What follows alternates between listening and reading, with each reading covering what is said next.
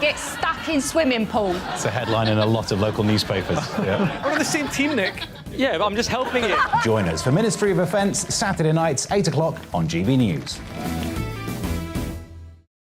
I'm Dan Wootton. Join me Monday to Thursday from 9 to 11 for the feistiest and most fun news debate on TV, where free speech reigns. I'll bring you a sharp take on the day's biggest stories, bombshell newsmaker interviews, and A-list guests. And I guarantee you, no spin, no bias, no censorship, and no reason to go to bed. That's Dan Wootton tonight, Monday to Thursdays from 9 on GB News.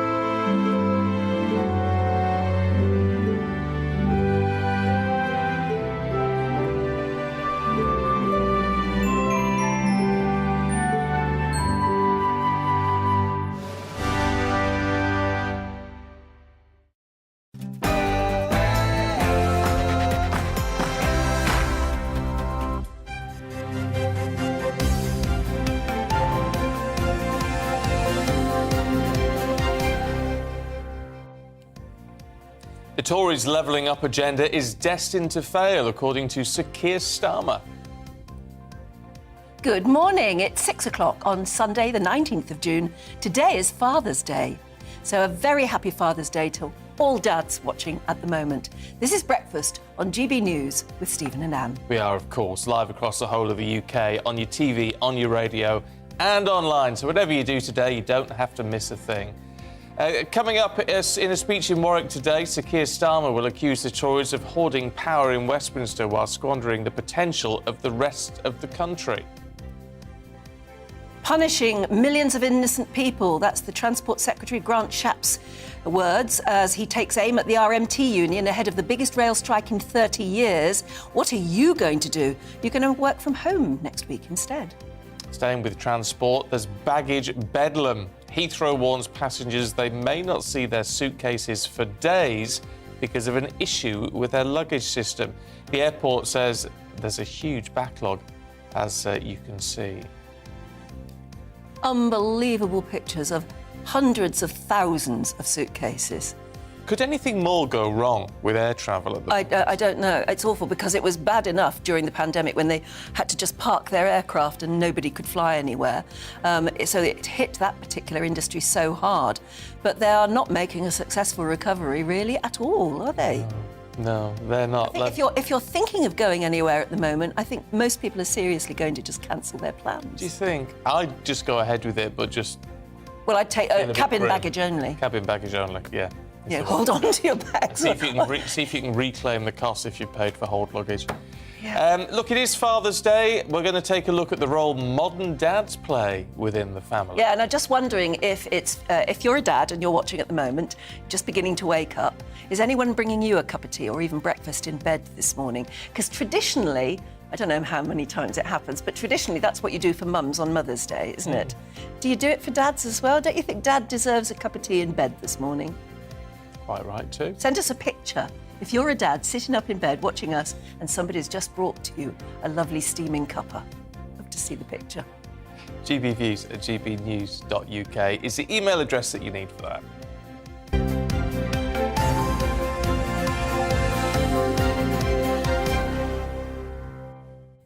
I suspect, I may be wrong, that a lot of the dads up and about this morning may be older now, maybe with grown-up children and things at this time of day.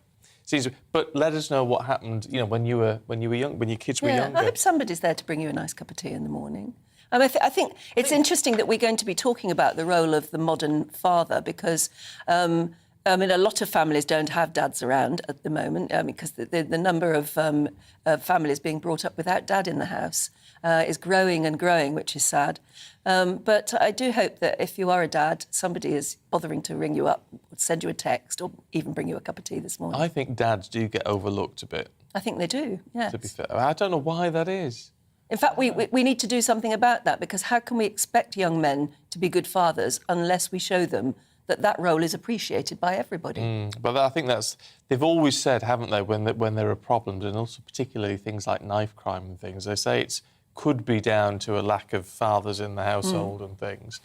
I mean, not that anyone's necessarily to blame for that, it's just the way these things work out, isn't it? But there always used to be a man of the house, didn't there? Yes, but that would be seen now as a sort of misogynistic turn of phrase, wouldn't it? Yeah. And if Dad died or Dad went away to war or anything like that, the eldest son was always told, you're the man of the house now. I don't know whether that would be acceptable at all anymore. No, probably Although not. maybe it's not a bad thing to think that somebody's in charge, or at least somebody's the authority in the house. Was it always the case, though, that men were in that way given the label man of the house, but it was still Mum who ran things? Oh yeah, absolutely. Oh, Mum wore the still, trousers. Oh, Mum still is the one that she was the power behind the throne, but the throne was occupied by the man. I suppose that's traditional, and it's very old-fashioned probably now. Nothing wrong with it, but life moves on. It's interesting because it's Happy Father's Day as well to Prince William. Oh, yeah, and they've released a lovely picture of him with his children around him. So he celebrates Father's Day today, and then his 40th on Tuesday. And there are lots of pieces in the papers today, in the Sunday papers, saying, you know, is 40 still that amazingly important milestone? No. No, don't think it. Because we're all getting... I mean, it used to be when you got to 40, you were middle-aged and all that sort of thing. And when you got to 60, you were old. You were an old person. Yeah. But that's all changing now. It has changed, isn't it? yeah. We're all much healthier and... In fact, one of the columnists in the papers today says that 40 is, you're not young anymore, but you're also not old. No. It's a bit of a middle sort of ground. No, I think 50 is probably the new 40. Yeah. Maybe. Yes, that I sort think of thing. so, yeah. I didn't much like turning 50. Yeah. 50, well, it's half a century, isn't it? It sort of feels... I tell you, my key to turning 40, because still people get worried about turning 40, don't they? My key was when I was 39. If anyone asked me how old I was, I always said, I'm very nearly 40. And that way, I sort of got my head round the idea. Yes. So that when I was 40, I didn't mind at all. There's nothing to stop it. That's the trouble. It's going to happen anyway, isn't it? What would your advice be to Prince William as he turns 40? Just get on with the job, I suppose. Yeah, get on with it. Have a nice time. He's got a nice family about him. You know, the kids seem to love him, don't they? Oh, they really do. He seems to have a fabulous family around him, actually, which is it's nice. What more do you need? And he seems to love his dad too, as well now, doesn't he? He does. I think they probably had a bit of a rocky time at one stage. They did, but they seem to have found each other again. I mean, life goes like that, doesn't it? But we certainly got that feeling of paternal love, didn't we, during the Jubilee, and that was nice to see.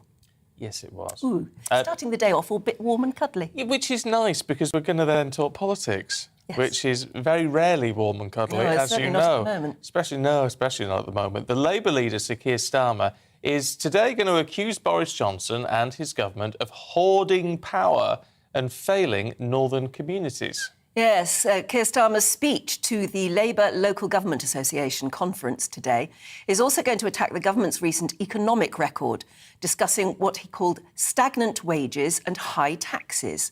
And this comes after the Prime Minister unexpectedly pulled out of a conference of Northern Conservatives in Doncaster on Friday. I mean, it seems... Honestly, the Labour Party talking about it, which has been traditionally the party of high taxes, maybe that means they're going to look at lowering taxes as well. Well, that might be a vote winner at the next general election. Let's talk to John Ashmore, editor of the political newspaper CapEx. Good to see you this morning, John. Look, what do you make of this? I mean, looking through the release that we've had ahead of this speech today, it reads to me like someone an advisor somewhere said, what can we say? What can we come up with that might strike a chord, rather than it being a sort of real sensible piece of concern? Yeah, it does strike me as a bit... I mean, I've read the same release there. It's a bit of a kind of around the houses. There's lots of different things that Keir Starmer is picking up on. The main one about hoarding power, I don't think he's wrong, but I think it's a bit churlish to blame it entirely on Boris Johnson. This has been a problem in British politics for a very long time. We're a very, very centralised country. We raise something like 90% of tax is raised centrally. It's much higher than in some other European countries. It's also much higher than it has been historically in the UK. So you go back 100 years, it was the opposite way around. You raised about 10, 15% tax from Whitehall, and the rest was raised by local government. So it's true that that relationship has become completely skewed, but it's been the case for a while. As for his economic critique, I think that is quite a potent one when he talks about Labour in general, talk about the Tories being a party of high taxes because they're a party of low growth. And, there's no denying the economy is growing very, very sluggishly. We're predicted to have 0% growth this year, with all the usual caveats about economic forecasting. I think, whether or not any of this really strikes a chord with voters, is another matter. I think Boris Johnson cancelling that trip to the Northern Research Group, it's definitely not, we always like to say, it's not a good look. At the same time, I think people would understand that, trips abroad take a bit of preparation. I think the Ukraine trip had been in the offing for a while. It just strikes me as a bit strange they didn't kind of tee up the fact that he might not be going to that meeting of Northern MPs a bit more in advance, because, like I say, it doesn't look great for him being seen to kind of duck out of that meeting. Yes, it looks as though he let them down, even if it wasn't quite that way. One of the columnists in the Sunday papers today says that basically the people of Britain have to decide over the next year, 2 years, whether they want somebody, a leader who's devoid of ethics or one simply lacking charisma, and asks, what's wrong with being boring? Because Keir Starmer has been accused of being very dull and boring, but maybe he's playing the long game. Yeah, I think my issue with Starmer is he is boring, and people perceive him as boring. You look at kind of focus groups of what voters think about Keir Starmer, and it's like one columnist put, it's like a thesaurus entry for the word dishwater. He's also got very kind of nasal, reedy delivery. He's a very poor public speaker, but you can work on that. The issue for Starmer is that voters tend to make their minds up about politicians pretty early on in the kind of political life cycle. And I think most have decided that, like you say, he's pretty dull. But the bigger issue is also, I think people don't really know what he stands for. Say whatever you say about Jeremy Corbyn, people knew what his politics were and where he came from. Keir Starmer seems to have that kind of Tony Blair-like thing of triangulating, of perhaps trying to please most of the people most of the time. But unlike Blair, you're not really sure what kind of politics he stands for, what he would do in power. I'm not suggesting he should have a really detailed policy breakdown.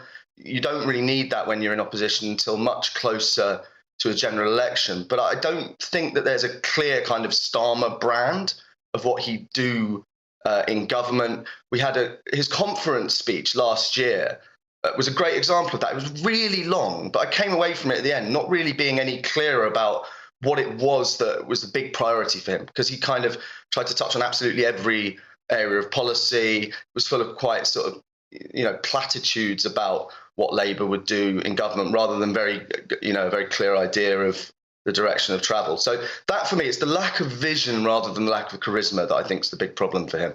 Mind you, are we getting some indication, if he's going to today accuse the government of being a government of high taxes, that would seem to indicate, doesn't it, at least an indication that he would have to be promising to bring down taxes should Labour come to power. Well, that's a bit of a break. Yeah, it's strange. It feels like a bit of a role reversal, doesn't it? Labour traditionally very much the tax and spend party. That's one of the kind of political difficulties for Labour, is that Boris Johnson has parked his tanks on their political lawn by having a government that, with the levelling up agenda especially, it's pretty much all about tax and spend. There are dozens of different funds that the government is using to kind of spray money out to various parts of local government that have to bid for it. Again, Labour saying they're going to cut taxes is fine, but I'd want to see a bit more detail about where he wants to cut tax. We have an enormously long and complicated tax code. There's all sorts of areas he could. Is he going to cut income tax? Is he going to cut VAT? Or The one for me that I think is an absolutely, the elephant in the room of our tax system is council tax. We're still doing council tax based on the values of homes in 1991. It's an absurd system. It means that very wealthy people in enormous homes, especially in London, are paying an absolute pittance. I think if we reformed that, it'd go a long way to making the country a bit more equal and raising a really good amount of revenue. And levelling up, which is what we're talking about today. Exactly. Thank you. Yeah, exactly. Thank you very much indeed for joining us. Thank you. My and pleasure. we'll be talking about that throughout the rest of the morning. What does Keir Starmer do for you? Again, in this column I was reading, they say he's a bit like the tortoise in the Aesop's fable, the hare and the tortoise. Maybe. He knows that, slow and steady will eventually win the game. On the other hand, do you think it will work? I don't know. I'm not sure about the whole council tax. I mean, he's right. They are My valued. council tax is huge. Yeah. But that's all. But they even with new homes, they then sort of downgrade the price to what it would have cost in 1991. So it's still, the bigger the house, it's not like you now in a house that's worth £3 million and only pay the value of £500,000. No, I didn't think it was like that. No, it doesn't work like Just that. feel it's another one of those things that feels as though it's going up all the time, and hits you, like a wet fish, doesn't it, in the face when you get the council tax bill. It can be horrific at times. Yet another thing to worry about, I'm afraid. It's turning out to be a lot of money. The problem with, not that I'm against any sort of reform, but the issue is when you do reform things like that, when it was rates and then poll tax and then council tax, it always upsets somebody. Yes. Nobody likes paying taxes, do they? That's the point. No. And yet we need to. I think we need to remind us what taxes are for. I think when they do put up... when they do anything with tax, when they fiddle around with it in any way, they should be reminding us what tax does. It's not just feels like a penalty, doesn't it? Feels like some onerous bill that you have to pay and you never know quite what it's for. But if the government actually did a campaign to tell us, actually it's paying for this, this, this and this, all of which things like sewage, Yes. street lights, things like that we couldn't live without. I think the issue is with council tax, or you do then see councils wasting money.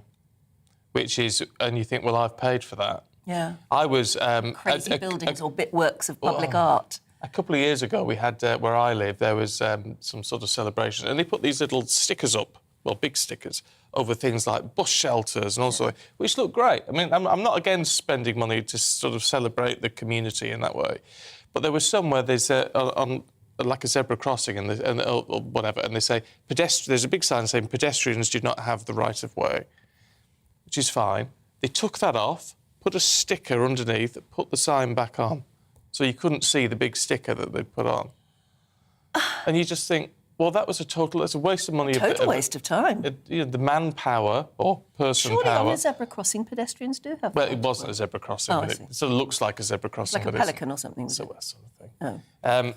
And you think that's just cost hundreds of pounds to do that. That's a lack of common sense as well. But it's when they do consultations or something like that. Yes. And you think, what's that about and how much is that costing? And it turns out to be 400 or 500 grand they pay to some consultation company.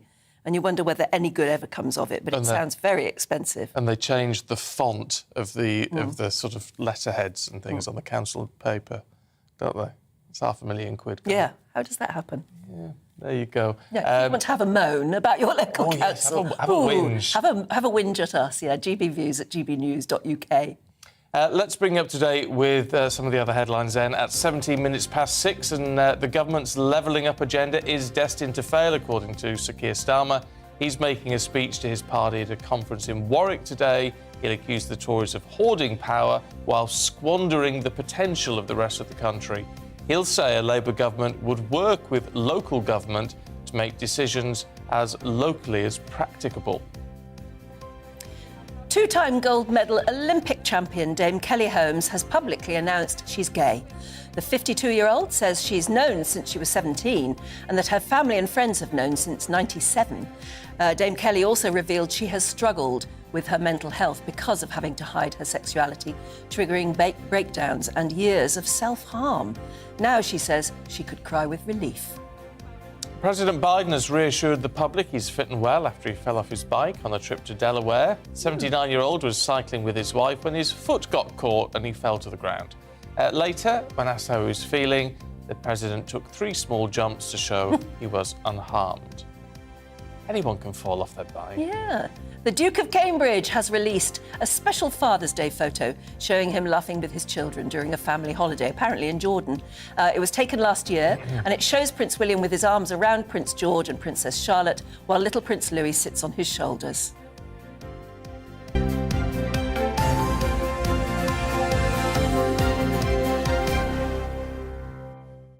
This is a nice picture, that. Oh, it's a lovely picture and very, very natural. And if you've just joined us, just woken up, I hope somebody's bringing you a cup of tea this morning if you're a dad, because it's Father's Day, so happy Father's Day. Yes, indeed. Now, the Transport Secretary, Grant Shapps, has accused the country's biggest rail union of punishing millions of commuters during the countrywide strikes due this week. Yeah, thousands of workers set to walk out on the 21st, 23rd and 25th of June, leaving just 5% of the rail network operational during those dates.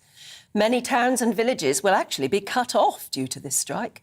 Chaos is expected to continue right into the early mornings of the next day after the strike day, if you see, because the services will obviously have to recover. Now, the Labour leader, Keir Starmer, has reiterated his stance that Boris Johnson wants the strikes to go ahead to distract the public from other major issues. Well, to help... My position and the Labour Party position is that I do not want these strikes to go ahead. I want all the parties around the negotiating table, even at this late hour, to resolve this. But like the British public, I'm frustrated because the government is sitting it out. It's not lifting a finger to resolve these strikes. So I don't want the strikes to go ahead. The Prime Minister does want the strikes to go ahead. He wants the country to grind to a halt so he can feed off the division. The question for the Prime Minister is, why are you not lifting a finger to resolve these issues? Why are you sitting it out? That isn't responsible government. Well, to help us look through all of this, the costs for commuters in money and time wasted and, I don't know, just general frustration, is the former RMT Assistant General Secretary, Steve Headley. A very good morning, Mr Headley. Thanks for joining us. Well, thank you for the invite, Dan. Thank you. Well, we, of course, haven't seen the months, years of negotiation that have ground to a halt. But it does seem as though, is Sir Keir Starmer right that he doesn't want the strikes to go ahead and that he thinks the Prime Minister actually does? Yeah, I find myself in a very strange position where I actually agree with Keir Starmer for once. Starmer has hit the nail on the head. The government want its Margaret Thatcher moment when she took on the miners. They want a distraction from Partygate. They want a distraction from soaring fuel prices, from the cost of living crisis. And they want to take on the unions. It's a great distraction. It's red meat for the Tory voters. They rally the party faithful. So I think we do. And I think this strike's really avoidable. I think we should be still around the negotiating table. But rather than negotiate in good faith with the unions, Shapps seems more interested in the latest soundbite in the press. And I think it's very sad that the government are intent on this course, which we are going to see, the trains disrupted for a week.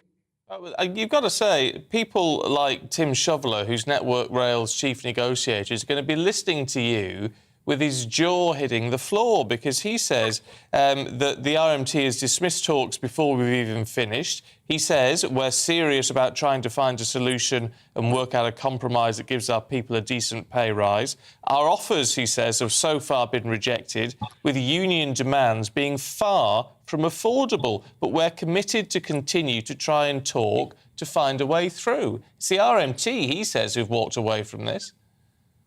Well, the reality is the inflation rate over the last 3 years has meant that workers have taken a real terms cut in pay of around 20%.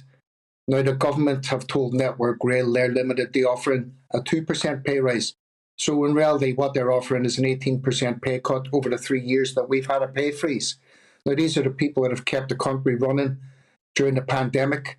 And at the same time, we've had shareholders picking up billions of pounds because the train operating companies and the rolling stock companies were funded even during the pandemic by the government to the tune of around £20 billion. And all that money, about a tenth of that money, was taken and given to the shareholders in dividends. So there's money enough for the shareholders, but the government aren't allowing Network Rail or the train operating companies to actually negotiate. They've given them a percentage of 2%, which is really an insult to the workers who have sometimes been sick during the pandemic. Sometimes a lot of them died during the pandemic to keep this country running. Yeah, but I wonder what you would say to a lot of people watching at the moment who are just dreading next week, can't get into work or having to find another way to get into work. They know it's going to cause chaos to everyone's plans. And they feel, or a lot of people who get in touch with us say that it's just not the time to strike over pay and conditions. We have all been through that pandemic, not just you. Exactly. We've all been through that pandemic and we've all been through the wage freezes. And if I had my way, we would be on strike to get every person in Britain a pay rise. The nurses, the NHS workers, the people out there, the key workers, the cleaners who've worked right through this pandemic. Because what the pandemic did highlight was who really was the key workers, who were the people who kept the country running. We have a proliferation of millionaires, billionaires, trillionaires in this country. We've got enough money to send billions and billions of pounds in weapons over for a fratricidal war in the Ukraine, but we haven't got enough to pay the people who kept the country running during the pandemic. It's all wrong, and the priorities have got to change. We've got to stop what we've got at the minute, which is a redistribution of wealth from the poor to the rich. The reality is, and whereas a lot of people may, on the surface, like the idea of all these key workers getting significant pay rises. I mean, look, on individual levels, no one sort of disagrees with it. But if that was actually to be implemented, the country would be bankrupt, because it's not just about finding that money to pay them this year. It's finding that money and with incremental increases to pay them every year. Well, look, when people go to pay their gas bill, which is soared by 50%, or their electric bill, or try to put petrol in their car, and they've all gone up massively, we can't go to the gas station and go, well, we don't really want to pay you. We'll give you a percentage, and you can have the rest next year. Life doesn't work like that. The reality is that people are suffering a real cost of living crisis. I live in the London Borough of Newham, and I see working people queuing up every day to use a food bank because they can't subsist on the wages that they get paid. I'm talking about people in full-time employment, because in reality they've lost a fifth of their buying power. It's gone down by 20. And that's massive. Now we're going to have, with this war in Ukraine, we're going to have food staples like wheat, like bread. We're going to have pasta. We're going to have all these things, the staples of life, going through the roof as well. So people need a pay rise. And when they say there's no money in the country, there's money enough to squander £20 billion on PPE for Tory party donors, giving them contracts for PPE that didn't actually work. There's money enough to fight wars all around the world. They give a blank cheque for a fratricidal war in the Ukraine. There's money enough that we have a proliferation of the highest earners in society. The number of billionaires and trillionaires during the pandemic has gone through the roof. We need a redistribution of wealth. We need to stop the concentration of wealth in a very small parasitic elite and give it to the people of this country.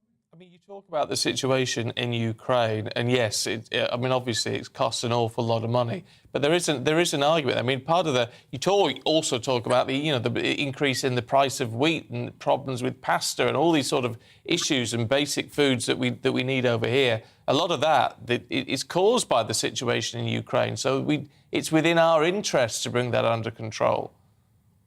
I don't know who our interests is. I mean, certainly. I think it's in everybody's interest to get a negotiated peaceful settlement and stop the war and stop the crisis in food and oil and energy.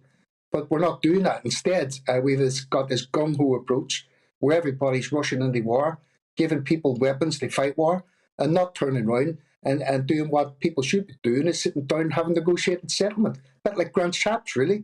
He'd rather sit there and fire off missiles in the press at the RNT rather than sit around a table and negotiate a peace deal. Well, that argument it would take us all morning to continue, I think, wouldn't it? We'd better leave it there for the moment. Thanks very much indeed for joining us, though. Thank you. Thank you. Well, let us know what you think. GBviews at gbnews.uk.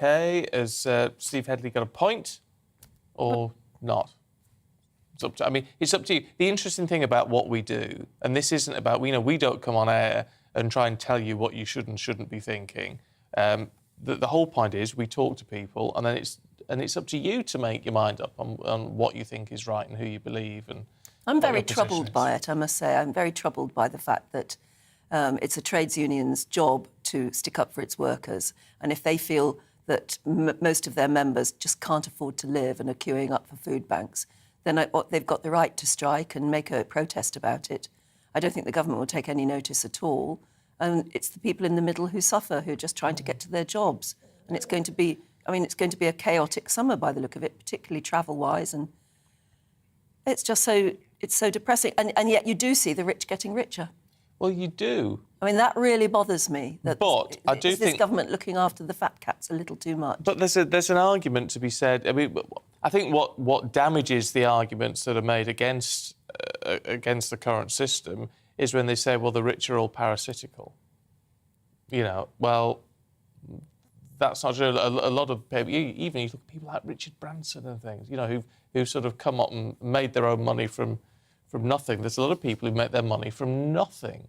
And so why are they perceived as being parasites? But not now? so. Well, I don't know. I don't think Branson ever has been, has he? He's very much a self-made man, an entrepreneur and a big employer.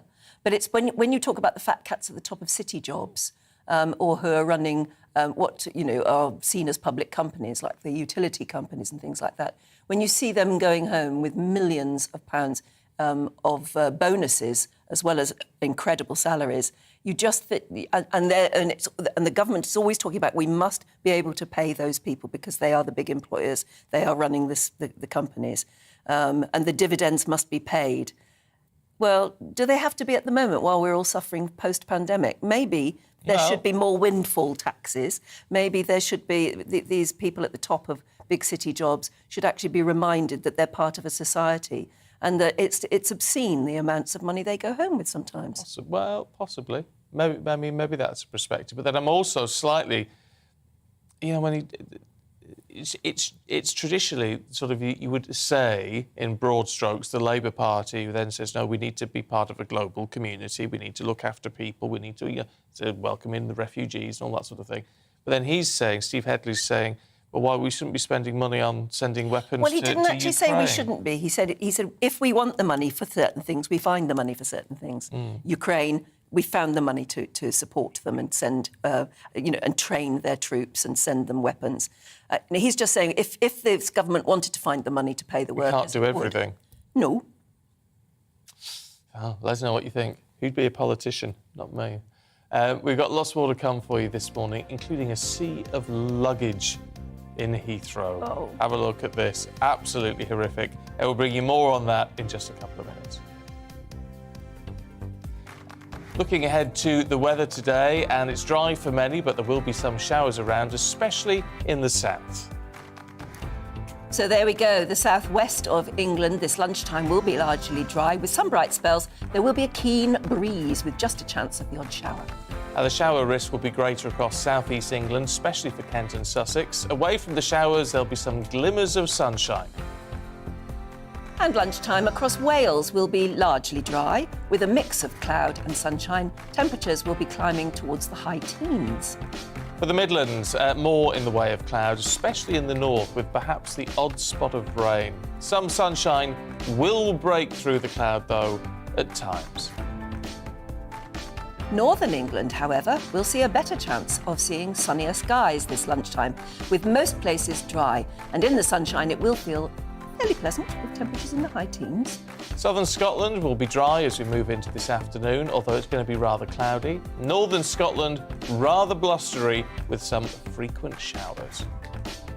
And then early afternoon across Northern Ireland, however, will be dry with plenty of sunny spells. The northerly breeze will make it feel fresh, especially near the coast, with temperatures in the mid-teens. So some rain may move into the southwest during the rest of today. Otherwise, it's going to be dry, and that's your weather for Sunday.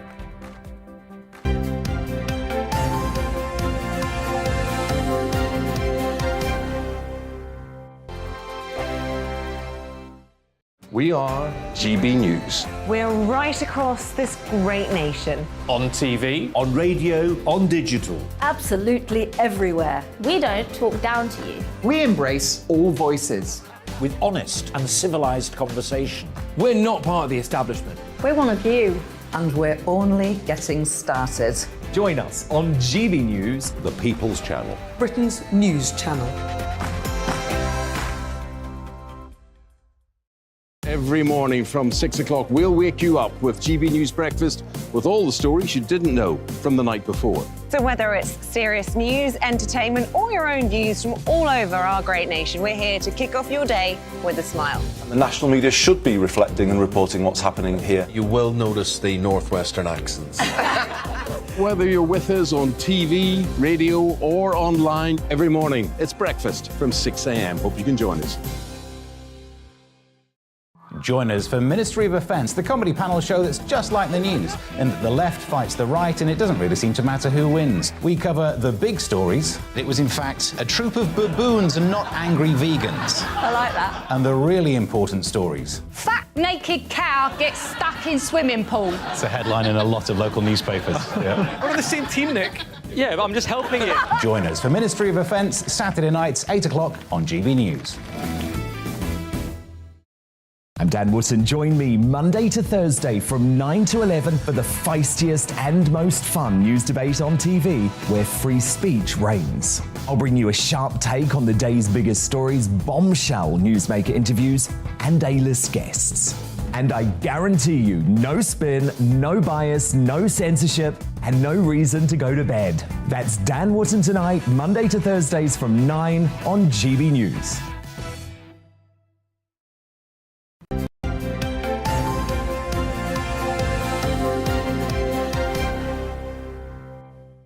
.34 morning to you. This is Breakfast with Stephen and Anne. Yes, absolutely. Sorry, I was just looking through. We've had some lovely messages from you already about Father's Day. Mark says, I'm sat up in bed watching GB News with a nice cup of tea brought to me by my 10-year-old son, Bradley. Oh. Good morning, Mark and Bradley. Did the right thing there, Bradley. Yeah, Andy says, Happy Father's Day. Love watching you both. Single fathers, love to you all. Ooh, and Sarah in Lichfield has got a very exciting day ahead. Morning, Sarah. She says, I'm due to be induced to have our second child today. Ooh. So today will be a reminder of our family of 3 becoming 4. That is exciting. Oh, yeah, wow. At least you know it's going to happen today, don't you? And just a quick one from Sally in Wallington says, my dad, Pete, is 84 and he's off fishing for the day. He's amazing and helpful all the time. Please can you also say happy birthday to my mum, Pat, who is 80 tomorrow. Oh, wonderful. And my son, Sam, who is 24 tomorrow. Oh, excellent stuff. Janice says, my husband is still in bed. I hope he's watching. He's 62. He's enjoyed 30 years of Father's Days and for the last 7 years as a kinship carer to his 2 energetic grandsons. Oh. He still works hard as an HGV driver and never complains. No retirement for us because he wants the boys to see a good work ethic. Oh, well, there you go. Good on you. My dad will not be in bed this morning. He'll be getting up prepping to go on his bike. He's a keen cyclist. Really? This early in the morning? Here's a picture to show him in action. There he is. Oh, wow! Look at that. Eddie Dixon, cyclist. He does... He's the one at the forefront here. Yes, yeah. That's it. Well, he looks very fit and healthy. He is very, very fit and healthy, is my dad. Very keen cyclist. He goes out 3 times a week when they're over in Spain in that nice weather. Well, that's a lovely photo. So happy Father's Day, Dad. Happy Father's Day to all fathers watching. And if your dad is still upstairs in bed, go and take him a nice cup of tea and wish him a happy Father's Day. And then let us know. Take a picture of him. Let us know. Yeah. Now, talking of photos, you might have seen the photos of the chaos at Heathrow Airport yesterday. Oh. I mean, for those listening on the radio, all you have to do is imagine more luggage than you can imagine, all heaped up in the arrivals sort of section of the airport. I mean, that must be hundreds of thousands of suitcases. Apparently, it was all outside Terminal 2, and the travellers were told it could take days to reunite them with their belongings. Well, bosses have apologised, but blamed the disruption on a technical issue. Let's talk to travel expert Sally Gethin, who joins us now. Sally, morning to you. This looks horrific. It does, doesn't it? I mean, it's like looking inside the bowels of the airport, really, because baggage handling systems really are the beating heart of an airport. You don't see them. It's a massive network of conveyors. But one tiny thing, it can go wrong because they're completely automated and digital. I mean, that baggage handling system at Terminal 2 handles up to 4,800 bags an hour from 3,000 passengers an hour. And right now, as we know, the airport's maxing out. It's at capacity because the whole of the air travel system is at capacity now in the UK at the major airports.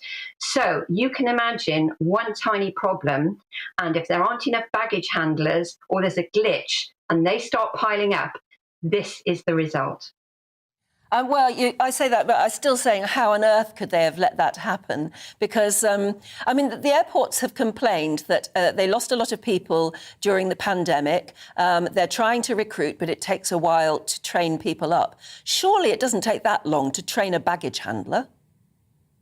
I mean, here we have another example of the rather strange interconnected world at an airport. It's not always the airport responsible for everything. So this is under contract to a third-party provider, a huge company, I might add, that's very established in baggage handling. And so the baggage handlers are working for a contractor, and actually they... just thinking about your previous guest there was a pay dispute through Unite the Union with those baggage handlers in April, but they were given a new pay offer. Terms weren't disclosed. So, that has been rumbling on, but it was resolved. But generally, baggage handlers don't get paid a great wage. And as you've just said, Anne, jobs are hemorrhaging. And a lot of people who would have done the baggage handling type of jobs have been lured into other industries which are more attractive. For example, it could be logistics. So, yes, but even so, ultimately, Heathrow has to take responsibility overall for the chaos that's happening. Awful. It is absolutely awful. Sally, good to talk to you this morning. Thanks very much indeed. Let us know if you're planning to go to Heathrow today. gbviews@gbnews.uk. What are you going to do? Well, we've got a message from Bernadette, one of our viewers, who says, do not cancel your holiday because of a possible queue at the airport, because once you get here, it's well worth it, and it's all very quickly forgotten. They're away for 2 weeks in the sun, but she doesn't say where, actually. But I'm glad you got there. Anyway, Thanks for watching. Don't go anywhere. Well, I mean, unless you're going abroad. But you know what I mean. You know what I mean. Because we've got your Sunday papers coming up in just a moment.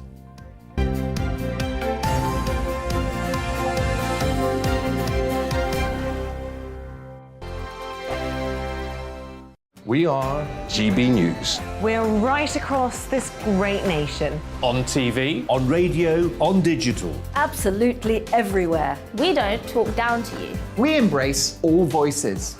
With honest and civilised conversation. We're not part of the establishment. We're one of you. And we're only getting started. Join us on GB News, the People's Channel. Britain's news channel. Every morning from 6 o'clock, we'll wake you up with GB News Breakfast with all the stories you didn't know from the night before. So whether it's serious news, entertainment, or your own views from all over our great nation, we're here to kick off your day with a smile. The national media should be reflecting and reporting what's happening here. You will notice the northwestern accents. Whether you're with us on TV, radio, or online, every morning, it's breakfast from 6 a.m. Hope you can join us. Join us for Ministry of Offence, the comedy panel show that's just like the news, in that the left fights the right and it doesn't really seem to matter who wins. We cover the big stories. It was in fact a troop of baboons and not angry vegans. I like that. And the really important stories. Fat naked cow gets stuck in swimming pool. It's a headline in a lot of local newspapers. Yeah. We're on the same team, Nick. Yeah, but I'm just helping you. Join us for Ministry of Offence, Saturday nights, 8 o'clock on GB News. I'm Dan Wootton. Join me Monday to Thursday from 9 to 11 for the feistiest and most fun news debate on TV, where free speech reigns. I'll bring you a sharp take on the day's biggest stories, bombshell newsmaker interviews, and A-list guests. And I guarantee you, no spin, no bias, no censorship, and no reason to go to bed. That's Dan Wootton tonight, Monday to Thursdays from 9 on GB News.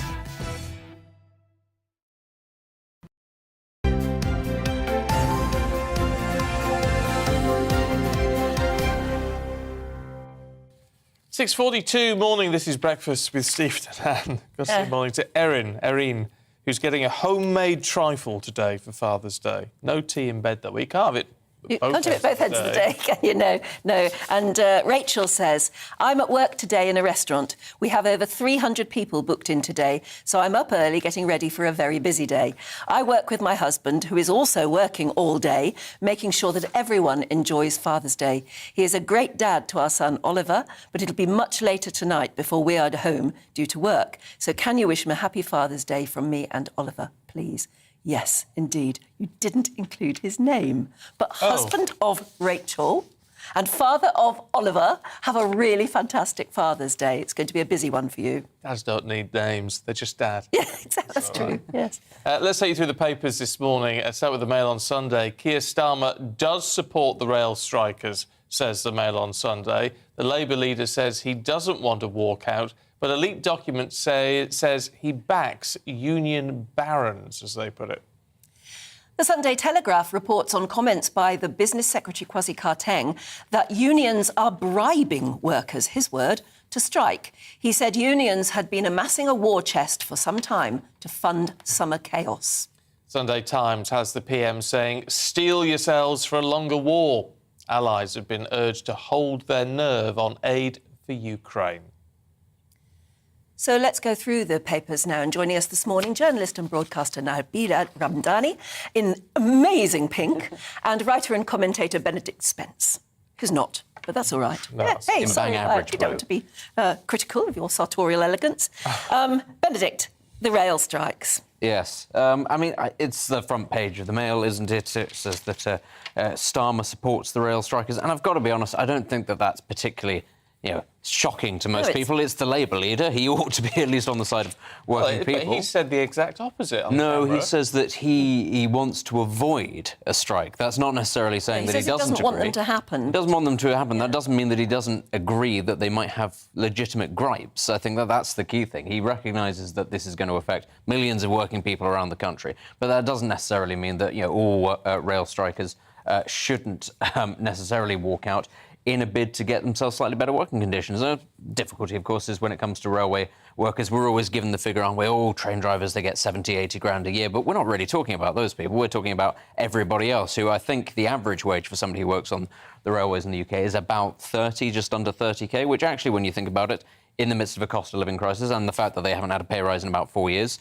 is not all that much. And I do think there are legitimate gripes. Now, I'm supposed to be going on holiday on Tuesday, when the strikes are first happening.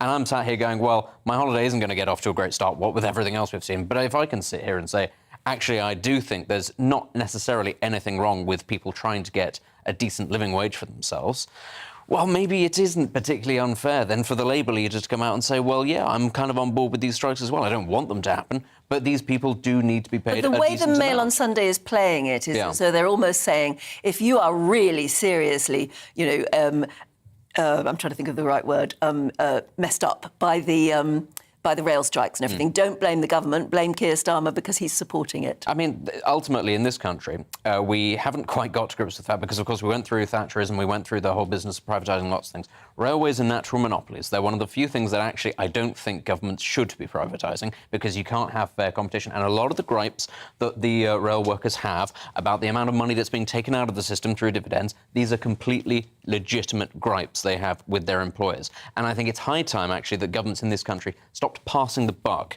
onto private companies, private employers, and actually brought the railways back into national ownership. It's one of the very few things that I'm on board with nationalising, but I don't see how this is a fair system. And as we're seeing, a lot of people aren't being paid a decent amount of money.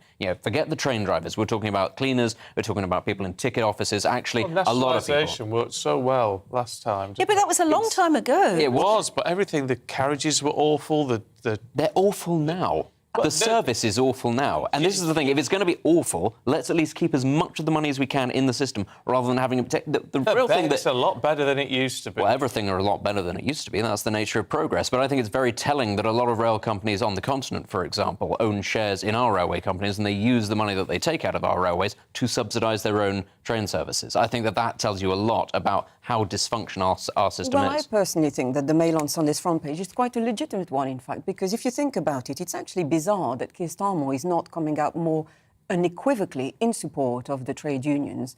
You know, at the end of the day, the Labour Party was literally set up to protect workers' rights against the bosses. And many would argue that it might have lost its way when Tony Blair was in charge, who, as we've seen, was more of a capitalist than a socialist. But it's now up to Keir Starmer to actually stamp his identity on his own party and come up with great new policies and get himself elected to put them. Do you think that's the problem them? with him? He doesn't want to be Jeremy Corbyn and he doesn't want to be Tony Blair. We know what he doesn't want to be seen as, but he's having trouble actually saying what he is. Well, I think what could turn out to be one of the biggest strikes in a generation is a perfect time, actually, for a Labour Party and for the Labour leader to be asserting his party's identity and indeed his own identity. And I think that the fact that he's failing to do that shows that he's a weak leader, and it triggers great concern for Labour Party supporters. I think, Is he just aware, though, of the fact that actually there's an awful lot of people in the country who do not support these strikes, and he's thinking of winning votes? Well, I think what these strikes are all about, ultimately, is about fixing the economy. There's a very big gap between the rich and the poor, and, workers, low-level ones in particular, are the most affected by that. So the Labour Party, and all parties actually, should be doing whatever they can to come up with great new policies, and especially as far as the Labour Party is concerned, get themselves elected to try and do something about it. What's the Sunday Telegraph saying about all this, Nabila? It's an interesting story because it's effectively the business secretary, Kwasi Kwarteng, who is accusing the biggest trade unions of effectively bribing workers to go on strike after they doubled daily payments to those taking part in industrial action. And I have to say the story is written in very hyperbolic language, with the business secretary saying that the unions had been plotting a dangerous summer of chaos, or that indeed union chiefs had been quietly amassing a war chest to effectively bribe workers to unleash. Don't they? Absolutely, the I think unions try to provide strike pay, don't they? It's actually a common thing to do for unions to give basically the workers an incentive to assert what they believe is their right to ask for better payment. So I don't see anything wrong with that. I think we can always argue whether going on strike is the right way to go about it. I think we all more or less have sympathy for workers and, the fact that they have to go on strike to achieve a better pay. Clearly, the traditional way of negotiating beer and sandwiches has failed, and that's why we're in this situation. Well, this is what I don't understand. Now, it's down to who you believe, but Network Rail's chief negotiator says the RMT has finished the talks before we've actually finished. Our offers have been rejected. The union demands far from affordable. Network Rail's serious about trying to find a solution and work out a compromise that gives people a decent pay rise. Well, if the RMT's saying that, if you believe them, then it's...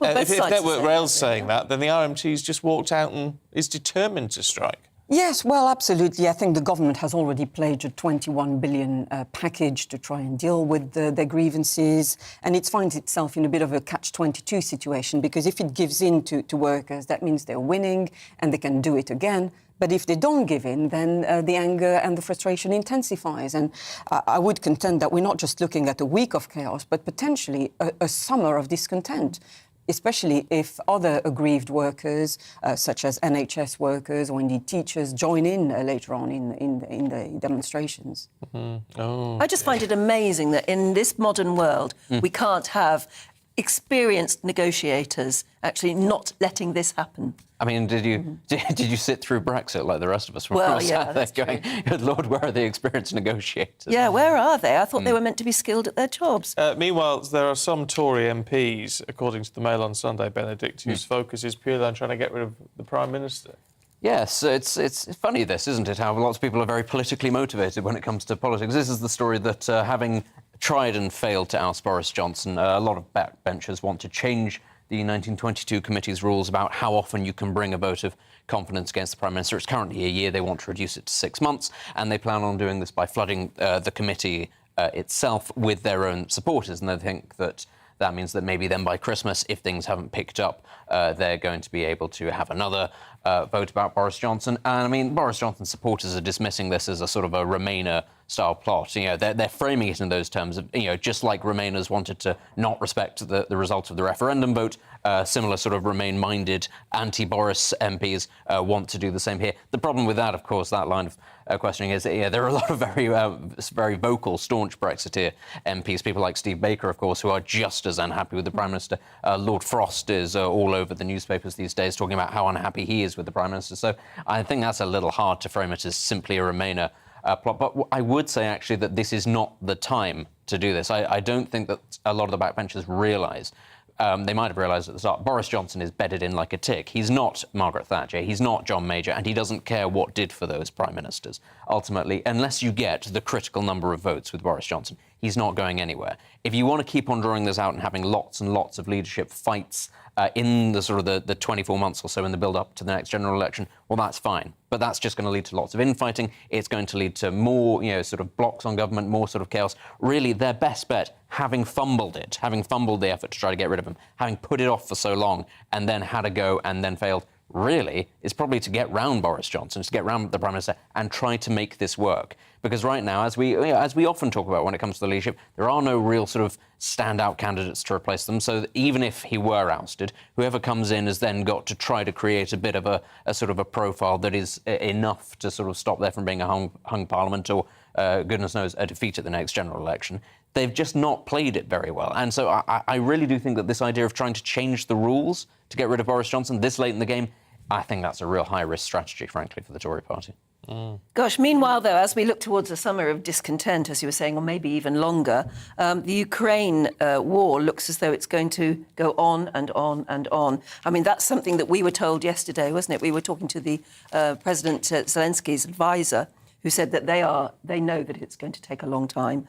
And Boris Johnson has been warning all of the other countries, this is going to be a very long run. Yeah, you've got 60 seconds to build. Yes, well, it's a very powerful letter and it's very much spot on. You know, we have to brace ourselves for the long term and offering committed long-term support to the Ukraine, because this war is not going to go anywhere. If you put it in perspective, the Ukraine is the size of Texas in the US, whereas Russia is almost twice the size of America, and its, you know, and its resources are massive.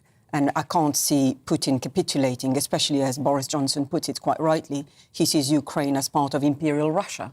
Yeah. Well, and Putin was actually made a speech yesterday, didn't he, threatening other countries that were in the former Soviet Union, that if you don't stand by us now, you'll be the next. The age of the unipolar world is over, is what he said, and I think he's right. Yeah. No, it's interesting, isn't it? Look, Nabila, Benedict, thank you both very much indeed. We shall see you a little bit later on. We've got lots more coming up in the next hour, including looking back at the week at Royal Ascot, of all things. Were you there? I was. Looking ahead to the weather today, and it's dry for many, but there will be some showers around, especially in the south. So there we go. The southwest of England this lunchtime will be largely dry with some bright spells. There will be a keen breeze with just a chance of the odd shower. The shower risk will be greater across southeast England, especially for Kent and Sussex. Away from the showers, there'll be some glimmers of sunshine. And lunchtime across Wales will be largely dry with a mix of cloud and sunshine. Temperatures will be climbing towards the high teens. For the Midlands, more in the way of cloud, especially in the north, with perhaps the odd spot of rain. Some sunshine will break through the cloud, though, at times. Northern England, however, will see a better chance of seeing sunnier skies this lunchtime, with most places dry. And in the sunshine, it will feel fairly pleasant, with temperatures in the high teens. Southern Scotland will be dry as we move into this afternoon, although it's going to be rather cloudy. Northern Scotland, rather blustery, with some frequent showers.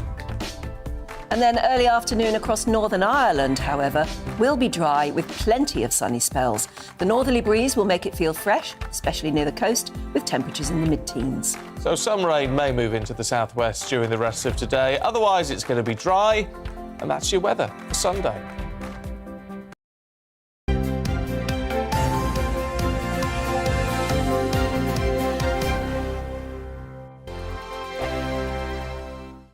We are GB News. We're right across this great nation. On TV, On radio, on digital. Absolutely everywhere. We don't talk down to you. We embrace all voices.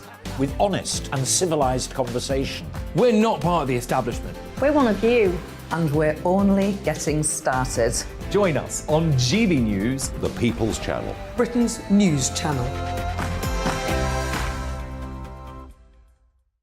Every morning from 6 o'clock, we'll wake you up with GB News Breakfast with all the stories you didn't know from the night before. So whether it's serious news, entertainment, or your own views from all over our great nation, we're here to kick off your day with a smile. The national media should be reflecting and reporting what's happening here. You will notice the northwestern accents. Whether you're with us on TV, radio, or online, every morning, it's breakfast from 6 a.m. Hope you can join us. Join us for Ministry of Offence, the comedy panel show that's just like the news, in that the left fights the right and it doesn't really seem to matter who wins. We cover the big stories. It was in fact a troop of baboons and not angry vegans. I like that. And the really important stories. Fat naked cow gets stuck in swimming pool. It's a headline in a lot of local newspapers. Yeah. we're on the same team, Nick. Yeah, but I'm just helping you. Join us for Ministry of Offence, Saturday nights, 8 o'clock on GB News. I'm Dan Wootton. Join me Monday to Thursday from 9 to 11 for the feistiest and most fun news debate on TV, where free speech reigns. I'll bring you a sharp take on the day's biggest stories, bombshell newsmaker interviews, and A-list guests. And I guarantee you, no spin, no bias, no censorship, and no reason to go to bed. That's Dan Wootton tonight, Monday to Thursdays from 9 on GB News.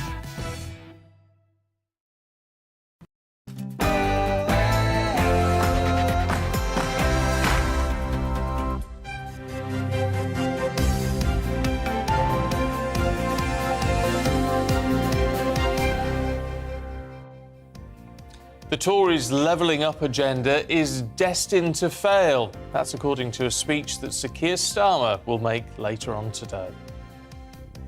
Good morning. It's 7 o'clock on Sunday, the 19th of June. Today is Father's Day, so a very happy Father's Day to all dads watching right now. This is Breakfast on GB News with Stephen and Anne. We're live across the whole of the UK. We're on your TV, on your radio and online, so wherever you are, whatever you're up to, you don't have to miss a trick. You can take us out and about with you today. This is what we've got for you. In a speech in Warwick today, the Labour leader Sir Keir Starmer is going to accuse the Tories of hoarding power in Westminster, whilst also squandering the potential of the rest of the country. We're asking you this morning whether you think the Prime Minister cares enough about the North. Punishing millions of innocent people, the Transport Secretary takes aim at the RMT ahead of the biggest rail strike in 30 years. Are you planning to work from home this week if you're a rail traveller? And it's been an amazing week of weather for all those at Royal Ascot. We have a full royal roundup for you, including a very special photograph of Prince William today for Father's Day. And as it is Father's Day, we're going to take a look at the role modern dads play within the family. Yes, so if you want to join in on that or any of our discussions, then you know how to do it. Email us gbviews@gbnews.uk.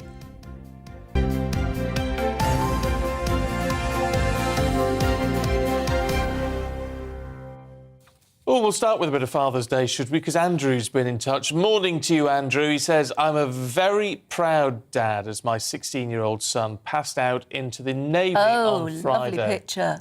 I'll allow him to sleep in instead of getting up to make me a cuppa, as I have to take him to his next stage of training today. And what a lovely Mum and Dad family with a picture. sailor in the middle. That's an absolutely fabulous picture. Thank you. You must be very proud. Yeah. Tracy says, my dad, Gary Hopkins, is off to play golf today.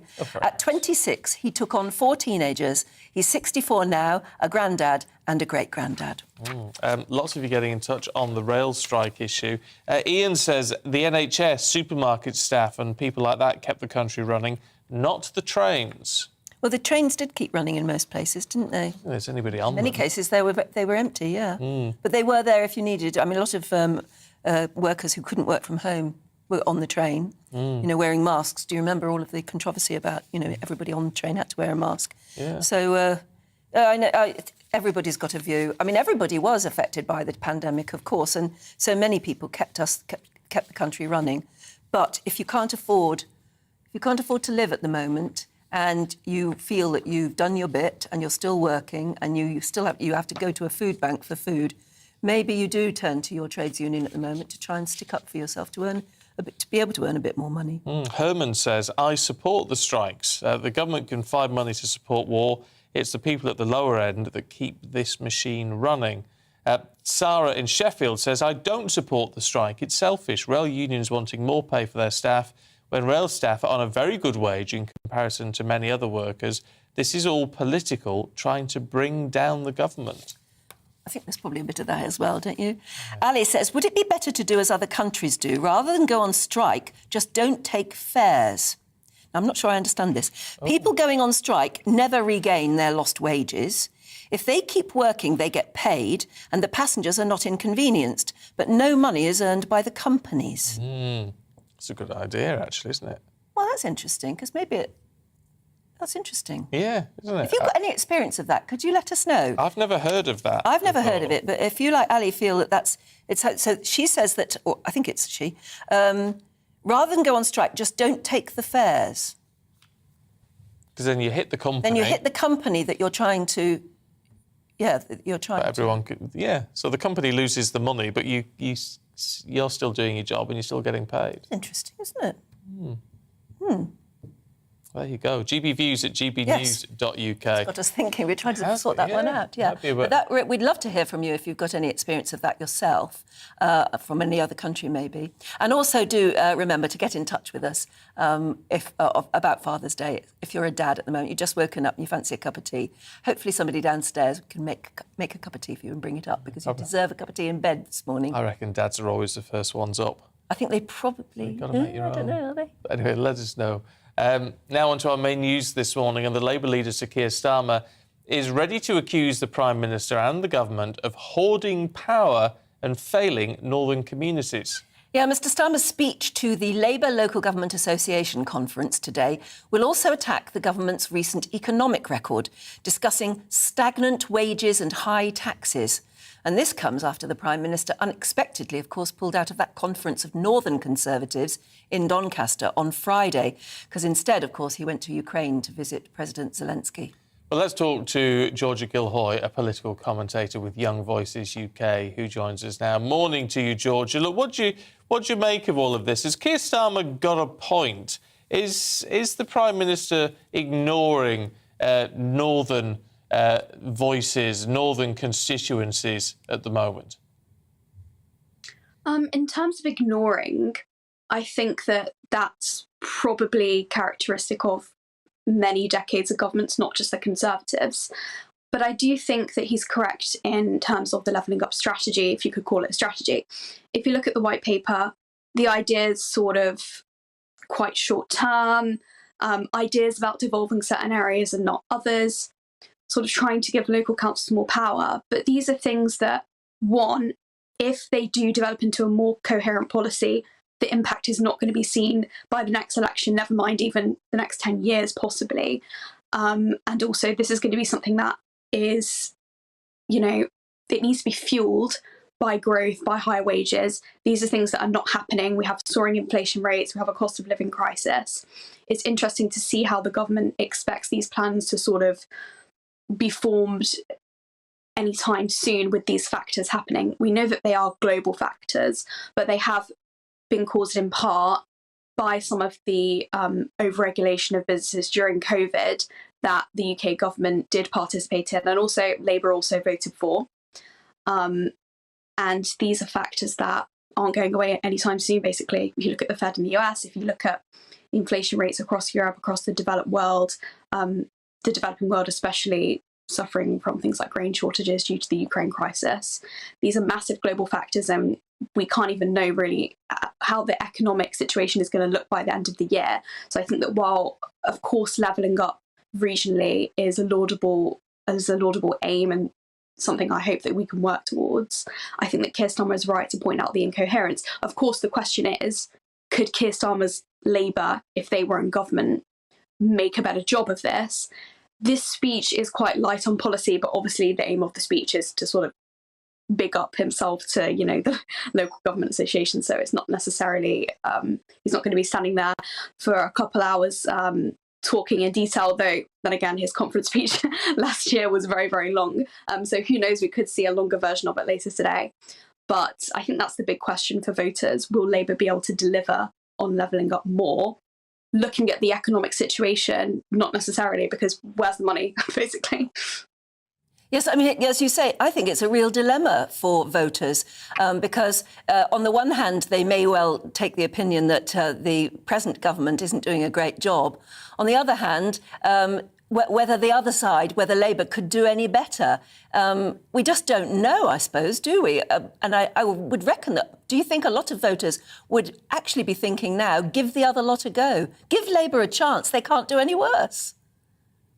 I think it depends, and I think the next election is, well, we've had a lot of interesting elections recently, but could be a particularly interesting one because we still have a big hangover in red wall areas, in sort of Brexit voting areas where I'm from as well, that people, maybe traditionally they voted Labour, but they know how Labour, especially Keir Starmer, he was very big on obviously having a people's vote, having a second referendum, and not delivering Brexit. I think lots of people are still sceptical about that. And it's not even necessarily about the nitty-gritty of certain Brexit policies. It's more about Brexit sort of being about, sovereignty and about obviously leaving the EU, but about sort of a pushback at the sort of elites. And Keir Starmer is obviously seen as one of them. I'm not saying that Boris Johnson isn't as well, but obviously he sort of got one side of a lot of people by touting the Brexit line. I think there's a lot of distrust, and I think that while levelling up, or obviously most usual people aren't going around saying, oh, have you heard about the levelling up strategy? It's more sort of, do I have money in my pocket? That is obviously something that people will vote on, and it won't necessarily be, oh, can Keir Starmer, deliver this mental health hub, in my neighbourhood with enough funding. It'll be more sort of, do I think Labour can do better in terms of finances? I think most people won't sort of have a great view, considering obviously the financial crash, which wasn't all Labour's fault, but because of global circumstances, but they oversaw it. And so I think they're associated with that, and they did overspend in some ways, of course. I think that association has dwindled a little bit just because of how long the Tories have been in government, and also they're now looking at how the Tories have dealt with the economy and the huge deficit that we have under them, a lot due to COVID. So I think that people will be more willing to give Labour a chance, but it doesn't necessarily mean we're going to have, a landslide Labour victory in 2024. Georgia, good to talk to you. Thank you very much indeed. It is, I think it's quite a confusing speech that he's going to give. That is almost typical Keir Starmer, isn't it? It is. He sort of doesn't know who he's trying to address. No, he's going to say the Conservatives' reluctance to devolve power is directly linked to the current cost of living crisis, and all about hoarding power at the centre has consequences. Look, I've been talking politics for 30 years, and I don't understand quite what he means by that. Yeah. So I don't know if you do. If I were a floating voter, I wouldn't know where to put my vote at the moment. I really wouldn't. It's so difficult. Just quickly on air travel, we've had lots of people call in. Mal in Sheffield says, we've just got home from our holiday in Sicily about an hour ago. Our flight was delayed because a flight to Heathrow in front of us announced at the last minute that all flights to Heathrow were diverted to Gatwick. All the passengers there refused to board the British Airways plane bound for Gatwick. The pilot then made an announcement warning all travellers that if they didn't get on the scheduled flight, they would lose their slot and it would be cancelled. It was a madhouse in Sicily last night, but we had a lovely holiday.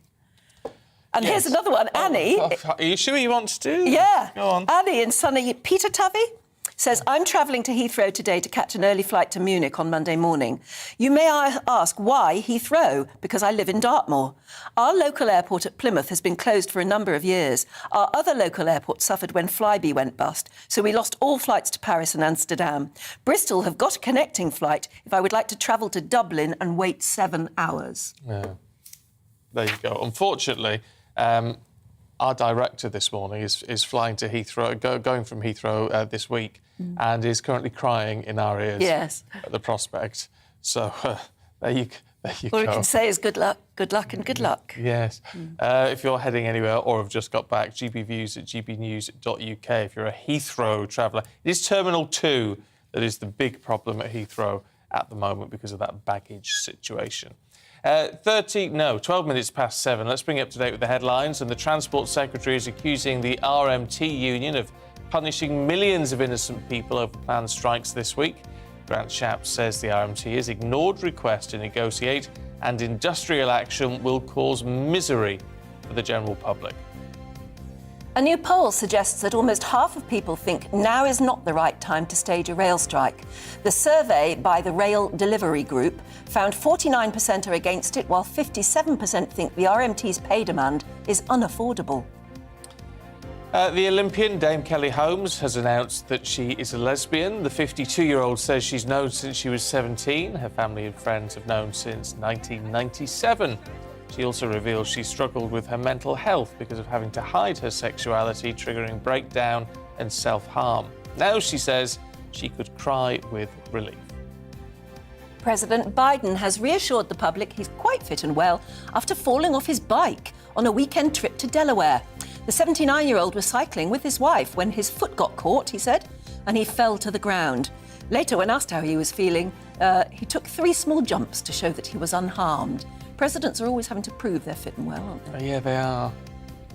The Duke of Cambridge has released a special Father's Day picture showing him laughing with his children during a family holiday. It was taken last year, this photo, which shows Prince William with his arms around Prince George and Princess Charlotte, while Louis sits on his shoulders. They're all smiling.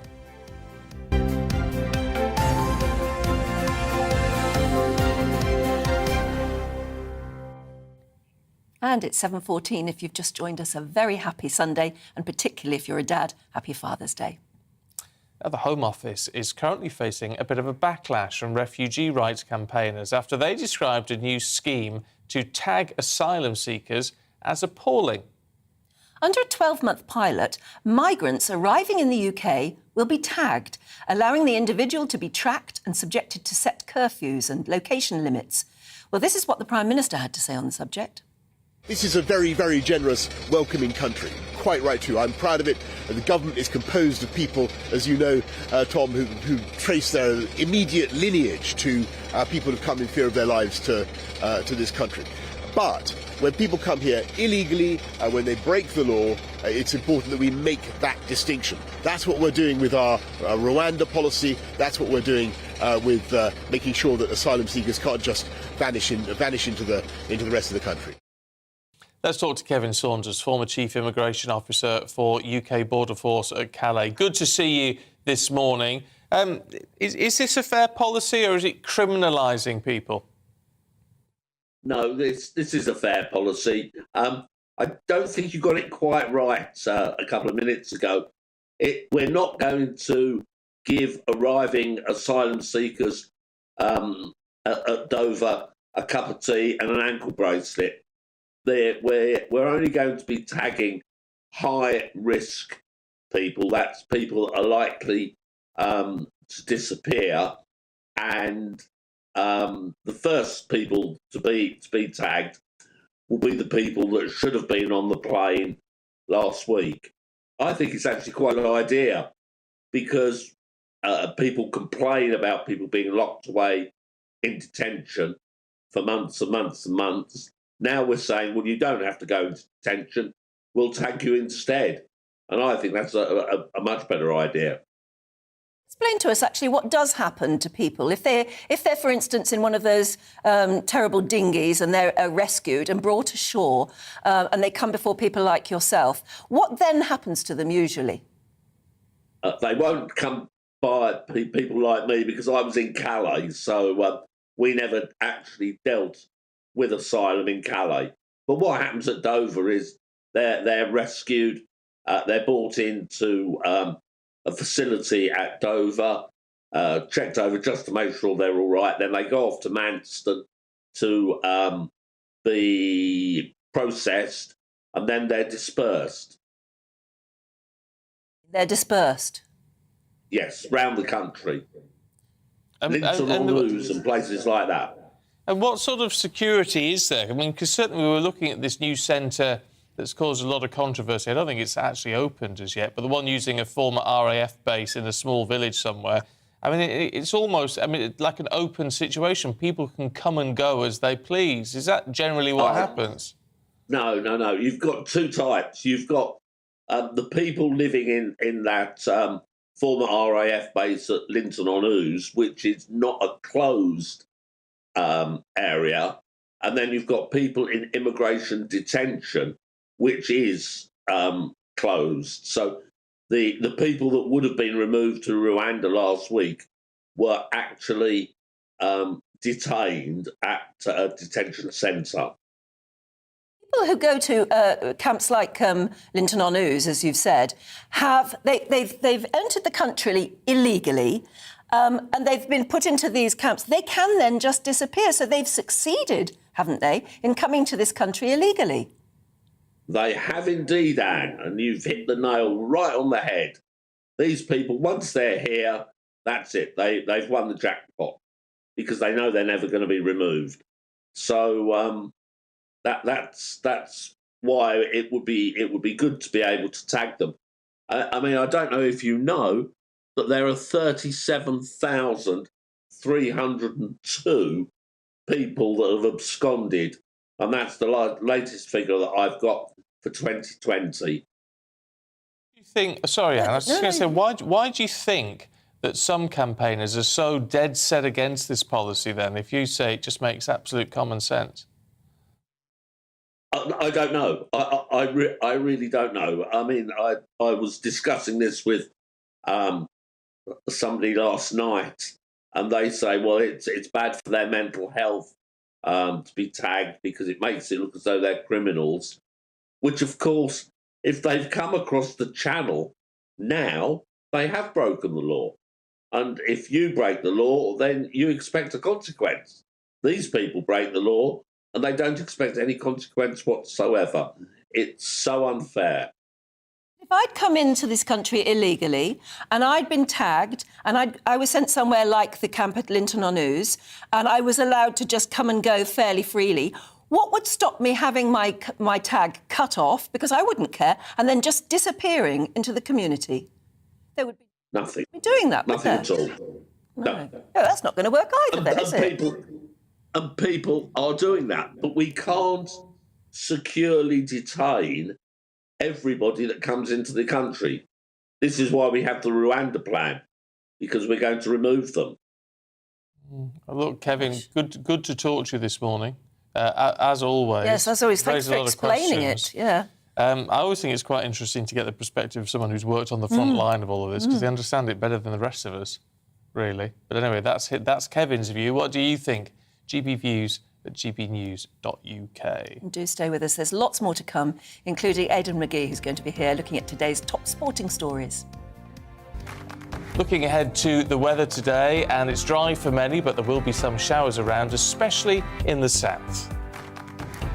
So there we go. The southwest of England this lunchtime will be largely dry with some bright spells. There will be a keen breeze with just a chance of the odd shower.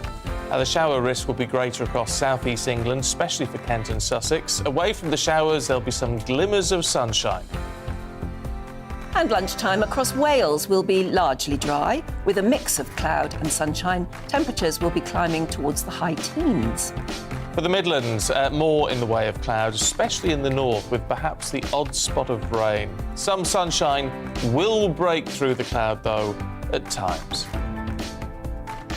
Northern England, however, will see a better chance of seeing sunnier skies this lunchtime, with most places dry. And in the sunshine, it will feel fairly pleasant, with temperatures in the high teens.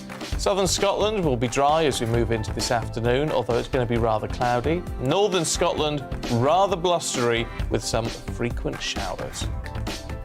And then early afternoon across Northern Ireland, however, will be dry with plenty of sunny spells. The northerly breeze will make it feel fresh, especially near the coast, with temperatures in the mid-teens. So some rain may move into the southwest during the rest of today. Otherwise, it's going to be dry, and that's your weather for Sunday.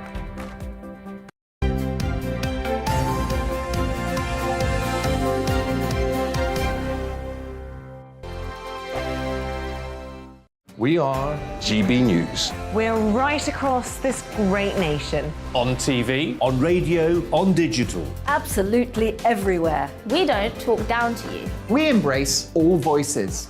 With honest and civilised conversation. We're not part of the establishment. We're one of you. And we're only getting started. Join us on GB News, The People's Channel. Britain's news channel.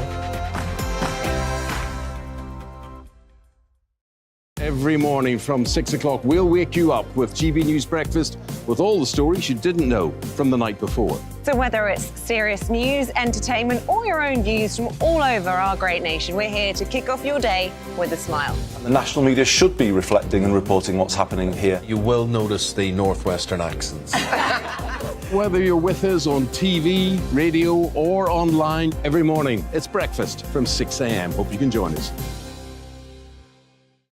Join us for Ministry of Offence, the comedy panel show that's just like the news, in that the left fights the right and it doesn't really seem to matter who wins. We cover the big stories. It was in fact a troop of baboons and not angry vegans. I like that. And the really important stories. Fat naked cow gets stuck in swimming pool. It's a headline in a lot of local newspapers. Yeah. We're on the same team, Nick. Yeah, but I'm just helping you. Join us for Ministry of Offence, Saturday nights, 8 o'clock on GB News. I'm Dan Wootton. Join me Monday to Thursday from 9 to 11 for the feistiest and most fun news debate on TV, where free speech reigns. I'll bring you a sharp take on the day's biggest stories, bombshell newsmaker interviews, and A-list guests. And I guarantee you, no spin, no bias, no censorship, and no reason to go to bed. That's Dan Wootton tonight, Monday to Thursdays from 9 on GB News.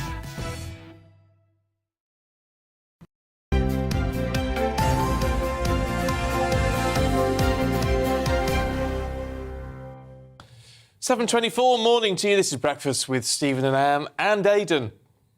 How you doing, all right? He's here. Need to rebrand everything. Yeah, we're all right. We're all right. We're all right. Good to see you. I love that baggage story. It's horrendous for all those people, isn't it? Yeah. Although, I must say, I knew somebody who sued BA because they mislaid his bags. He lost his case. Oh, come on. Oh, you've been waiting. You've been waiting all morning to do that one. I'm sorry. It's a recycled joke. That is a dad joke. It is. It is a dad joke. Yes, that's true. There you go. I've been on top form with gags lately, so I've been Really? stockpiling them, using one a week. Keep my powder dry. Yeah, I wouldn't say top form, Aidan. To be fair. I mean, you're producing, but that's as far as it goes. Can we talk about Dame Kelly Holmes? Yeah, this is a great story. She's a lesbian. Yeah, great story. So she's come out this week. She's used Pride Month, and she's come out in the front of the Sunday Mirror today. Dame Kelly, I'm finally free to be me. Sports star reveals she's hidden being gay for 34 years. Don't forget, she had a military career. That's right, when it was illegal. Absolutely, Anne, yeah. I went to see her about 5 years ago. She has a cafe, runs a cafe down in a place called Southborough in Kent. Does she? And Dame Kelly Holmes does? Yeah, she does, yeah. She has a very nice Porsche as well, which I had a good look around. But Southborough's actually, I think it was one of Winston Churchill's constituencies back in the day. It's just past Tunbridge Wells, that kind of way. She's born and raised down that way. And she's talked about, I mean, that was, she had breakdowns. It was the fact that she had a very close brush with death over COVID that made her realise that she needs to come out. She needs to come out, yeah. And she thought, well, what am I waiting for? Yeah. Life's too short. Why does she need to tell anybody? Well, if all her family and friends have known since 1997, yeah, and what else matters? She just worried about the papers getting hold of it. True, possibly. I don't know. I mean, probably just after. If it's caused her that much misery, having to deny it all those years, and to be frightened during her army career of ever being outed, you can see why she would just want to shrug it off now. I mean, she served for 10 years, Yeah. People don't realise. And she had a fantastic career as well. I remember, I think it was in 2000, she got an unexpected bronze, but she was expected to get gold.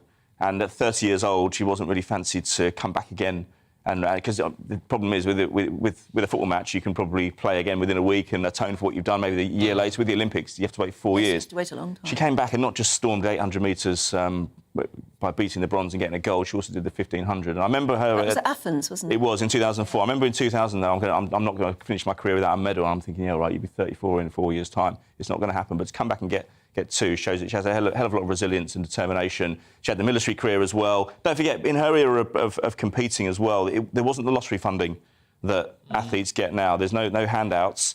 I remember talking to Jonathan Edwards some years ago, the triple jumper, and he said that we were basically entrepreneurs. We had to do everything for ourselves. We had to get our own travel, our own coaching, our own nutritionist, our own sports science, that kind of stuff, before everyone else was doing it. So she's achieved a hell of a lot in her life, and I guess this is probably the final frontier. She's 52 years old. To hear that somebody, when on the face of it, you look at her and you watched her win her medals and you think, there is somebody who is so accomplished, she's in control of her life, she knows where she's going. Yeah. But to learn now that behind the scenes, she was very, very upset. She was suicidal. She was self-harming, for heaven's sake. Yes, absolutely. I mean, and a breakdown as well. Appeared to be so utterly successful and together. Yeah, and I'll just draw your attention to this quote. She said, "Yes, I've been petrified of putting this out.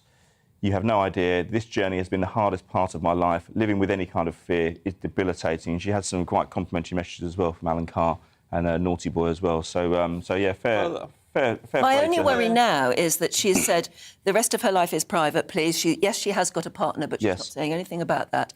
My fear is that some of the papers are going to want to try and find out who the partner is and sort of invade her privacy from that point of view, and that's the last thing she needs. Yeah, no, you're absolutely right. But I mean, I don't believe she would have done this without. I mean, it's an interview that's been done with full cooperation of the media. I think she'd have thought it through.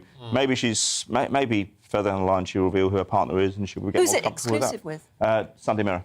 Right, so it's an interview in private. Well, just get on with it now, Kelly. Yeah, exactly. She's got nothing to prove to anybody. No, Lord, no, of all people. Yeah, exactly. I think we're reaching a point where not many people care, really. No, hopefully that's not too far away. Hopefully stories like this won't be news for much longer. They certainly shouldn't be. We should have passed that phase at least a generation ago, I would have thought.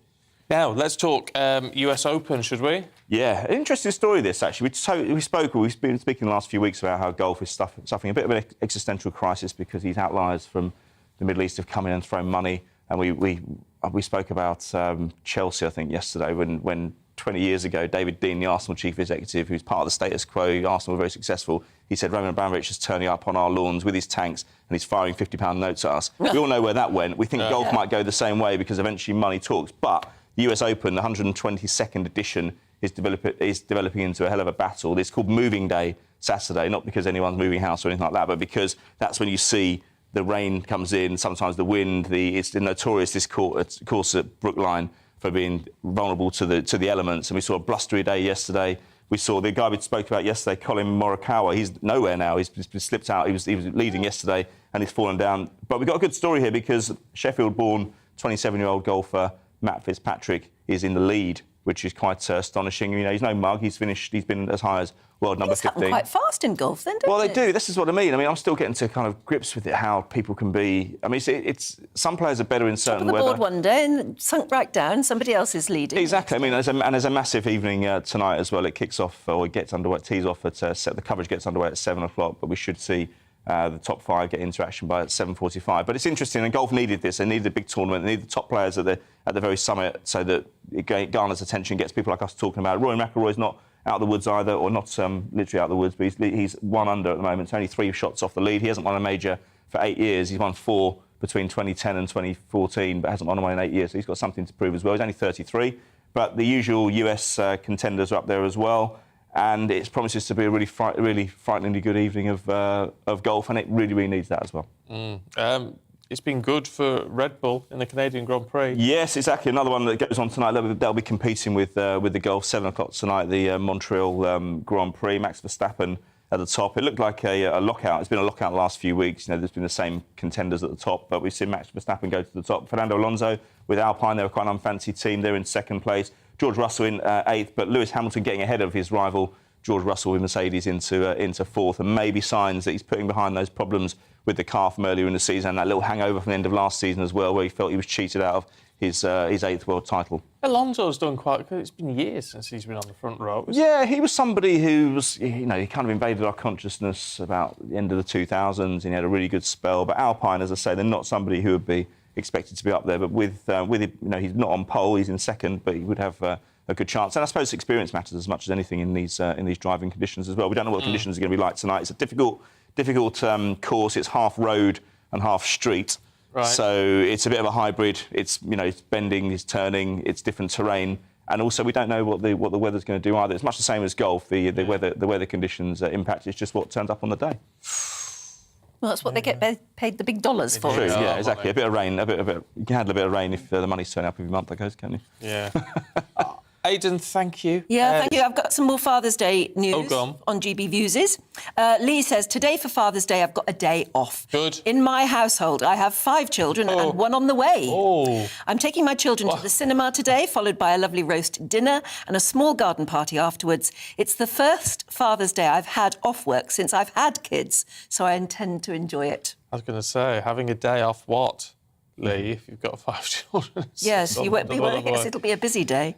Pete says, please remember fathers who've been separated or estranged from their children. Father's Day for us is one of the worst days of the year. Yeah, and that's sad, isn't it? That's a very fair We must point. remember. But for those dads who have got somebody downstairs who could make them a nice cup of tea and a bacon sandwich, how about doing that for Dad right now, whilst he's watching GB News all tucked up in bed?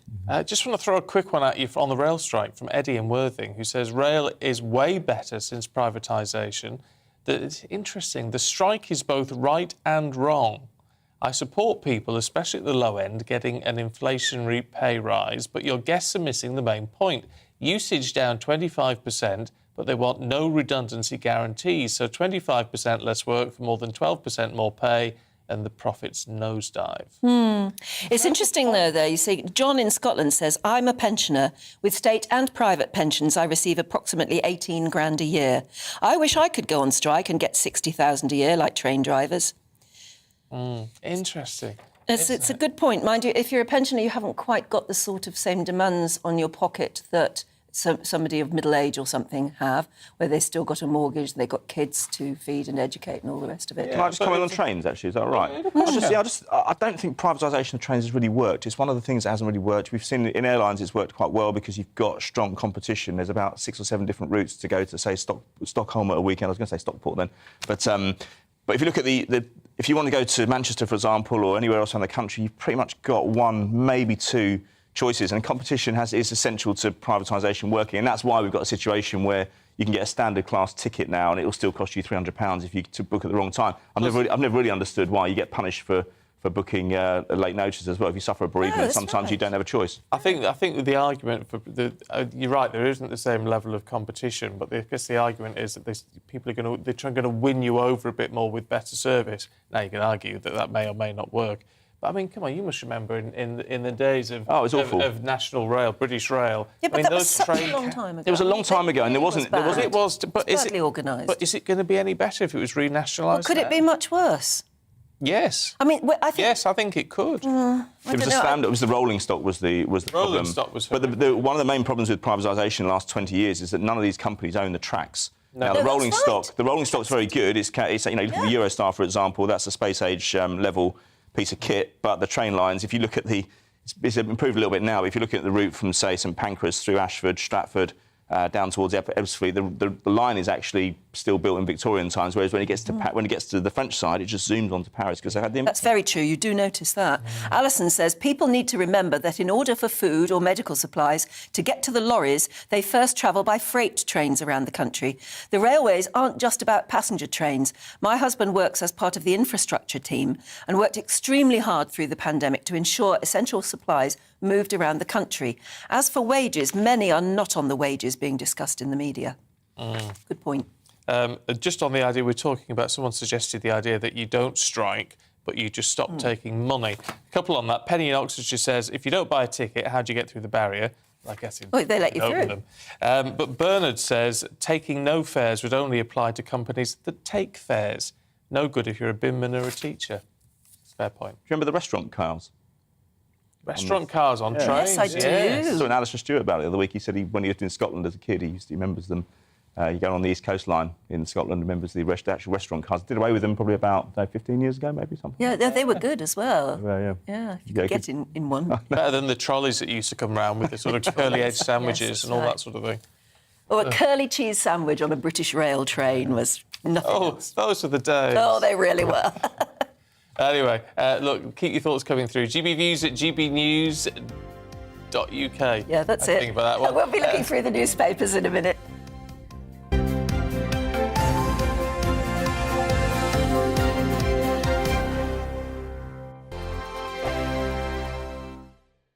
We are GB News. We're right across this great nation. On TV, On radio, on digital. Absolutely everywhere. We don't talk down to you. We embrace all voices.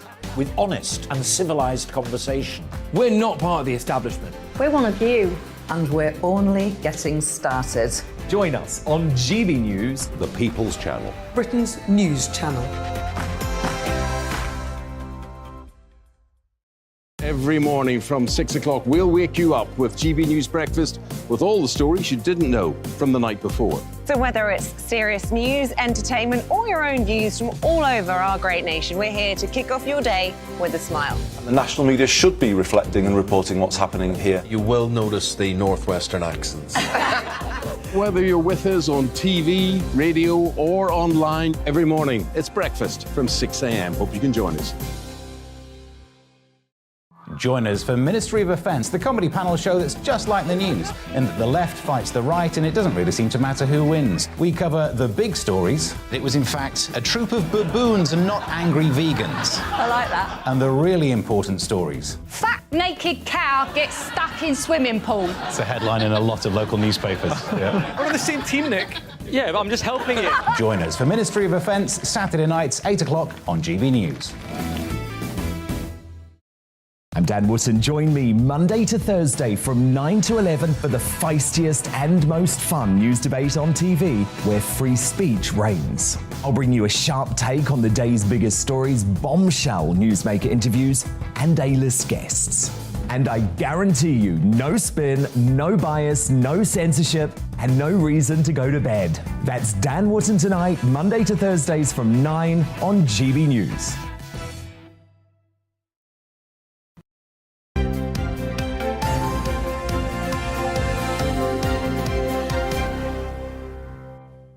"7:39. Time for the papers this morning. We'll start with the Mail on Sunday. Sir Keir Starmer does support the rail strikes, it claims. The Labour leader says he doesn't want a walkout, but a leaked document says he backs the union barons. The Sunday Telegraph reports on comments by the Business Secretary Kwasi Kwarteng that unions are bribing workers to strike. He said unions had been amassing a war chest for some time to fund a summer of chaos. Sunday Times has the Prime Minister saying, "Steel yourselves for a longer war." Allies have been urged to hold their nerve when it comes to aid for Ukraine. And the Sunday Express reports on the Attorney-General's comments that it's time to take control of our borders. She said the British people, rather than European judges, should decide on who can and cannot stay in our country. Interesting. It's got that European Court of Human Rights ruling. Though the person who made that decision to sort of hold the flight may well have been a British judge. Yes. They're part of the system. Well, they're part of the European Court of Human Rights, which we set up after the war. We did. Nothing to do with the EU. No, nothing to do with the EU. It all gets very complicated. Oh, it does, doesn't it? Let's go through the papers in a bit more detail then with the journalist Nabila Ramdani and the writer and commentator Benedict Spence. Morning to you both. We'll kick off with a bit of football, should we? Or sort of football, Nabila, in the Star. Yes, was it a play on word? Kick off with football. Oh, yeah, not a deliberate one. I know you're not terribly a football fan, are you? No. But this is far removed from football, actually. It's a story about the forthcoming World Cup, which warns that World Cup footy fans hoping for a bit of extra time in the bedroom are being warned that they might end up behind bars if they have sex outside marriage. And because the World Cup is taking place in Qatar, which is a Gulf state with very conservative rules, the country is already saying that it will not relax its rules for British supporters. So if you're planning on going out there with your partner to whom you're not married, you're in a bit of trouble. I mean, can you even stay in the same hotel room? Well, potentially, that could be a problem as well. I mean, a night of passion could mean 7 years in prison. Do you think that's reasonable enough? I mean, it's their country, their rules. If you want to visit them to watch the football, you should abide by their rules. Well, I think that what this story is about is effectively a country that it's not prepared to change its culture because it's holding, a very one of the greatest sporting events, which is the World Cup. And we can argue, of course, how society are organised all day, and whether we're talking about Britain or America or indeed Qatar. But the bottom line is that the World Cup is being held in Qatar because it's a massively rich country and it's pouring multi-billion into the game, and that's why it can effectively do what it's like. I mean, on paper, it's a very impactful story, but effectively it's only stating the obvious, I'm afraid. Yes. And, of course, choosing an event like the World Cup is always a great opportunity to, put forward criticism because it's the apt moment to do so. But again, I mean, and I'm sure there'll be a lot more criticism about Qatar in the months leading up to the World Cup. But, we can argue about human rights, and I think it's right and proper to do so. But in the end, it's all about money, isn't it? I think football in particular involves a large amount of money and indeed a morality. And I've seen the figures in relation to Qatar. I mean, it multiplies its immense wealth every second. It's very rich in You can liquefied predict gas. there will be problems, can't you? Oh, there's With yeah. hordes of footy fans going out there to watch the football and think they can behave the way they want to behave. Oh, yes. And you'll find that the Qataris don't like it. They don't, yeah, they're not particularly famous for their tolerance of people misbehaving in public. And, so I do think it's going to be a curious World Cup.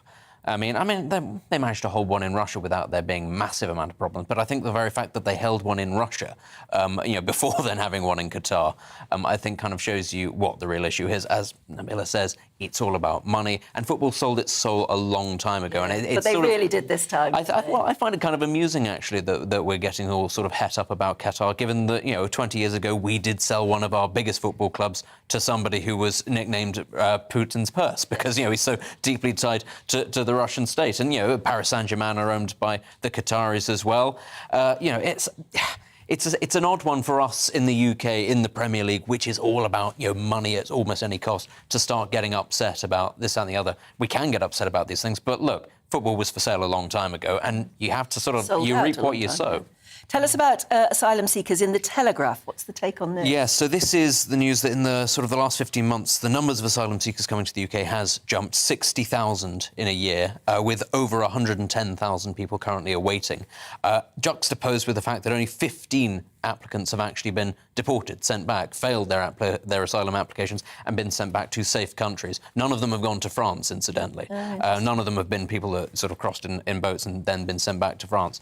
And I think that that's just an interesting way of we've had the Rwanda discussion in this country for a couple of weeks now, and I do think that we often sort of lose sight of the scale of the issue. This is a massive increase, and it's not just in the UK. I mean, the EU border force has pointed out there's been an 82% increase in people coming into the UK, into the EU in the last year. And it must be said, a lot of those people are coming from Iran, Iraq, but specifically Afghanistan. This is getting lost a lot. People are talking about economic migrants and this and the other. There are a lot of those people, but an awful lot of them are coming from Afghanistan. And this, I think, is the flip side of Western countries sort of getting involved in other parts of the world and then going, well, it's too expensive, it's too difficult, we're going to have to pull back. There are consequences for that. And I think whilst it's all very well and fair to say that, criminals need to be deported and there need to be sort of proper checks and balances on people coming in for economic migration, I think we've kind of slightly passed the buck on this side, specifically on Afghanistan. I'm more than happy to say that a lot of other people shouldn't come to the country. But Afghanistan was actually more or less a functioning situation. It wasn't a great country, but we had propped it up and then we withdrew. They would be considered, sort of suitable asylum applicants, wouldn't they? Well, this is the thing, is it's often framed as there are tens of thousands of economic migrants, and there are, and the government is actually, as much as it likes to talk a tough game, it is actually quite keen for economic migrants to come into this country. We do have an ageing population, we need young working-age people, but an awful lot of these people are coming as a result of a conflict that we essentially triggered by going in and then re-triggered when we withdrew unilaterally without setting up a viable alternative. But this is why, we do need to have a serious conversation about it. Are so high. You wonder how on earth they can figure out what to do. Dare I say, a lot of people use the argument that all these migrants are coming for economic reasons, as if it was some kind of crime. As if that was wrong, yes. If you're... why shouldn't they want to improve their lives? Been devastated by war and indeed economic collapse, then of course you would want your life, to be safe and you want protected. But it's how you come here. That's the argument, but I think the West has a duty of care, especially when we're talking about countries like Britain, for example, which is a world power that has been intervening in numerous global countries, including in Afghanistan, in Iraq, in Syria to a certain extent, providing weapons, and now to a certain extent in the Ukraine.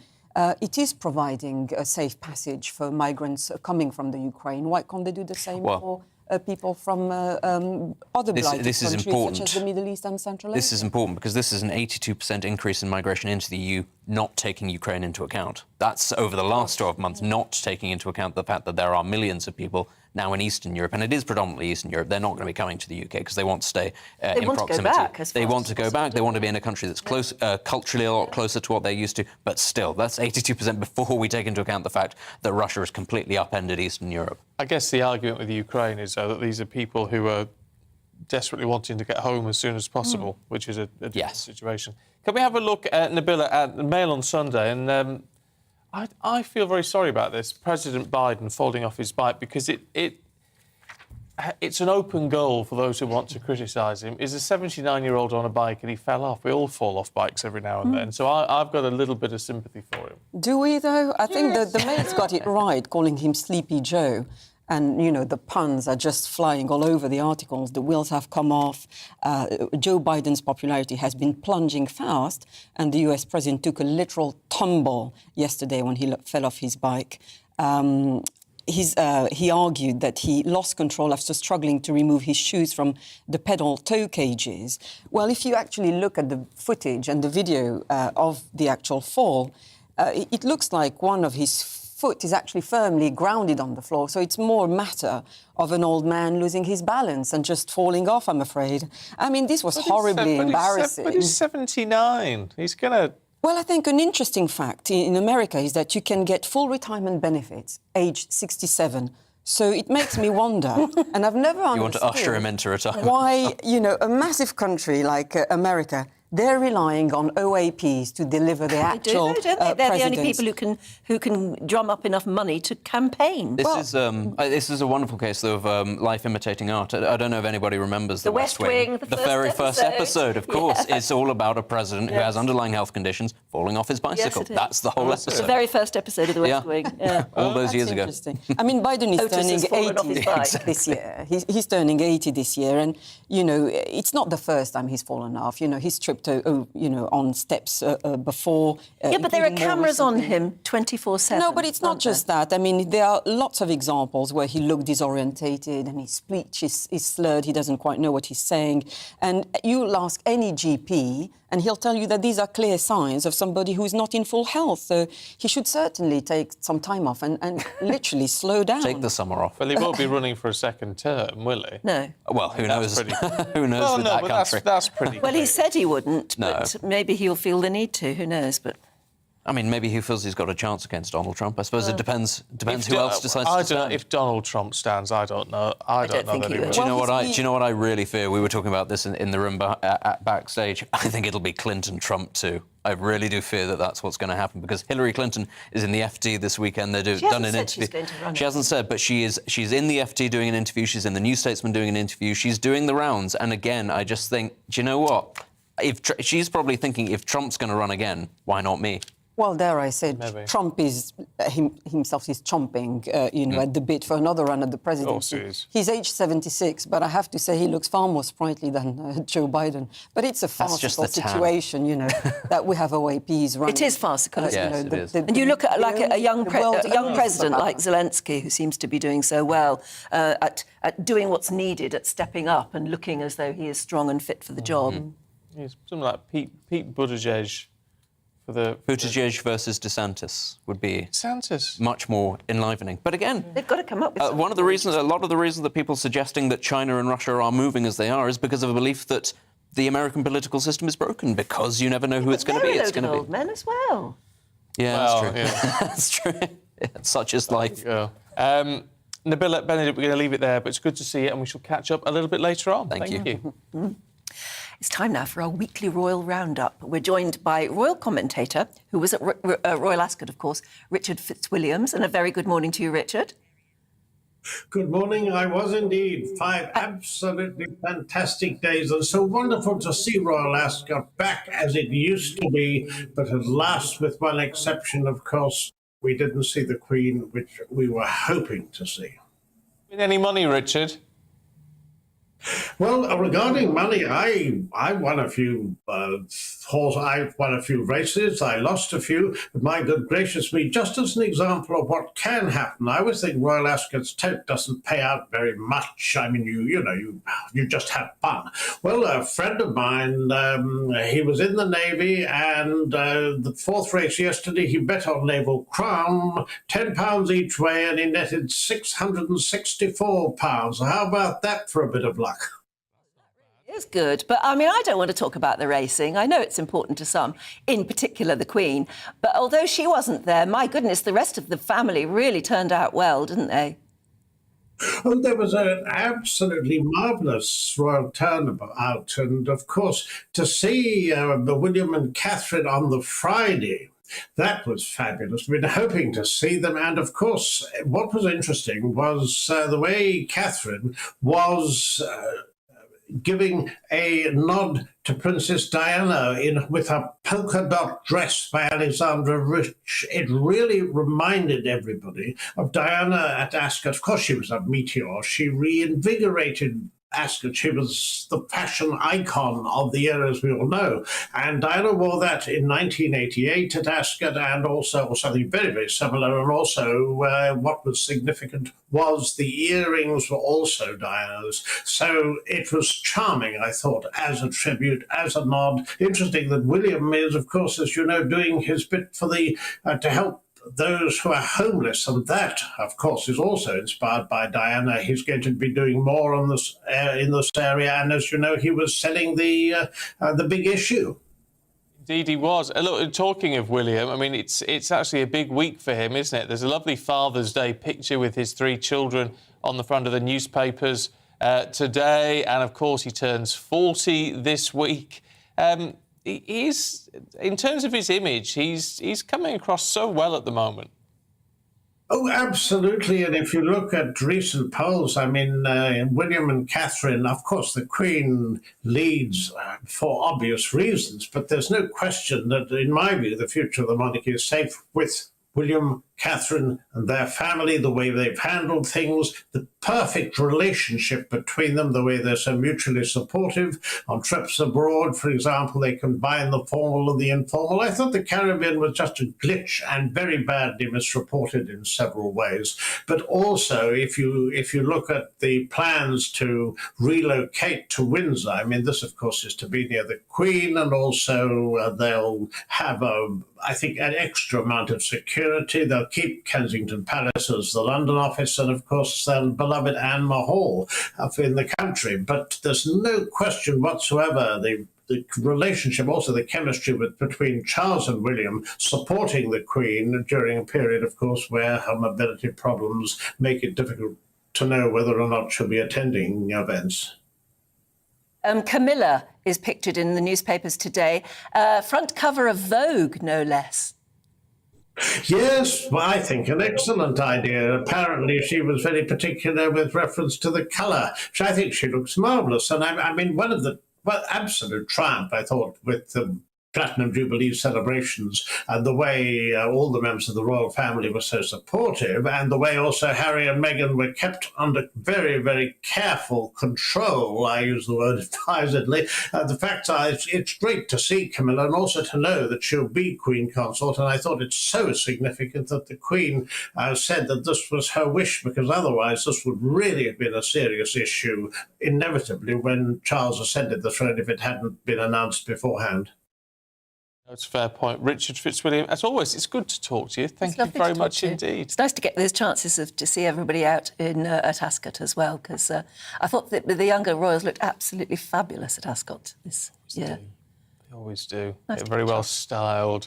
They really are, aren't they? Yes. Well, look, coming up in the next hour, we're going to be looking at the RMT, the Transport Secretary, saying they're punishing millions with their strike action. Looking ahead to the weather today, and it's dry for many, but there will be some showers around, especially in the south. So there we go. The southwest of England this lunchtime will be largely dry with some bright spells. There will be a keen breeze with just a chance of the odd shower. Now, the shower risk will be greater across southeast England, especially for Kent and Sussex. Away from the showers, there'll be some glimmers of sunshine. And lunchtime across Wales will be largely dry, with a mix of cloud and sunshine. Temperatures will be climbing towards the high teens. For the Midlands, more in the way of clouds, especially in the north, with perhaps the odd spot of rain. Some sunshine will break through the cloud, though, at times. Northern England, however, will see a better chance of seeing sunnier skies this lunchtime, with most places dry. And in the sunshine, it will feel fairly pleasant, with temperatures in the high teens. Southern Scotland will be dry as we move into this afternoon, although it's going to be rather cloudy. Northern Scotland, rather blustery, with some frequent showers. And then early afternoon across Northern Ireland, however, will be dry with plenty of sunny spells. The northerly breeze will make it feel fresh, especially near the coast, with temperatures in the mid-teens. So some rain may move into the southwest during the rest of today. Otherwise, it's going to be dry, and that's your weather for Sunday.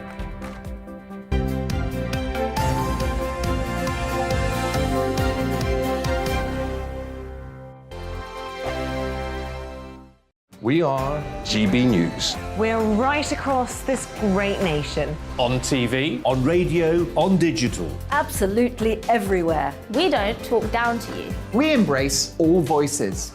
With honest and civilised conversation. We're not part of the establishment. We're one of you. And we're only getting started. Join us on GB News, The People's Channel. Britain's news channel. Every morning from 6 o'clock, we'll wake you up with GB News Breakfast with all the stories you didn't know from the night before. So whether it's serious news, entertainment, or your own views from all over our great nation, we're here to kick off your day with a smile. And the national media should be reflecting and reporting what's happening here. You will notice the northwestern accents. Whether you're with us on TV, radio, or online, every morning, it's breakfast from 6 a.m. Hope you can join us. Join us for Ministry of Offence, the comedy panel show that's just like the news, in that the left fights the right and it doesn't really seem to matter who wins. We cover the big stories. It was in fact a troop of baboons and not angry vegans. I like that. And the really important stories. Fat naked cow gets stuck in swimming pool. It's a headline in a lot of local newspapers. Yeah. we're on the same team, Nick. Yeah, but I'm just helping you. Join us for Ministry of Offence, Saturday nights, 8 o'clock on GB News. I'm Dan Wootton. Join me Monday to Thursday from 9 to 11 for the feistiest and most fun news debate on TV, where free speech reigns. I'll bring you a sharp take on the day's biggest stories, bombshell newsmaker interviews, and A-list guests. And I guarantee you, no spin, no bias, no censorship, and no reason to go to bed. That's Dan Wootton tonight, Monday to Thursdays from 9 on GB News.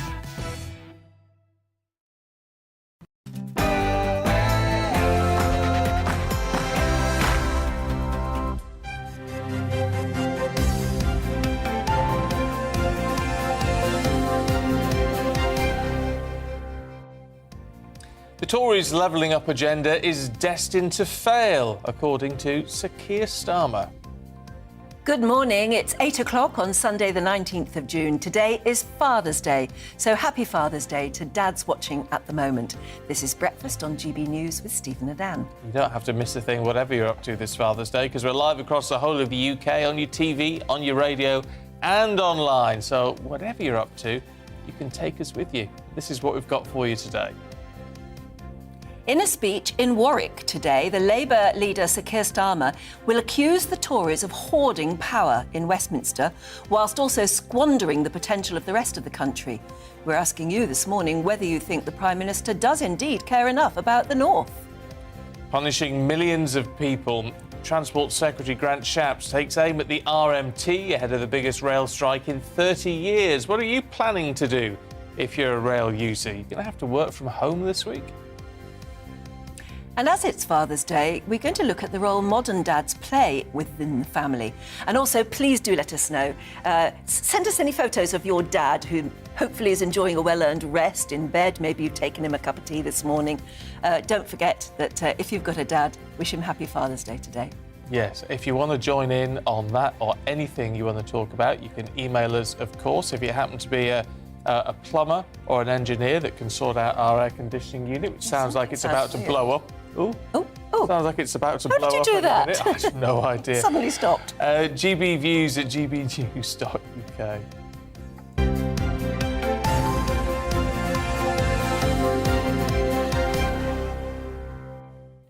Slightly concerning, that, actually. It does sound a bit weird. Archie says, my youngest daughter asked me when she was 5, what is Father's Day, Daddy? I said, same as Mother's Day, but cheaper. Yeah, fair point. We We're talking about tagging. Yes. Oh, yes. Electronic tagging, because the Prime Minister says he wants to tag illegal immigrants when they come into the UK so we can track them and see what was going on. Kevin's been in touch, says, I was tagged in 2010 after a driving accident.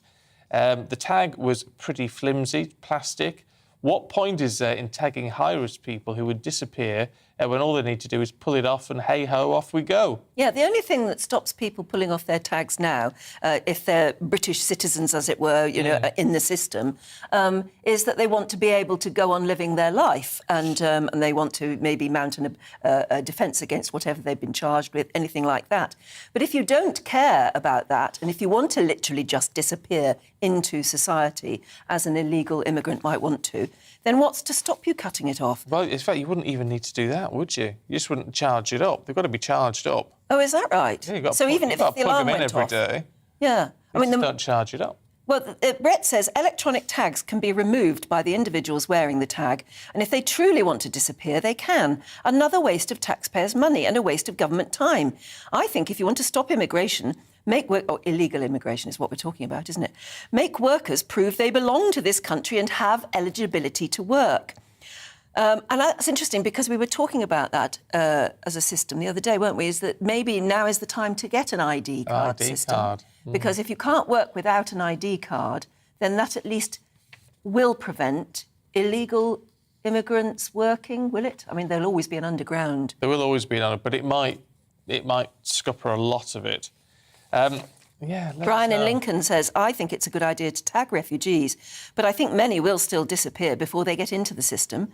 The other problem is we all know how many will fail their asylum claims, so what will happen then? Well, this is it. I don't understand how that tagging system is going to work efficiently. No, I sort of think as a sort of overall concept, it's sensible, but then it's when you look in the practicalities of it. On the rail strike this week, which is going to cause... I mean, basically, if you want to travel any day this week, you're scuppered. It's 3 days. It's Tuesday, Thursday strike, and Saturday. But it's going to have an effect on all the in-between days, isn't it? Stephen in Leicester says, as an engineer, I was called out on strike too often in the 1970s. Those who did withdraw their labour ran up debts and had a drop in living standards, which caused domestic strife. The unions never actually got what they called the strike for and never assisted in curing the consequential loss of income. Unions are needed, but in my view, they sometimes do use their power for political reasons. And on air travel, Penny says... I recently returned from a 2-week holiday flying out of Manchester Airport. We arrived 4 hours before departure and it took 3.5 hours to get through security, which left us running to the gate and nearly missing our flight. The airline wasn't the problem, it was Jet2. It was the lack of security resources. Only 2 out of 9 scanning machines open. How difficult can it be to train people to monitor scanning machines? I tell you what, it is always an issue going through security, isn't it? There's always loads of them that are closed. Yes. On a positive note, she says, on the return flight, we had no issues at all because Jet2 have their own baggage handlers and we had a fabulous holiday. Maybe other airlines need to adopt this practice and thereby alleviate the baggage issue. All I can say is that me too, I noticed how incredibly efficient Jet2 were. You have to call it if you see it, don't you? Well, they had their own organisers. When we arrived at the airport, there were queues going down British Airways, queues going down all the other airlines. Jet2 was saying, come here, we're all organised, you go there, go there. They told you what was going on, they got us through like that. Right. I mean, the problem with the baggage, though, isn't that it's not necessarily the handlers, so it's the electronic system, isn't it, where you put your bag on and off it goes behind the scenes and all the escalators. Well, I think surely what you do at the moment, given is you only take on cabin baggage. Yeah, I think that's... I think it's probably the only thing to do, and then you've got your bag with you and you keep your little paws on it all the time. Well, I'm away for 2 weeks in August and we have booked just cabin baggage. Because, I mean, the whole baggage is so expensive. Look, we always take too much luggage anyway, don't we, on holiday? And so I think now is the time for really packing really well and cramming it into a little... Being prepared to wash clothes while you're out there. Yeah, that's right. Which you try... Well, I tend not to do, but going to have to start doing it. And how much is a summer frock when you're in Alicante or something, No idea. About €10 probably, a really nice thing to wear on the beach. Yeah. Honestly, it would be... And even leaving it behind to come back. I just think that at the moment, who wants to spoil your whole feeling of a holiday by... having to sort through all of those suitcases at Heathrow. These are very bad headlines, but I mean, I flew in and out of Alicante, not Alicante, out of Manchester 3 weeks ago. No problems at all. Who was the airline? Absolutely fine. It was EasyJet one way, Jet2 the other, and it was absolutely fine. So, well, maybe. I mean, actually, if you've got some positive stories to tell us, that would be great as well. Where have you been on holiday and how did it go? Tell us all, please. gbviews@gbnews.uk. And don't forget, as it's Father's Day, if you want us to say Happy Father's Day to somebody you love in your household, get in touch. And preferably your father. Well, yes, it should be today. Anyone. Oh, We don't mind. We're not fussy. Pictures, please. The Labour leader, Sir Keir Starmer, is ready to accuse Boris Johnson and the government of hoarding power and failing northern communities. Yeah, Mr Starmer's speech to the Labour Local Government Association conference today is also going to attack the government's recent economic record, discussing what he calls stagnant wages and high taxes. And that comes after the Prime Minister, if you remember, unexpectedly pulled out of a conference of Northern Conservatives in Doncaster on Friday. Well, let's talk to David Maddox, who's political editor of The Express Online. Morning to you, David. Look, do you think that these comments from Keir Starmer, which do seem to be sort of quite overarching, if you like, are they going to resonate with his core and for floating voters? I very much doubt it. I think part of Keir's problem is that he's really struggling getting any cut through with wider voters. It may resonate with his core, but even his core parties seem to dislike him at the moment. The amount of briefings that have been going against him from some of his MPs to us and to other publications in the last couple of weeks, boring Keir, has been the phrase used over and over again. It's kind of playing against him. I mean, as Stephen was saying, if you're a floating voter, you either vote for the devil you know or the devil who might be, I suppose. It's not much of a choice, is it? I have to be frank, I think it's pretty rotten at the moment. You've got a Conservative Prime Minister who's kind of putting up taxes and not really acting like a Conservative and not really dealing with the cost of living. I'm afraid to say that...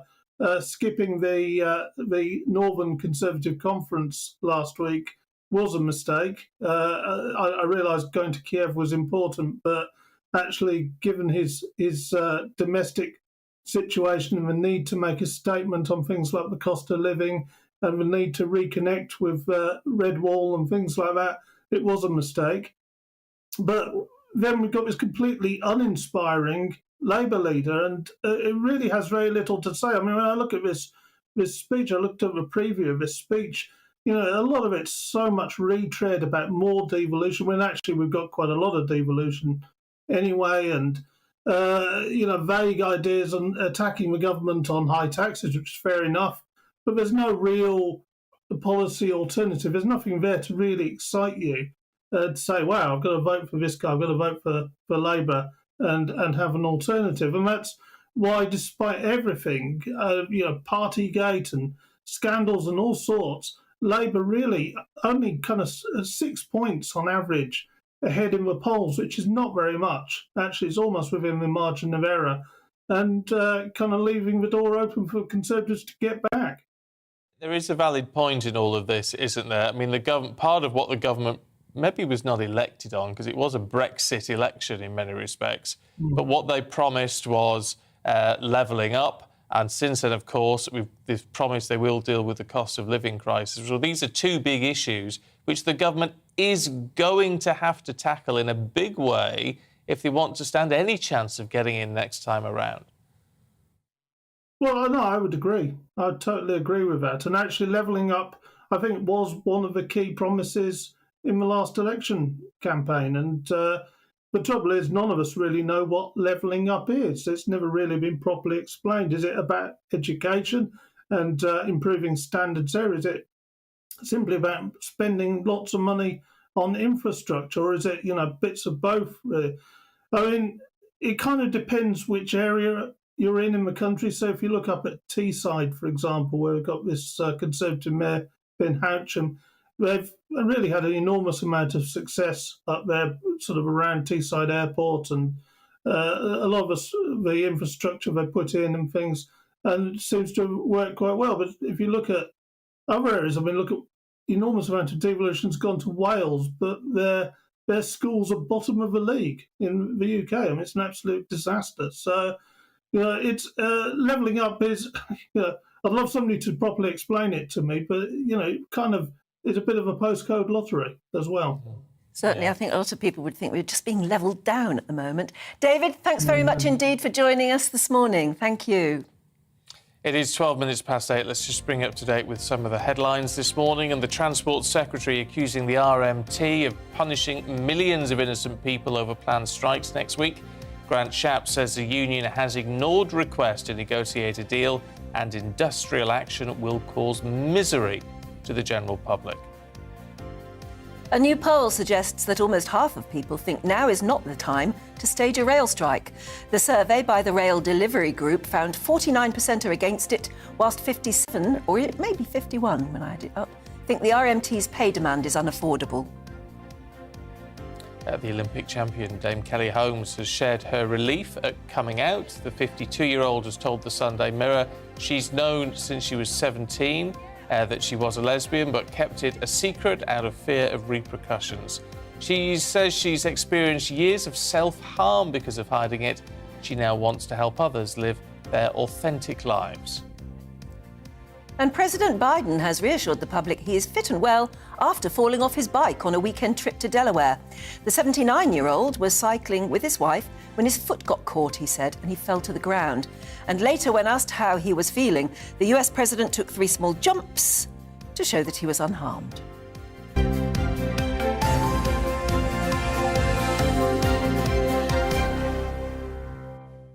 Well, more on the strike action this week now. Remote towns and villages could really be cut off because of the strike, as many rail companies will only operate very limited services on selected main lines, with little or no service on regional and branch lines. Yes, they're saying it's a 3-day strike, but of course it's going to affect every day in between as well. So it's quite a clever way of actually stopping everything for a whole week. With us is travel expert Simon Calder, who's just joined us. He knows what's going on, don't you? Well, I hope so. You're absolutely right with your introduction. If you, for example, wanted to travel from beautiful Malig in the west of Scotland to London, if you miss the 3 minutes past 6 tomorrow morning, so a day ahead of the strike, you're going to have to wait an entire week. That's how effective the strike is being. And this is with ScotRail not actually being part of the dispute. The main impact is because Network Rail signallers are going to be on strike, and that's why half the network is closed. And actually in Scotland and Wales, it's far worse than in England. So nothing north of Falkirk in Scotland or west of Glasgow on the strike days, which is Tuesday the 21st, Thursday the 23rd, Saturday the 25th.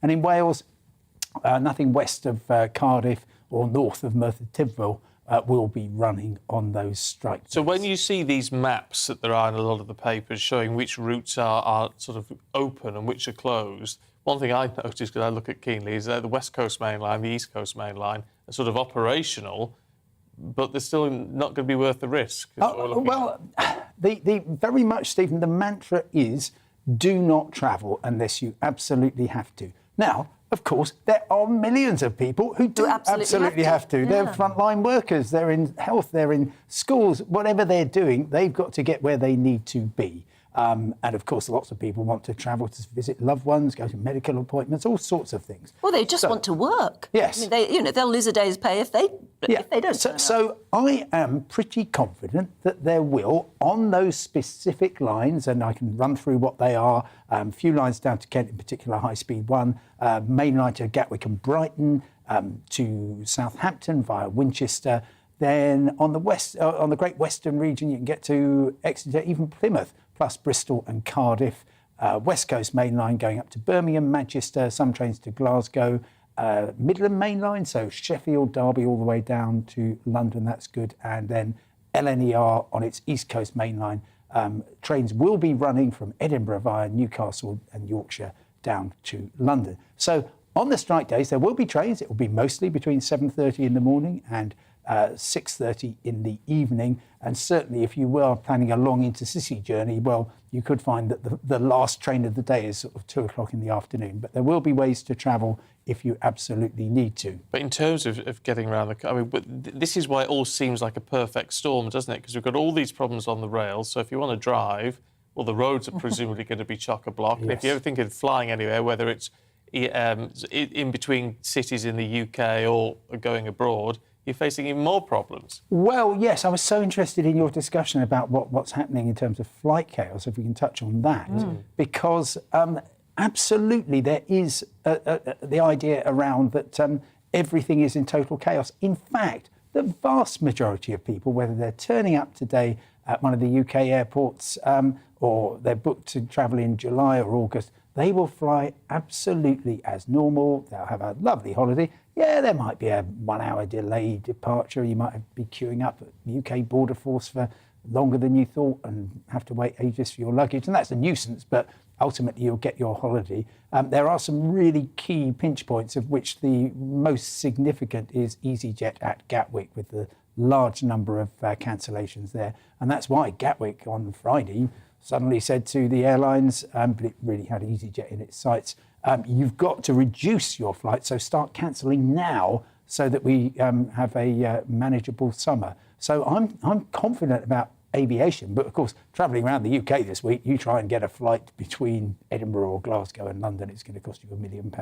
I exaggerate, but only slightly. But what, they're allowed to just do that, are they? Because demand is high, they just put up the price? Well, it's a market. It's a market, Anne. And look, if you artificially say, OK, nothing more than £100, how are you going to allocate this scarce economic resource? If you say it's £500, then only people who are absolutely desperate will pay. I'm afraid that's capitalism for you. I didn't invent it, but that's the reality. Can I just ask you about Terminal 2 at Heathrow and the baggage situation? Yeah. Because explain to us in a reasonably succinct way what goes on. I mean, it must be an incredibly complex electronic system, isn't it? Yes, exactly. I've got the statement here from Heathrow, so let's just put you in the picture, OK? When they built Terminal 2 at a cost of £2 billion, the very first thing they put in was the baggage system. That absolutely That's the arteries of the whole system. It is, yes. So it's like the bloodstream of the place. If that goes, as they say, I'm sorry, in the aviation industry, tango uniform, then you're in some trouble. And it did on Friday. And Heathrow Airport says, yes, there was a fault with the outbound bag system. So these weren't people coming back in, but lots of bags were left behind. They are gradually being reunited with people. And it's one of those things where if it happened just in a normal summer, you'd think, oh, that's not very good, and people having to wait and everything. By the way, of course, you should always assume that any bag you ever check in on any flight, you're never going to see again. I mean, the overwhelming chances are that you are, but you do not put anything in there that you can't do without forever. And they say, yeah, it was a problem, working closely with the airlines to reunite passengers with their baggage, and just kind of one of those things. And to some extent, it was just one of those things, although jolly annoying if you were one of the people affected. So I was saying a couple of minutes ago, surely the best thing would be to do is travel now, pack really light and cabin baggage only. But maybe if you do want to put something in the hold, just assume you might lose it. Yes. Take on board what you can do. Yeah, particularly things like prescription medicines you need and so on. And a basic a couple of outfits or something. Yeah. Yes, or a T-shirt. Yeah, T-shirt and shorts. Yeah, that's all you need. You see, that bucket and spade. That's a female perspective compared to a male perspective, because it never occurred to me to put any clothes in my hand luggage. No, quite. But you always take an outfit. What if something happens? But look, I was hearing the stories earlier about arriving 4 hours early and just catching. having to run to the gate. There were really big problems at Manchester Airport a few weeks ago. Those now have been solved. Everything in and out of Manchester seems to be running pretty well. And actually, if you're watching this and you think, "Ooh, crikey, I've got a flight at lunchtime, I'm going to turn up 5 hours early," you will absolutely guarantee that you're going to catch that flight. But you could stop Stephen catching his flight because he's turned up 2 hours beforehand, which is really what you need to allow. Oh, right. And I've been stuck in a few queues. So Gatwick on Friday, that was maybe half an hour max. It took me 40 minutes to get through Glasgow security, but those are the sorts of... Don't they see you now? You've got such a recognisable face. Don't they see you and wave you through? Oh, it's Simon Calder. No, absolutely not. But look, I used to frisk people at Gatwick Airport. It was a job, not a hobby. Not a hobby. Yeah. You were saying, can't they? You were saying, can't they just get lots more people to do it? Well, you can do, except you've got to be security cleared, and that is what's taking an absolute age. I was hoping to get my old job back, but... you don't need your old job back. No. You're doing this one fine, thank you very much. I don't know where we'd be without you. No, I don't. Actually, it's a voice of reason every time. Simon, thank you very much indeed. It's good to see you. Oh, all right then. So that's a nice positive spin on things in the planes. Surprised by that a man would never think of putting clothes in the cabin luggage. Not if you'd packed hold luggage, no. Oh, no. If you'd packed hold, no, I'd because never what if you get to your destination and it takes forever to your suitcase to come to you or whatever? You always take at least one outfit, because especially if you're going from Britain cold to somewhere hot. All right, here we go then, gentlemen. T-shirt and ladies. shorts you'd put in. I mean, it's nothing. You'd put it in your cabin luggage, wouldn't you? GBviews at gbnews.uk. Let us know. Along with your wet wipes and a spare pair of trainers. But are you one of those people who then, if you're going on a long haul flight, you'd get on the plane in a tracksuit or something? No, but I used to travel with somebody who used to immediately flying to Australia. She used to get on board and then change into a kimono or something, and spend the whole flight just in a long kimono. That's the way to do it. But yeah, actually, I think getting on board in a tracksuit, something that doesn't crumple. You're not impressed by that, Simon? I'm not going to try the kimono trick, though. No. It really is good. Right, okay. It means you can relax. And then you change back into your posh outfit for getting off the plane. Oh, I can't be bothered. Or what do you travel in? Just whatever I'm wearing. A pair of jeans and a T-shirt or something. Fair enough. But always take a spare. Always take spare underwear in the cabin baggage, wouldn't you? Always. Spare pair of mitts or whatever. Of course, yeah. What if something happens? What if you're taken poorly? What if the passenger next to you vomits all over you? Oh, you've got to think of these things. Oh, it's like my mother always saying, make sure you're wearing clean underpants That's right, in case you have an accident. I don't know, it's beyond me. GBviews at gbnews.uk. Let us know where you stand on this one. Still to come, we've got lots more for you, including 12 runners who are going to run 853 miles from John O'Groats to Land's End in under 4 days. How? Why? Next.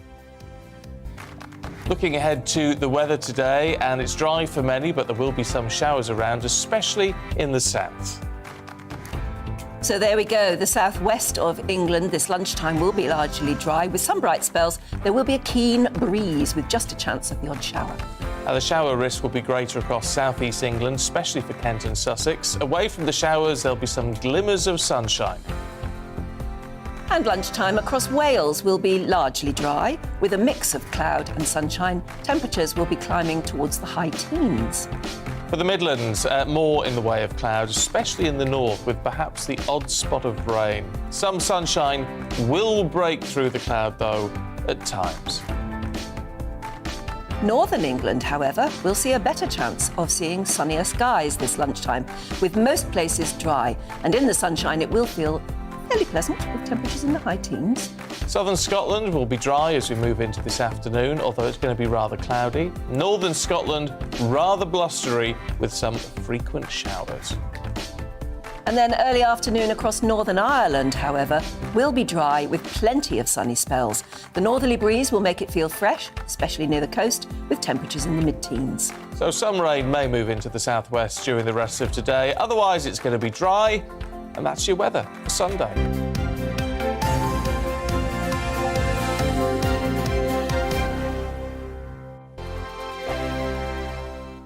We are GB News. We're right across this great nation. On TV, On radio, on digital. Absolutely everywhere. We don't talk down to you. We embrace all voices. With honest and civilised conversation. We're not part of the establishment. We're one of you. And we're only getting started. Join us on GB News, The People's Channel. Britain's news channel. Every morning from 6 o'clock, we'll wake you up with GB News Breakfast with all the stories you didn't know from the night before. So whether it's serious news, entertainment, or your own views from all over our great nation, we're here to kick off your day with a smile. And the national media should be reflecting and reporting what's happening here. You will notice the northwestern accents. Whether you're with us on TV, radio, or online, every morning, it's breakfast from 6 a.m. Hope you can join us. Join us for Ministry of Offence, the comedy panel show that's just like the news, in that the left fights the right and it doesn't really seem to matter who wins. We cover the big stories. It was in fact a troop of baboons and not angry vegans. I like that. And the really important stories. Fat naked cow gets stuck in swimming pool. It's a headline in a lot of local newspapers. Yeah. we're on the same team, Nick. Yeah, but I'm just helping you. Join us for Ministry of Offence, Saturday nights, 8 o'clock on GB News. I'm Dan Wootton. Join me Monday to Thursday from 9 to 11 for the feistiest and most fun news debate on TV, where free speech reigns. I'll bring you a sharp take on the day's biggest stories, bombshell newsmaker interviews, and A-list guests. And I guarantee you, no spin, no bias, no censorship, and no reason to go to bed. That's Dan Wootton tonight, Monday to Thursdays from 9 on GB News.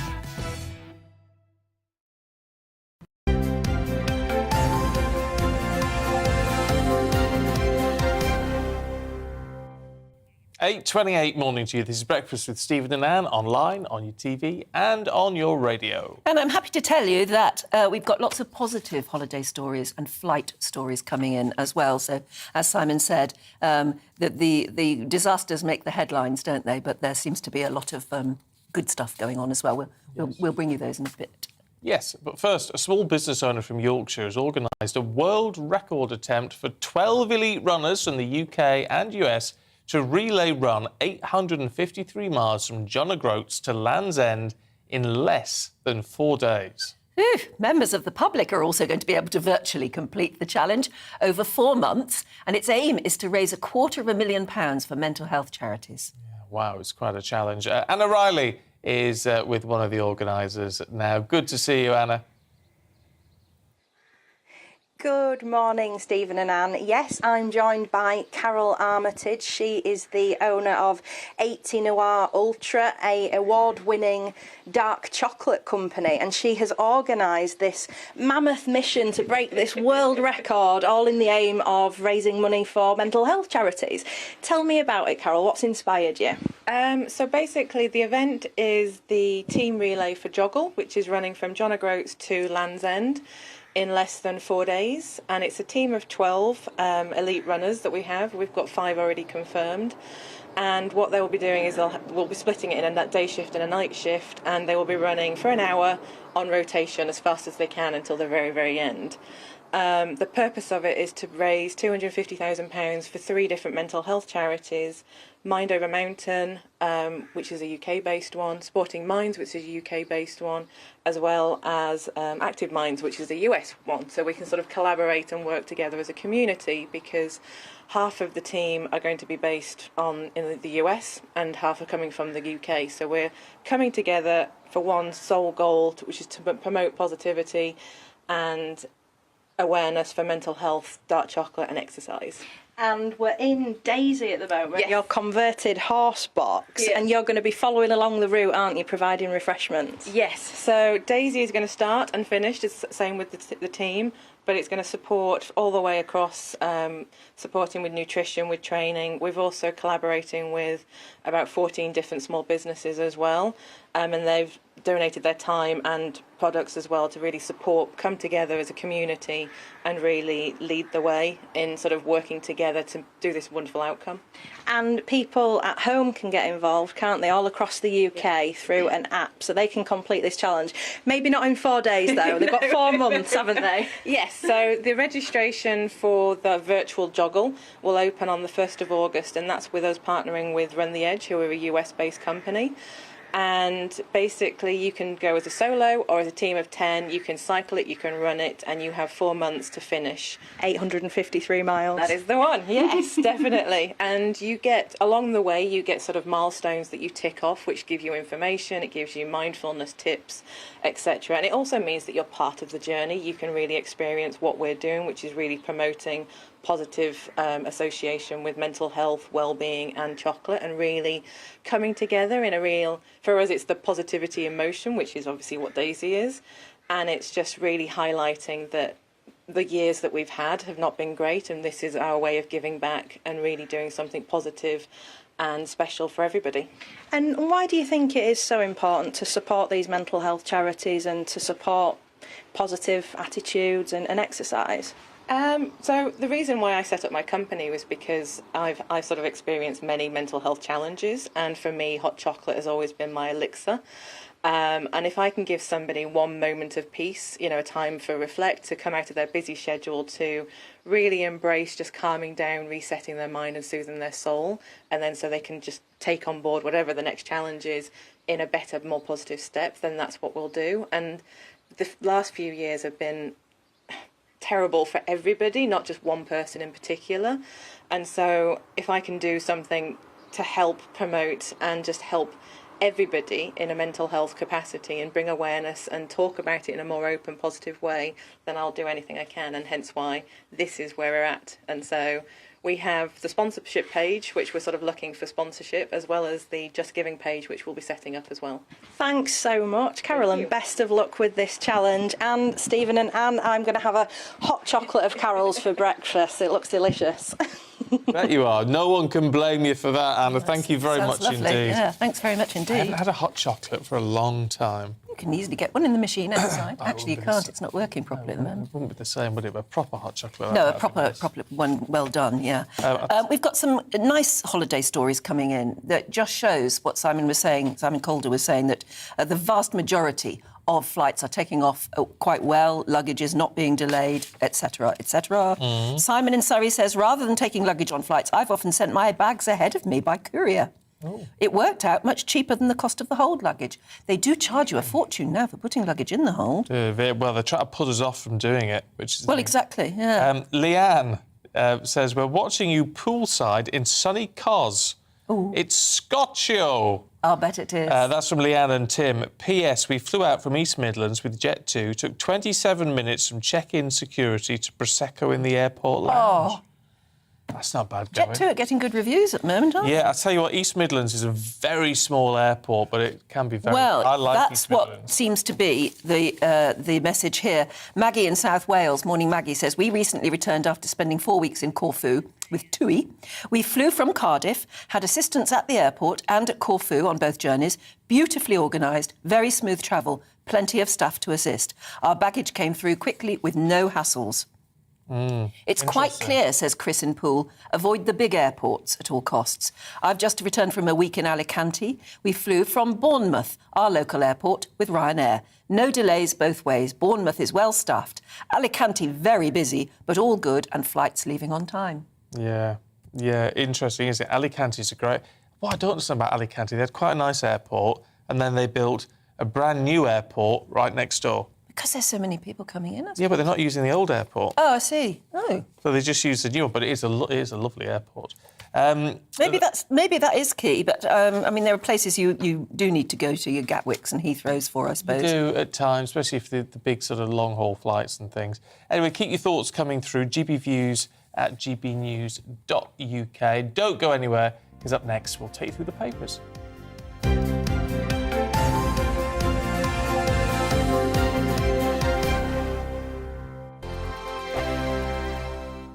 We are GB News. We're right across this great nation. On TV, On radio, on digital. Absolutely everywhere. We don't talk down to you. We embrace all voices. With honest and civilised conversation. We're not part of the establishment. We're one of you. And we're only getting started. Join us on GB News, The People's Channel. Britain's news channel. Every morning from 6 o'clock, we'll wake you up with GB News Breakfast with all the stories you didn't know from the night before. So whether it's serious news, entertainment, or your own views from all over our great nation, we're here to kick off your day with a smile. The national media should be reflecting and reporting what's happening here. You will notice the northwestern accents. Whether you're with us on TV, radio, or online, every morning, it's breakfast from 6 a.m. Hope you can join us. Join us for Ministry of Offence, the comedy panel show that's just like the news, in that the left fights the right and it doesn't really seem to matter who wins. We cover the big stories. It was in fact a troop of baboons and not angry vegans. I like that. And the really important stories. Fat naked cow gets stuck in swimming pool. It's a headline in a lot of local newspapers. Yeah. we're on the same team, Nick. Yeah, but I'm just helping you. Join us for Ministry of Offence, Saturday nights, 8 o'clock on GB News. I'm Dan Wootton. Join me Monday to Thursday from 9 to 11 for the feistiest and most fun news debate on TV, where free speech reigns. I'll bring you a sharp take on the day's biggest stories, bombshell newsmaker interviews, and A-list guests. And I guarantee you, no spin, no bias, no censorship, and no reason to go to bed. That's Dan Wootton tonight, Monday to Thursdays from 9 on GB News.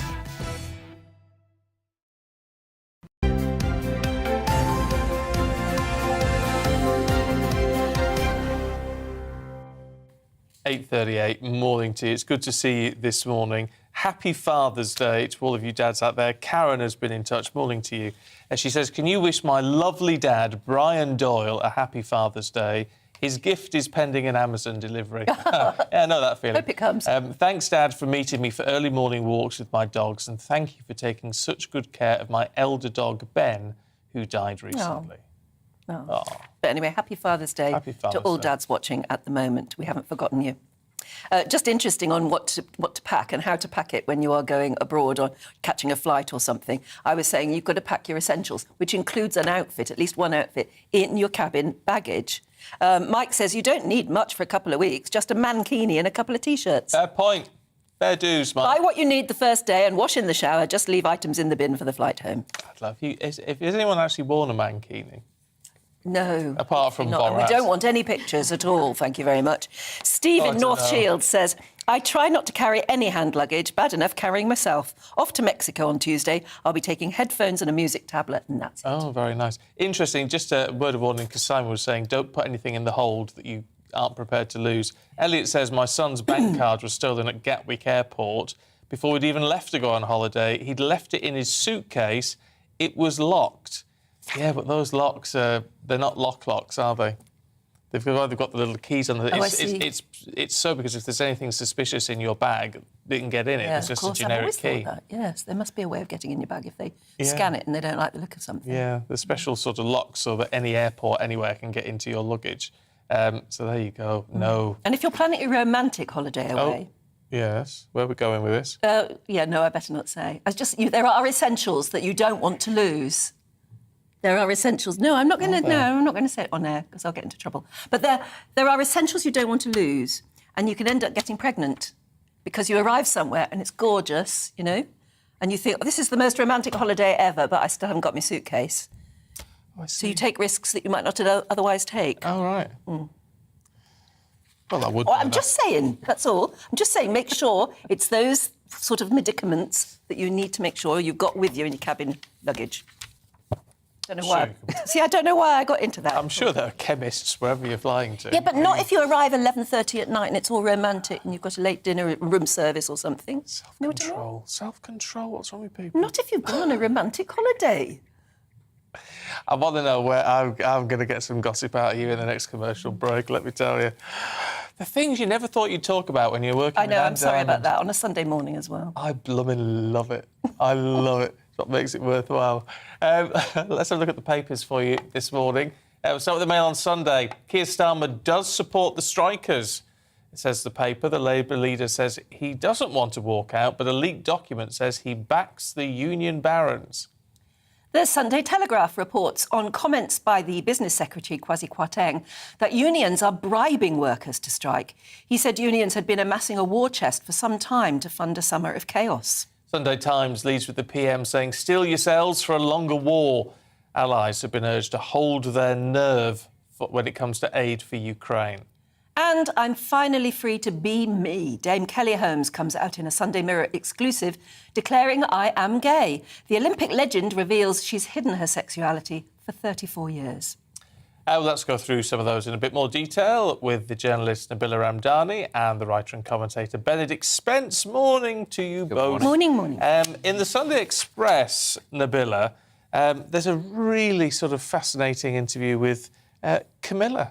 Yes, and I like this story very much. I mean, it's essentially Camilla, the Duchess of Cornwall.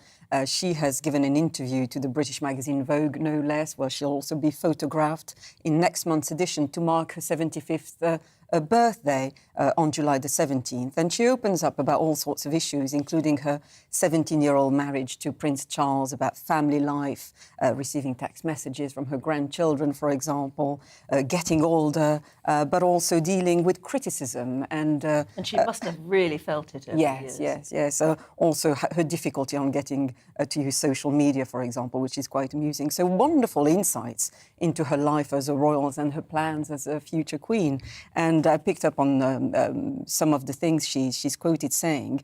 The criticism bit is crucial because she explains how in the 1980s she and her family faced a level of scrutiny when Prince Charles' marriage to Diana broke down. And she's just very pragmatic about it. And she says nobody likes to be looked at all the time and criticised. But I think in the end, I sort of rise above it and just get on with it.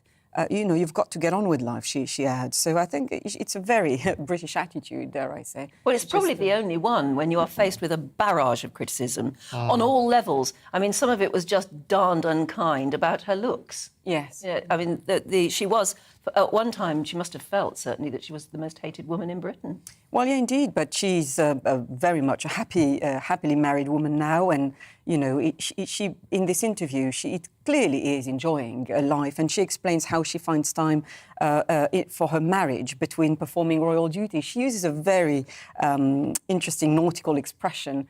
She basically says sometimes it's like a ship passing in the nights. When she bumps into Prince Charles, basically. But we always sit down together and have a cup of tea and discuss the day. And to me, that's quintessentially English, to have that attitude in life. But, she talks about her love of the countryside. She's going to feature in an ITV documentary and edit Country Life magazine. And I have to say, I'm a great fan of Camilla Parker Bowles. I've met her last week at Ascot, and she was there with Prince Charles, and she comes across as very down-to-earth, very realistic. And, I think, unlike many people in the public eye, I think the real key to admiring Camilla is that she really seems to enjoy life, and she takes a day as it comes. And I think she's seriously prepared to take all the criticism with a pinch of salt.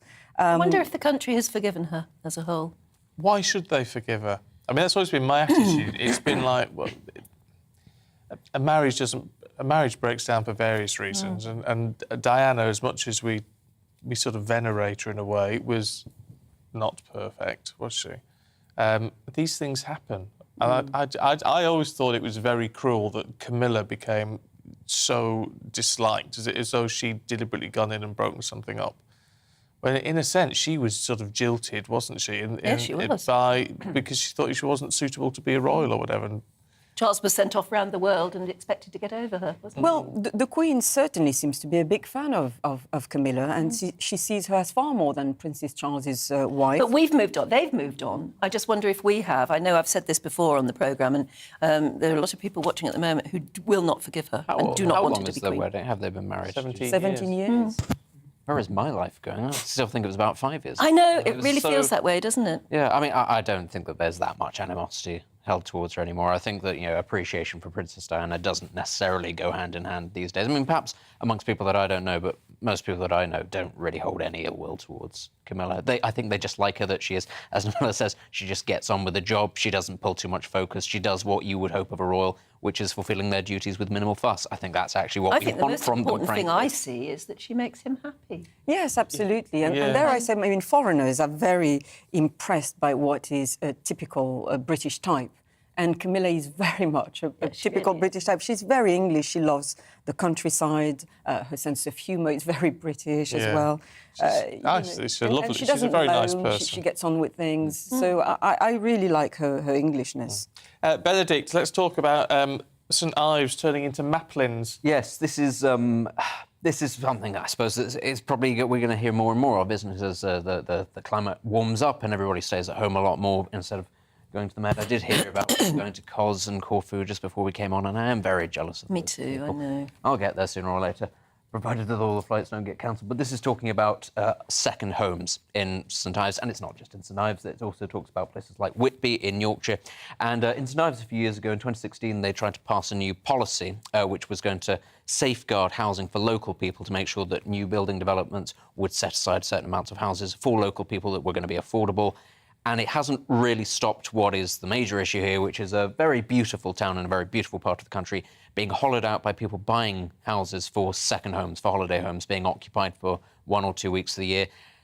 This is, I suppose, another facet of the housing crisis. But why hasn't the policy worked, then? Well, the problem is it only applies to new builds, which aren't necessarily the most desirable ones in the centre of town, sort of on the beachfront or anything like that. That's the older stuff, and that can still be snapped up by people from London and the south of England who want a second home.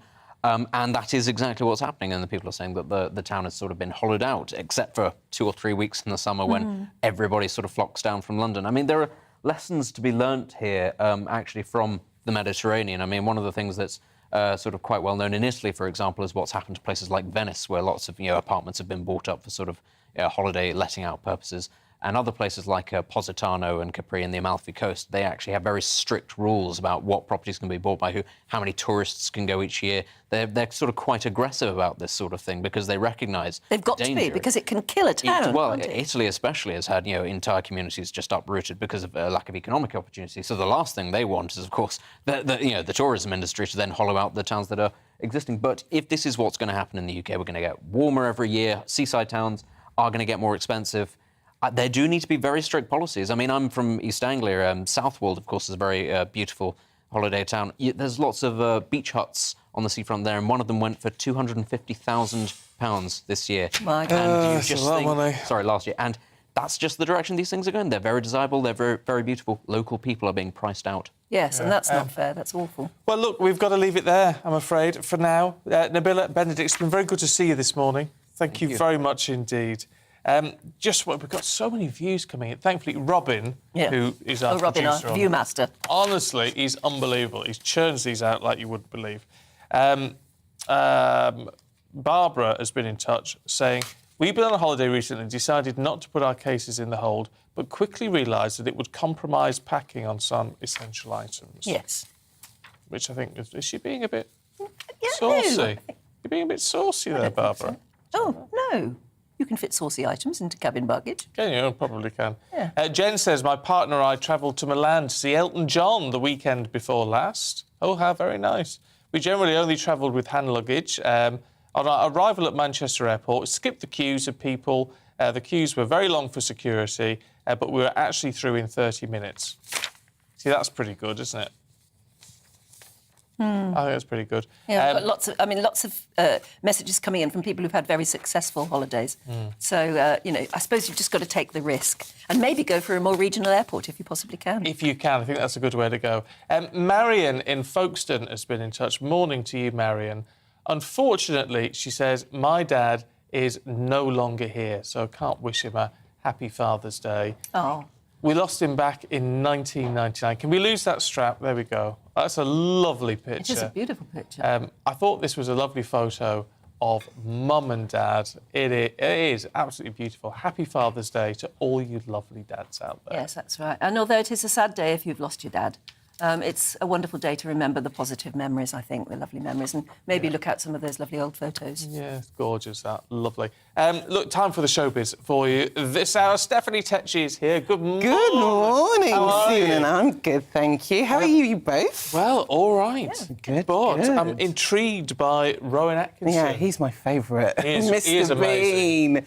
I always forget how he sounds like, because always when you're watching him in Mr. Bean, he's just mumbling. He doesn't say anything, really, much. But now he's used his voice to attack cancel culture for comedians. As we know, in recent times, there's been no laughing matter for comedians because they always have to be careful what they say and what they're joking about. And in an interview with the Irish Times, he's come out and said, actually, comedians should be able to joke about what they want. Every joke has a victim. And he says, we're living in a free society. Why should comedians have to be quiet and be limit with what they can say or do? I totally agree. Yeah, so do I now. It's getting ridiculous. Yeah. You tell comedians they can't say this and they can't say that. How are they meant to be funny? And anyway, I mean, being funny sometimes does involve saying, crossing a line, doesn't it? And he's right. There is always a victim in a joke. And I think, you know, we've just lived in a pandemic. I think we need a bit more light-heartedness, and comedians should be free to say what they want. I think we should all be able to take a joke rather than just get offended by it. Yeah. Even if it is aimed at us or our You could take offence, and some people do, at everything. Yeah. And frankly, that's boring. Yeah. Isn't it? Yeah. Why not just have a sense of humour? I'm like, when did we get so uptight as a society? I don't know. It's got worse over the last 2 or 3 years. You can't say anything anymore. I blame social media sometimes. Actually, I think there's a lot to be said for that because it's such an echo chamber, isn't it? Now, can we talk Eurovision? So yesterday we were kind of celebrating a bit that the Eurovision was going to come to the UK. Obviously, Ukraine won, but due to the invasion in Russia, the European Broadcasting Union decided to bring it to the UK. Now, Boris Johnson has given his 2 pence worth, and he says he actually doesn't think it should be in the UK. He believes it should be in Ukraine.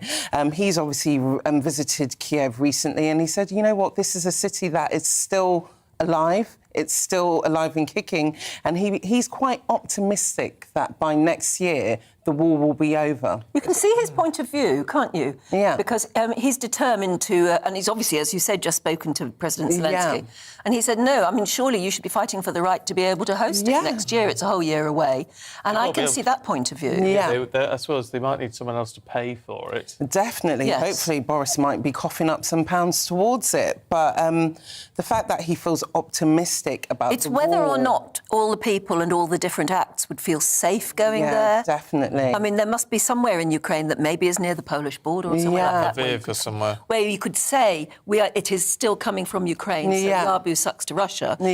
But you'd probably be able to easily get people across the border or something like that. It would be great if they could. You know, it would be a nice kind of thought to know that the war will be over, but as well, Ukraine will have a lot of rebuilding to do once this war's over, hopefully, which will hopefully... it will take a long time. It will take a long time. It will, but it's nice to be optimistic about these things, rather than sort of writing Ukraine off for the next 12 months or so at this stage. Yeah, that was me yesterday talking about, wouldn't it be wonderful it went to Liverpool? Yeah. But actually now I see it from a different perspective. I think it'd be lovely to try and do it and in Ukraine. to be honest, I think for Ukrainians as well, it'll be something for them to look forward to. You know, I think them having the support of the whole of this, you know, the people who are watching the Eurovision helps. It would be a real sign of defiance, wouldn't it? An act of defiance against Russia. It's just so big and public and... But isn't that the Eurovision becoming very political, which is not meant to be? Well, no, you can't say it's political for them to do it from the winning country, because that's been the way. Yeah, but if it's to do it to shove two fingers up at Russia. Well, music and politics always go hand in hand. They do, don't they? Can we have a quick look at Caroline Flack's mom? She's raising concerns about the mental health of TV presenters. So later in July, there's going to be the first Flackstock. So it's going to be a festival which is dedicated to Caroline Flack, and it's going to be raising money for mental health charities. And they've been doing promotions for it. And her mum, Christine's been doing a lot of interviews. And she's just came out and said that, you know, when you're in an office, you get help with mental health, well, you should. But she says TV presenters do not get that safeguard when it comes to their mental health. She feels very much that Caroline was kind of flung to dry, basically, with the case that happened before her passing. And she was very much a trial by society, what happened. And she's saying that there needs to be more help for TV presenters in such I think positions. it's the thing about fame and being well known, isn't it? Rather than just TV. Yes, you are under very much a Definitely. lot of scrutiny. I mean, you know that better than us. Yeah. I mean, you're being watched all the time. Every slip-up is highlighted in the newspapers the next day.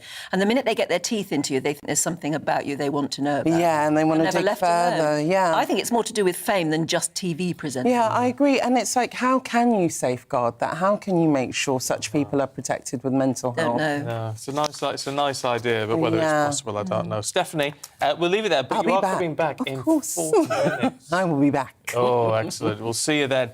In the meantime, don't you go anywhere, because we've got lots coming up for you just after the weather. Looking ahead to the weather today, and it's dry for many, but there will be some showers around, especially in the south. So there we go. The southwest of England this lunchtime will be largely dry. With some bright spells, there will be a keen breeze with just a chance of the odd shower. The shower risk will be greater across southeast England, especially for Kent and Sussex. Away from the showers, there'll be some glimmers of sunshine. And lunchtime across Wales will be largely dry, with a mix of cloud and sunshine. Temperatures will be climbing towards the high teens.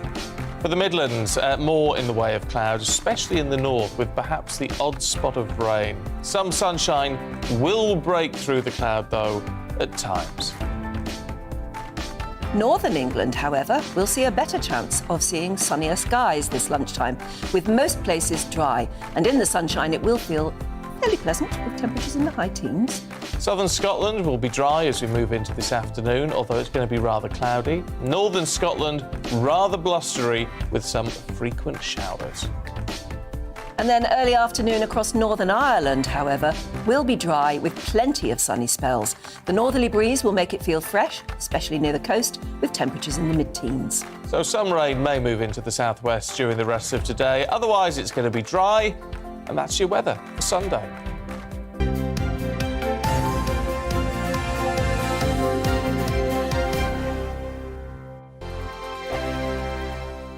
We are GB News. We're right across this great nation. On TV, on radio, on digital. Absolutely everywhere. We don't talk down to you. We embrace all voices.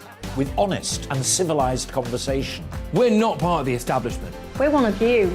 And we're only getting started. Join us on GB News, the People's Channel. Britain's news channel.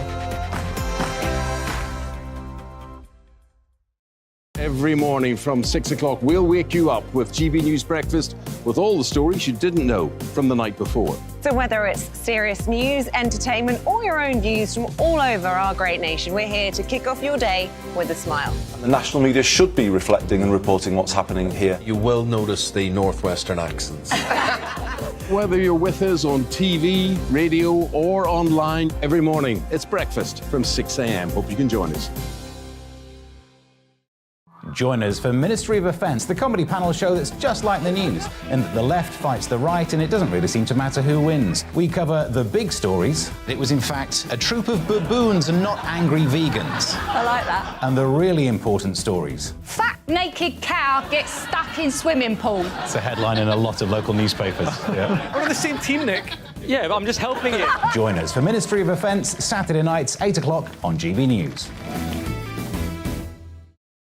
I'm Dan Wootton. Join me Monday to Thursday from 9 to 11 for the feistiest and most fun news debate on TV, where free speech reigns. I'll bring you a sharp take on the day's biggest stories, bombshell newsmaker interviews, and A-list guests. And I guarantee you, no spin, no bias, no censorship, and no reason to go to bed. That's Dan Wootton tonight, Monday to Thursdays from 9 on GB News.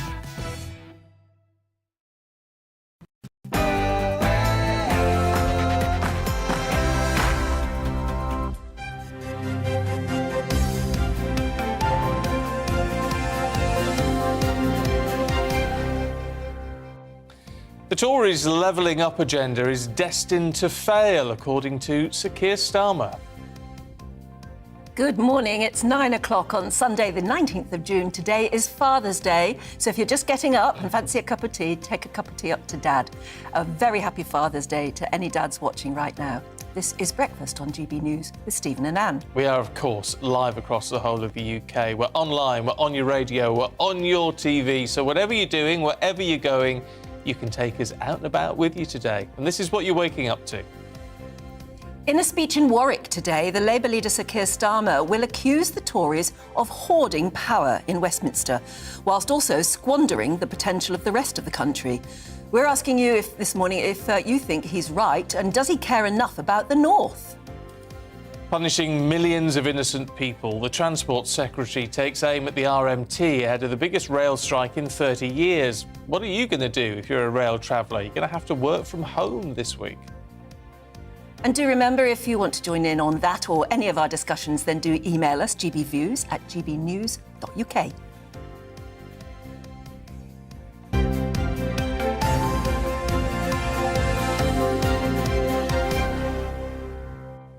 Well, let's crack straight on with the main news this morning. And the Labour leader, Sir Keir Starmer, is ready to accuse Boris Johnson and the government of hoarding power and failing northern communities. Yeah, Mr Starmer's speech to the Labour Local Government Association conference today will also attack the government's recent economic record, discussing what they call stagnant wages and high taxes. And that, of course, comes after the Prime Minister, unexpectedly, pulled out of a conference of Northern Conservatives in Doncaster on Friday, going to the Ukraine instead.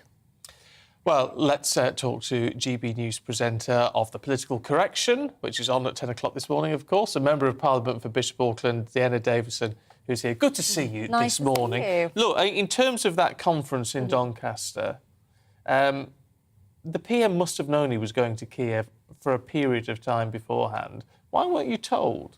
I don't know. I mean, I will be very honest. I turned up to the conference to do my panel and then had constituency stuff on all afternoon. So I wasn't even aware the Prime Minister was going to be attending. So maybe that was me being massively out of the loop. I think some of the organisers were, of course, disappointed because getting the Prime Minister at your conference is a really big deal, a really big opportunity for him to speak to members, speak to activists and to some of the members of Parliament who were there as well. But do you think he would have taken quite a rough time of questions about Red Wall and levelling up? I think there would have been tough questions, definitely, but there always are at these conferences. You know, whether things are going incredibly well or incredibly badly, the leader of the party always gets some very challenging questions from kind of party members and activists. But, I mean, I do think it's important that we don't lose sight of what really happened here, which is the Prime Minister showing his support to Ukraine in something that is one of the biggest kind of international crises that we've seen in Europe in generations. I think it's right that he's showing that leadership, and certainly President Zelensky seemed very happy to see him. Well, if you dig deep, you find that apparently the leaders in Doncaster, for instance, were told, they were tipped off that there may be a very special guest. I don't know whether Boris Johnson was actually promised to them in any way. And then when you also ask about the Ukrainian security system, to organise that visit, it must have been planned well ahead. So in other words, it wasn't just a last-minute decision. Yeah, it strikes me that way. I mean, the security implications of a visit like that are clearly vast. But, you know, the fact of the matter is Prime Minister was showing leadership on Ukraine there. There were some disappointed faces. Yeah, I mean, we've had a few people getting in touch saying, you know, he's putting Ukrainians in front of us, basically. He's prioritising Ukraine. What about us, who voted him in? Yeah, and I have some sympathy with that view. But at the end of the day, ending the war in Ukraine, getting some kind of peace negotiation and settlement there will be beneficial to the entirety of Europe because, as we know, the cost of living crisis has been vastly exacerbated by what's going on in Ukraine, the price of oil, the price of wheat, etc., all going up. So it is in all our interest to have our international leaders working on ending this crisis. It'll be obviously very much beneficial for the people of Ukraine, but very much beneficial for all of us across Europe too. What do you make of what Keir Starmer is saying then? I mean, obviously, the levelling up agenda has been huge for the Prime Minister, for the government, since you came to power. And yet, Keir Starmer's going to say today in Warwick that it is going to fail. It has to fail because you won't decentralise power from Westminster. Well, 2 points on that. One, it's in Labour's interests to say that it's failing because, of course, they want to come into power. So forgive me for being cynical, but clearly there is some party politics at play there. But on this point about hoarding power, I mean, I simply do not see it. We've seen devolution all over the country in places like Teesside and Greater Manchester. with people like Ben Houchen, people like Andy Burnham, Andy Street getting vast swathes of additional powers in order to, bring prosperity to their regions. On Teesside, we're seeing it in absolute spades. And then in County Durham, the part of the world that I'm very proud to represent, we're currently in talks about our own devolution deal, bringing greater powers over things like transport, greater powers over economic development. I'm not quite sure how that weighs up with the fact that power's being hoarded in Westminster when quite the opposite's actually happening. Nevertheless, I can't help wondering whether we should feel sympathy for Boris Johnson in that his premiership has gone almost in exactly the opposite direction from what he must have thought when he got voted in and became leader and then became Prime Minister. He thought he was a Brexit Prime Minister. He obviously had this levelling up agenda that he was going to set forth and a few other things.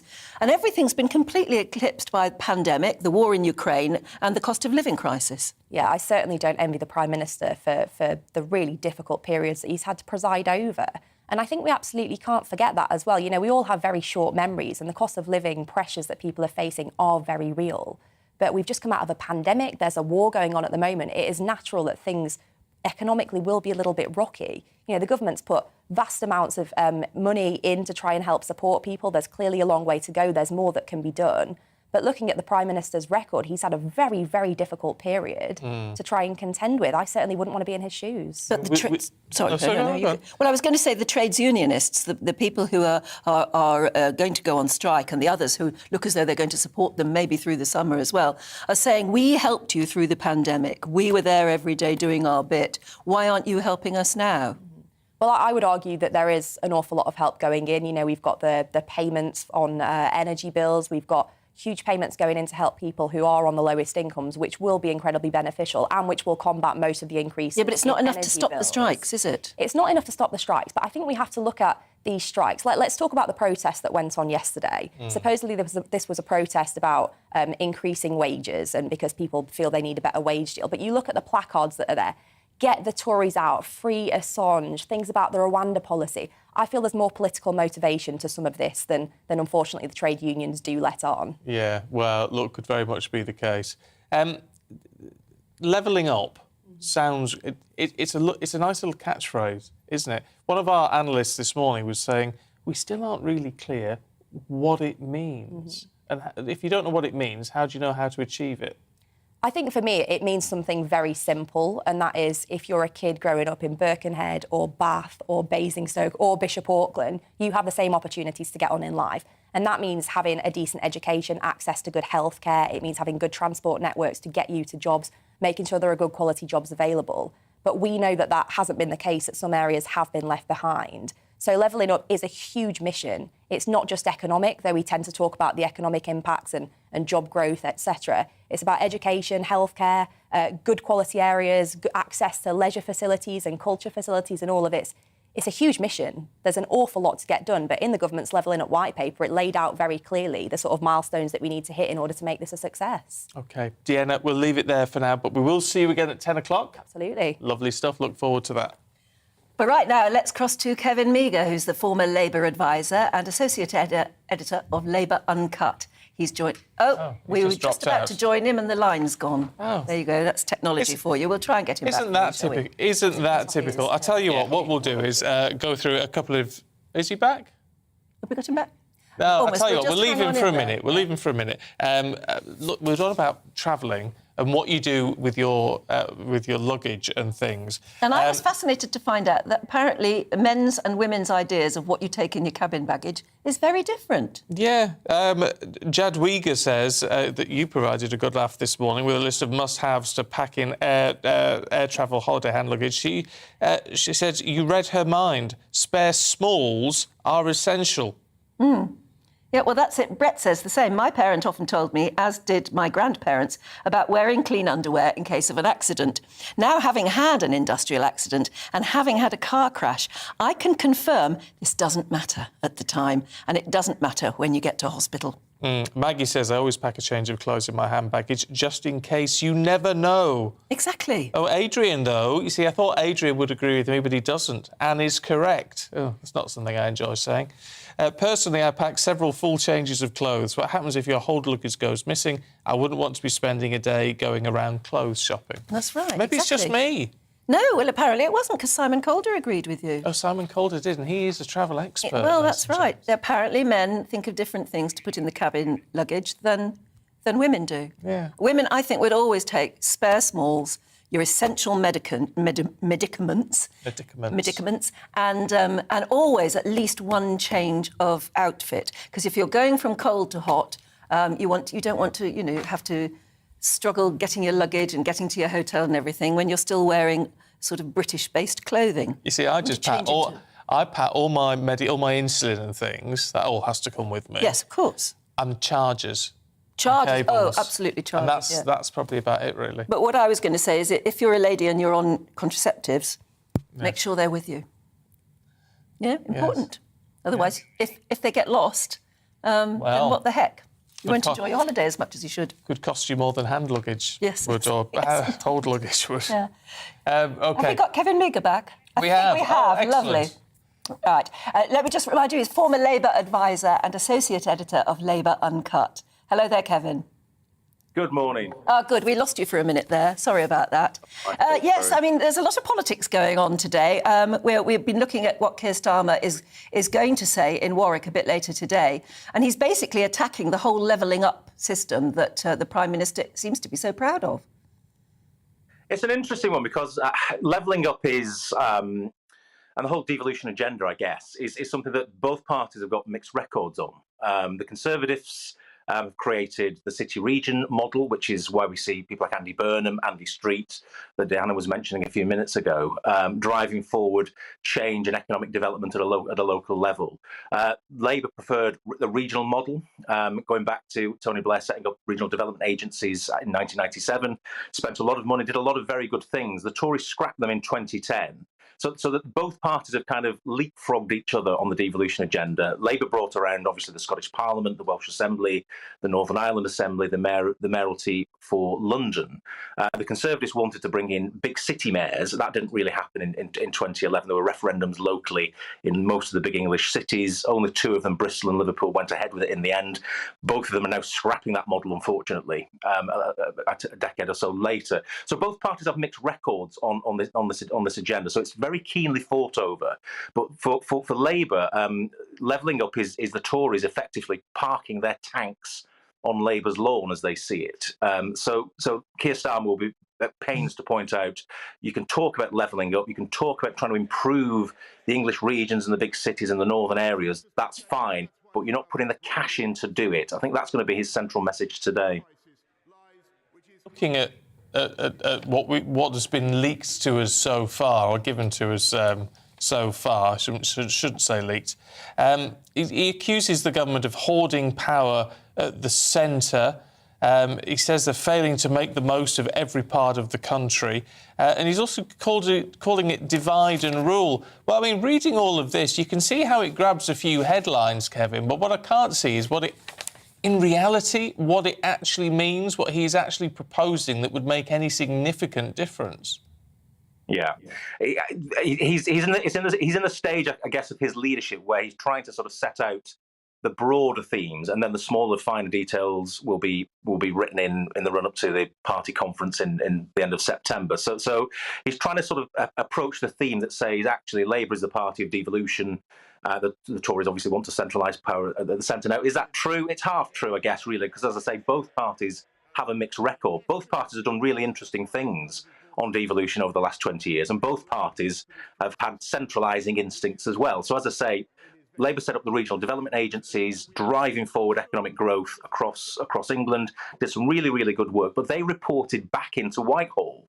There was no kind of political power that was devolved with the economic power. In a sense, what the Tories have done is the reverse. They've pushed down political decision-making powers, but without the money, or certainly as much money as Labour was spending. So both parties kind of want to own devolution. Both parties' record is mixed, and both parties will be fighting over this like two dogs over a bone because of the importance of those red wall seats that will dictate the next general election. Labour needs to get back in control of the North and the Midlands. It lost a hell of a lot of seats, obviously, in 2019 there. It won't be able to win power at all if it doesn't win them all back. So Labour very, very keen to push that the Tories have got an incomplete approach to devolution, that they've pushed some powers down, but they've not pushed the cash down with it. And I think that'll be a big feature of Keir Starmer's speech today.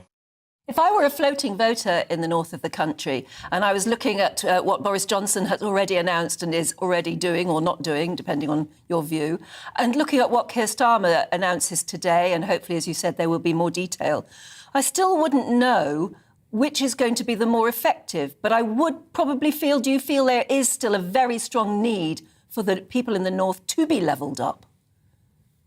There is, absolutely. And I think it's what we've seen is 50 years of a problem where the north of England has suffered enormous deindustrialisation, as it's called. We saw that particularly under the Thatcher years.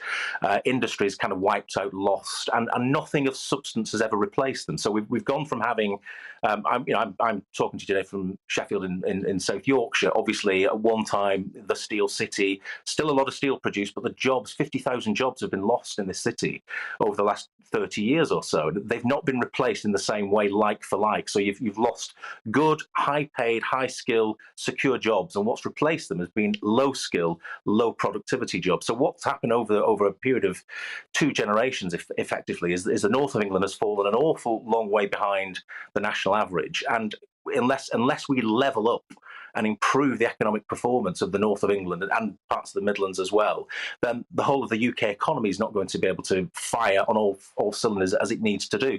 And interestingly, we saw this with George Osborne. George Osborne, a lot of austerity measures, a very tough chancellor. But at the end of his time, George Osborne, I think, really got it, which is why he was pushing this idea of the Northern Powerhouse, which was, again, about levelling up, about being able to say, let's make sure that all parts of the country are firing on all cylinders, because that's good for the whole country. We're wasting a lot of potential. We're wasting a lot of effort that could really be put to the benefit of the national economy. And until we get that right, the UK will not be as economically successful as it deserves to be. Okay. Well, Kevin, thanks very much indeed for talking to us from Sheffield this morning. Thank you. Thank you. It is 17 minutes past 9. Let's bring you some headlines. And a loan that provides funds to the financially vulnerable is going to be rolled out to 20,000 people across the UK. It's a no-interest loan scheme backed by the government, but run by credit unions and other lenders. It helps those who'd otherwise be turned down for not being able to afford interest payments. The Liberal Democrats are calling on Scotland Yard to reveal which 2 people failed to return questionnaires into lockdown parties in Downing Street and Whitehall. The Met Police say 204 were sent out during the inquiry, and all but 2 were sent back. They also say failing to reply made no difference to whether they were issued with fixed penalty notices. But the Lib Dems say it's important to find out if they evaded justice. The Duke of Cambridge has released a special Father's Day picture showing him laughing with his children at a family holiday. It was taken last year. It shows Prince William with his arms around Prince George and Princess Charlotte, while Prince Louis sits on his shoulders. It's a lovely picture.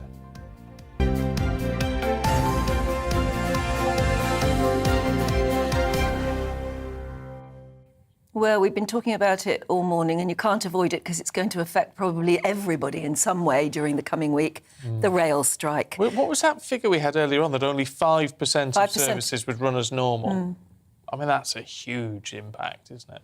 Yeah, and it's because although the strike is going to happen on Tuesday, Thursday, Saturday, all of the days in between will, of course, be affected as well. So what they say is a 3-day strike is actually going to be at least 5 or 6, isn't it? Because of the ways trains run around the country, they have to be in certain places to provide the next day's services. Yeah. They're not going to be there. It's the way things work. So it's going to be complete chaos, isn't it? It is going to be chaos. And as a result, many rail companies are advising us not to travel at all, really, next week. Many services are also expected to be disrupted until later in the mornings after the strike day, as we say, because it's all going to take a lot of time to recover. But depending on where you live, it means that some more remote towns and villages could be cut off. And it's estimated, as we were saying, 5% of normal rail services only operating. Any services that do run on those days are expected to be unbelievably busy and will finish between 6:30 or will finish at 6:30 p.m, which means that if you get there, you've got to really be careful that you'll be able to get back. Yeah, I mean, that wouldn't work for a lot of commuters. No, it'll be very difficult for anyone doing a long working day. And if you're in London, well, the Overground and the Elizabeth line will be affected as they share tracks with National Rail. And there are going to be other, I mean, I think tube workers are taking their own action anyway on some of those days. Let's get a worker's perspective on this, and we can talk to a tube driver, Mark Harding. Morning to you, Mark. It's good to see you this morning. I wonder what your perspective is on this, because I know you're... Well, I can see the banner behind you, which says it all. But, I mean, you're retiring in a couple of months, aren't you? Yeah, I retire in August. I will be supporting the strikes. But really, what I came to talk to you today about is the hypocrisy of the RMT. I've been expelled from the RMT for defending somebody who was made compulsory redundant. And Mr. Lynch refuses to meet with me without preconditions, and that's why I'm here. I totally support the strikes, but I'm totally against Mr. Lynch's hypocrisy by expelling me without any hearing. He needs to practice what he preaches, but I will be supporting the strike on Tuesday.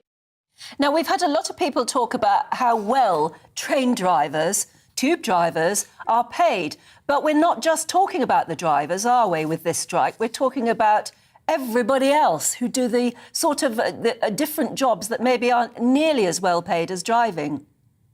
Of course, and all the outsourced workers. We're also talking about maintenance jobs on the mainline railway. If you cut maintenance jobs, you obviously endanger safety. If you do less checks every day, then the safety implications, we've had it before with rail track, etc.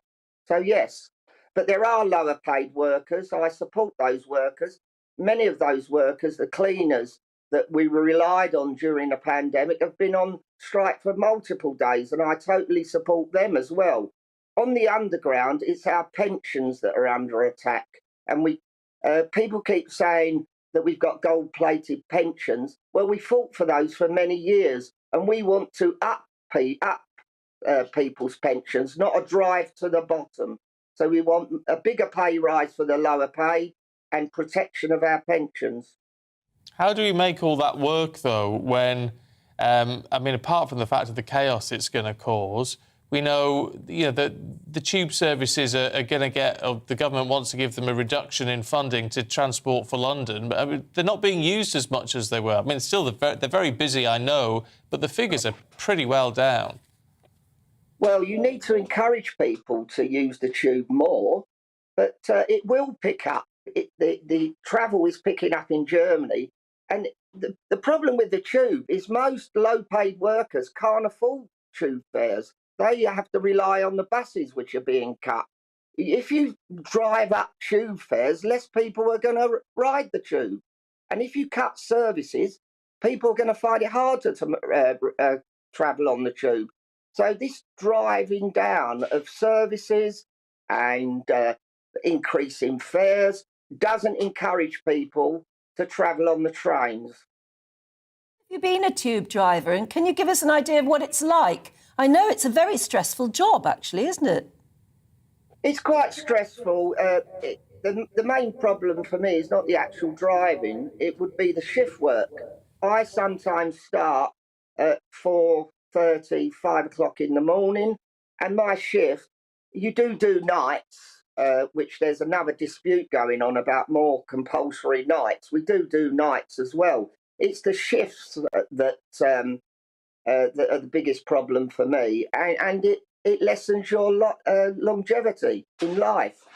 So it's quite a hard job. But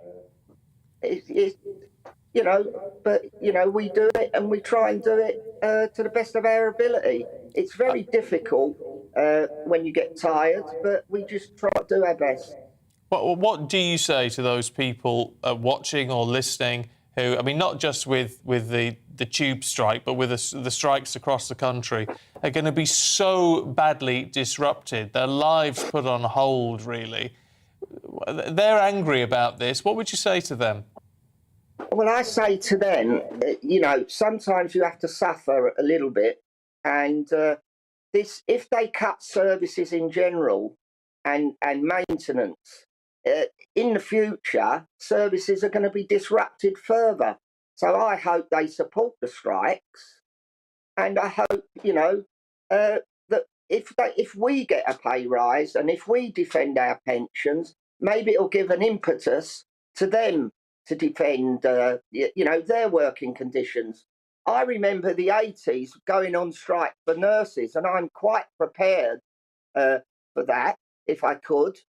My union wouldn't call me out for that because that would be illegal. But I remember going on strike for ambulance workers, nurses, and others. But that is illegal now. And I hope that I wish the Labour Party would come out and say these trade union laws are wrong, in my view. But I have sympathy for people, especially self-employed people and people that won't be paid because they can't get to work during the strikes. But they should be fighting with their employer for our alternatives. OK, look, Mark, it's really good to talk to you this morning. It's really good to get your perspective. Thank you very much indeed. We appreciate that. You will have noticed at the start, obviously, Mark raised his own issues that he has with RMT, and Mick Lynch, who's the General Secretary of the RMT. We're not really aware about that. That's a dispute between him and the union. We will try and get a response from the RMT on that. Here's the weather. Looking ahead to the weather today, and it's dry for many, but there will be some showers around, especially in the south. So there we go. The southwest of England this lunchtime will be largely dry with some bright spells. There will be a keen breeze with just a chance of the odd shower. The shower risk will be greater across southeast England, especially for Kent and Sussex. Away from the showers, there'll be some glimmers of sunshine. And lunchtime across Wales will be largely dry with a mix of cloud and sunshine. Temperatures will be climbing towards the high teens. For the Midlands, more in the way of cloud, especially in the north, with perhaps the odd spot of rain. Some sunshine will break through the cloud, though, at times. Northern England, however, will see a better chance of seeing sunnier skies this lunchtime, with most places dry. And in the sunshine, it will feel fairly pleasant, with temperatures in the high teens. Southern Scotland will be dry as we move into this afternoon, although it's going to be rather cloudy. Northern Scotland, rather blustery, with some frequent showers. And then early afternoon across Northern Ireland, however, will be dry with plenty of sunny spells. The northerly breeze will make it feel fresh, especially near the coast, with temperatures in the mid-teens. So some rain may move into the southwest during the rest of today. Otherwise, it's going to be dry, and that's your weather for Sunday.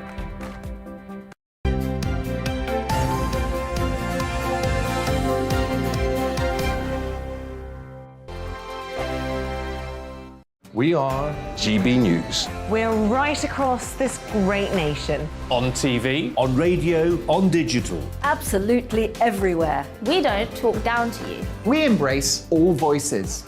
With honest and civilised conversation. We're not part of the establishment. We're one of you. And we're only getting started. Join us on GB News, The People's Channel. Britain's news channel.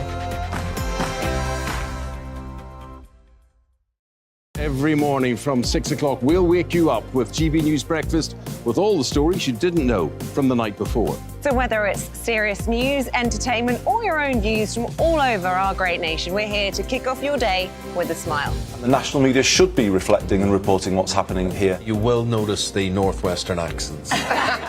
Whether you're with us on TV, radio, or online, every morning, it's breakfast from 6 a.m. Hope you can join us. Join us for Ministry of Offence, the comedy panel show that's just like the news, in that the left fights the right and it doesn't really seem to matter who wins. We cover the big stories. It was in fact a troop of baboons and not angry vegans. I like that. And the really important stories. Fat naked cow gets stuck in swimming pool. It's a headline in a lot of local newspapers. Yeah. We're on the same team, Nick. Yeah, but I'm just helping you. Join us for Ministry of Offence, Saturday nights, 8 o'clock on GB News. I'm Dan Wootton. Join me Monday to Thursday from 9 to 11 for the feistiest and most fun news debate on TV, where free speech reigns. I'll bring you a sharp take on the day's biggest stories, bombshell newsmaker interviews, and A-list guests. And I guarantee you, no spin, no bias, no censorship, and no reason to go to bed. That's Dan Wootton Tonight, Monday to Thursdays from 9 on GB News.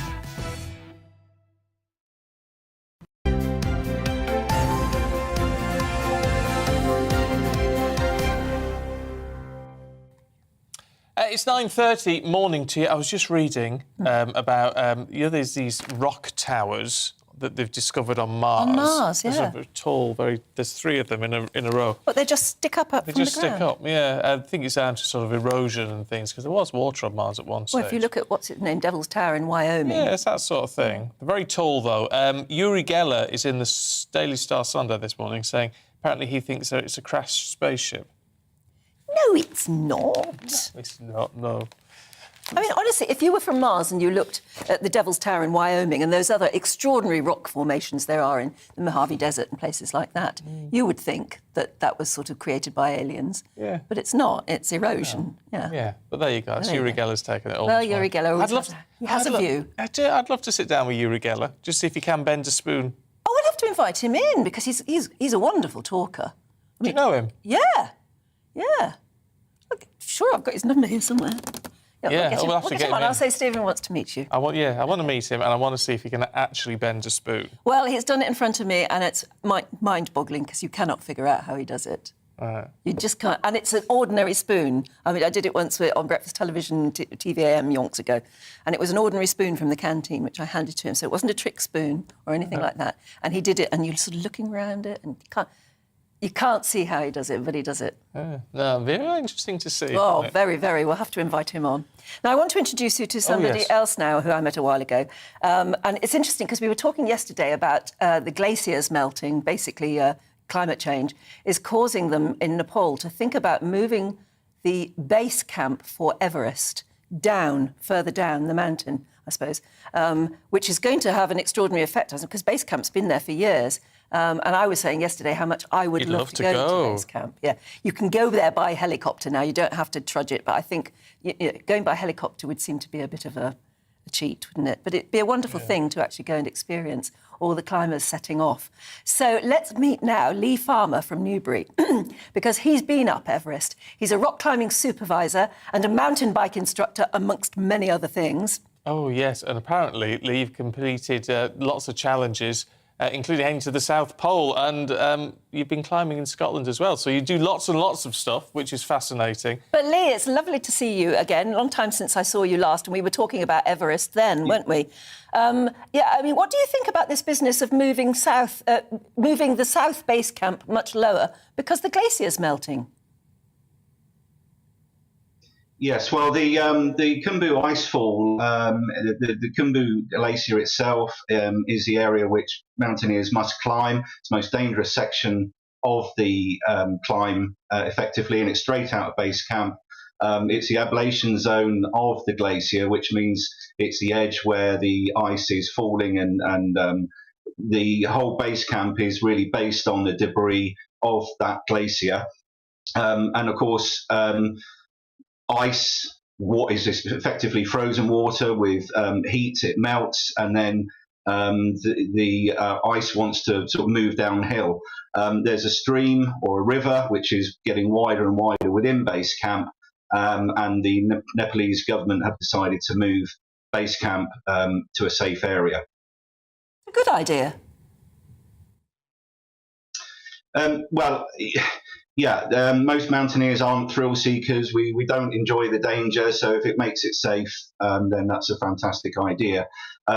Actually, in the 53 expedition, Sir John Hunt's expedition, they had a camp called Lake Camp, which was near a small settlement called Gorakshet, and they were actually on this icefall area as very much as a launch pad to get up the mountain itself. Let me ask you, what's it like to climb Everest? What is it like at the top? Because you see some pictures, and I almost sort of feel scared looking at the pictures because it does just look like you are teetering on the top of the planet.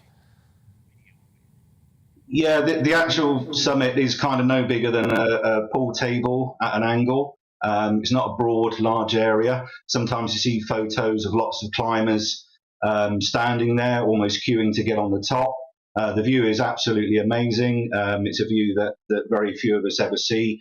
And the clarity up there, because there's no air pollution, means you can see for miles upon miles.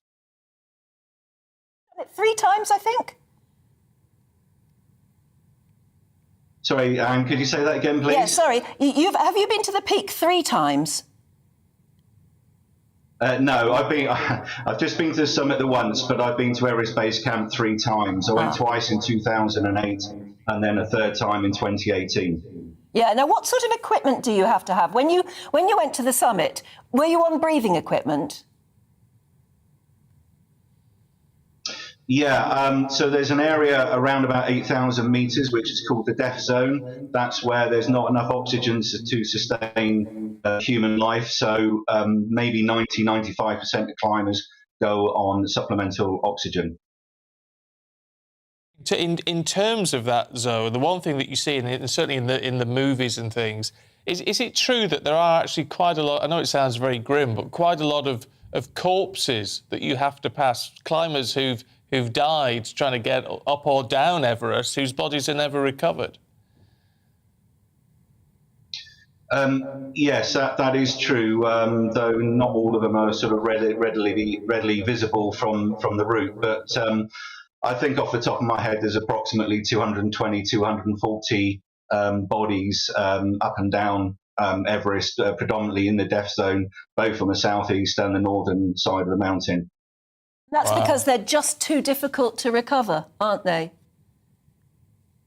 Yeah, I think it's a cost of the living human life to try and reclaim or recover a body versus what a tragic event that's already happened. So I think it's that risk versus reward.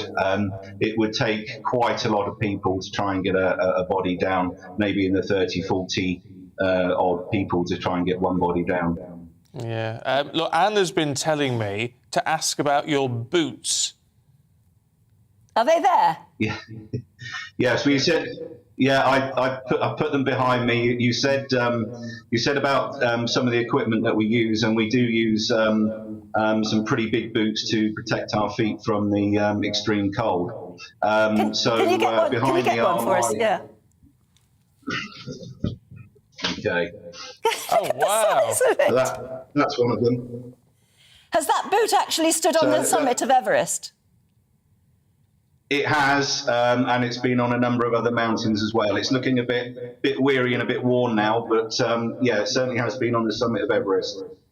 I mean, in essence, if your gear is like that, you must look like you're in a spacesuit almost by the time you get to the top to deal with that level of cold.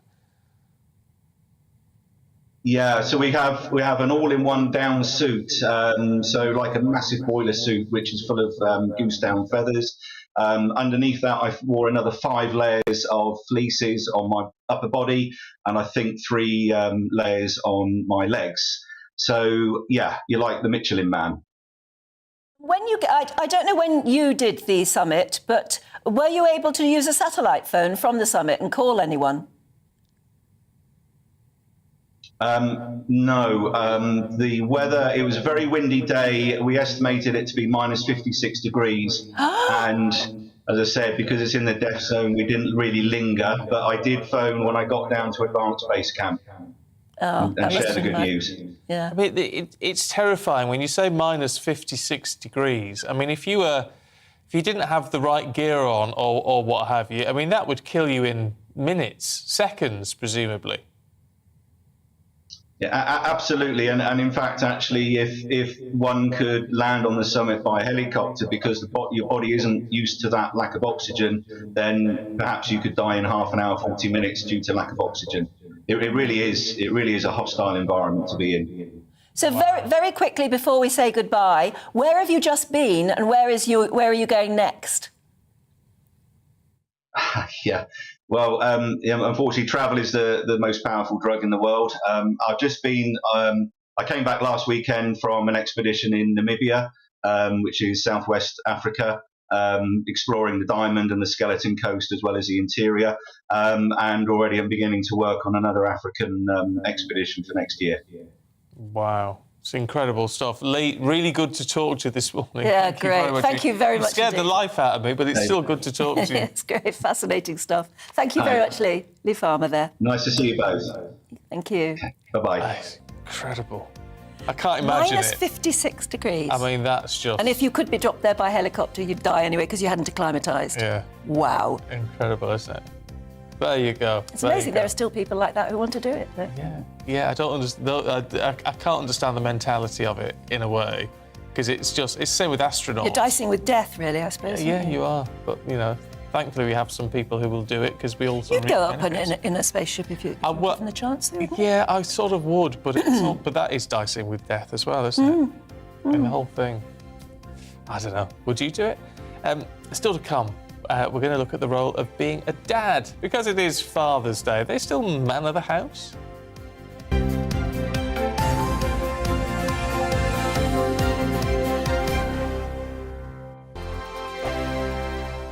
We are GB News. We're right across this great nation. On TV, on radio, on digital. Absolutely everywhere. We don't talk down to you. We embrace all voices. With honest and civilised conversation. We're not part of the establishment. We're one of you. And we're only getting started. Join us on GB News, The People's Channel. Britain's news channel. Every morning from 6 o'clock, we'll wake you up with GB News Breakfast with all the stories you didn't know from the night before. So whether it's serious news, entertainment, or your own views from all over our great nation, we're here to kick off your day with a smile. The national media should be reflecting and reporting what's happening here. You will notice the northwestern accents. Whether you're with us on TV, radio, or online, every morning, it's breakfast from 6 a.m. Hope you can join us. Join us for Ministry of Offence, the comedy panel show that's just like the news, in that the left fights the right and it doesn't really seem to matter who wins. We cover the big stories. It was in fact a troop of baboons and not angry vegans. I like that. And the really important stories. Fat naked cow gets stuck in swimming pool. It's a headline in a lot of local newspapers. Yeah. We're on the same team, Nick. Yeah, but I'm just helping you. Join us for Ministry of Offence, Saturday nights, 8 o'clock on GB News. I'm Dan Wootton. Join me Monday to Thursday from 9 to 11 for the feistiest and most fun news debate on TV, where free speech reigns. I'll bring you a sharp take on the day's biggest stories, bombshell newsmaker interviews, and A-list guests. And I guarantee you, no spin, no bias, no censorship, and no reason to go to bed. That's Dan Wootton tonight, Monday to Thursdays from 9 on GB News.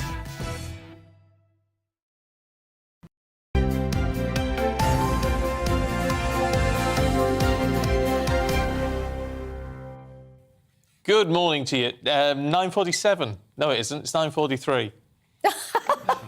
I don't know where that came from. It is indeed 9:43. Yes, this is breakfast with Stephen and Anne. Yeah, Good and morning. it's still Father's Day, by the way. And if you're still trying to struggle to get out of bed and you've got Dad upstairs, go and make him a cup of tea and take it up to him, because it's Father's Day and it's a nice day to celebrate being a dad.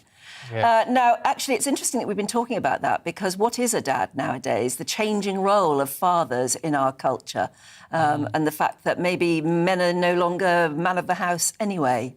Who's in charge at home? Is it mum or dad? Yeah, well, there's always man of the house if you've got both parents there, but then it's probably your mother who wears the trousers. Yes, as they say. it's a funny way of looking at it. Yes, look, 93% of people in this new survey think that the role of dad has changed beyond all recognition.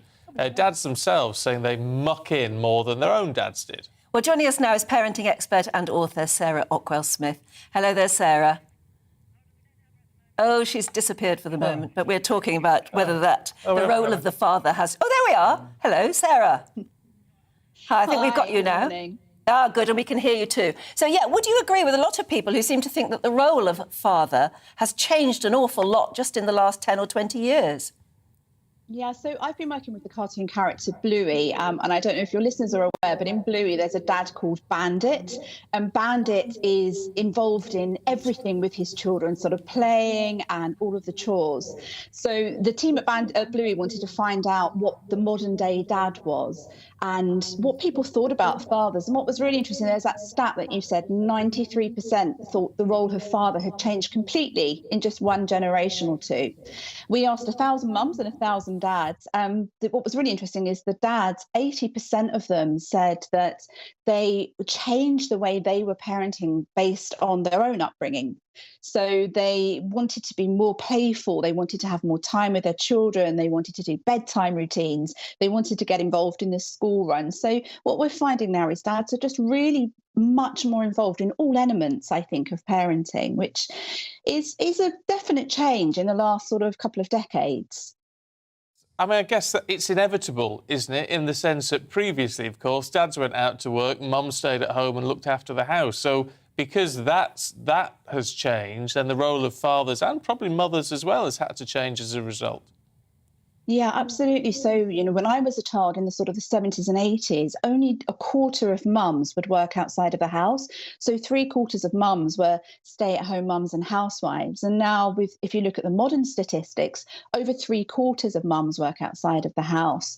It's actually quite rare to have a stay-at-home mum. But alongside that, what is a big change is now 10% of fathers are choosing to stay at home. So it isn't all dads will go out to work and mums would stay at home.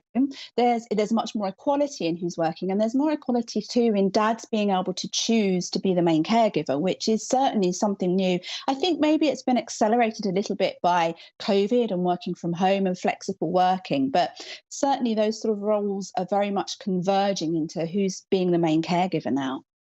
And I guess nowadays, if you ask lots of young men who are fathers, they're quite proud to be able to say, you know, they're full-time fathers or they're stay-at-home dads. They've got a role in society now. It's recognised.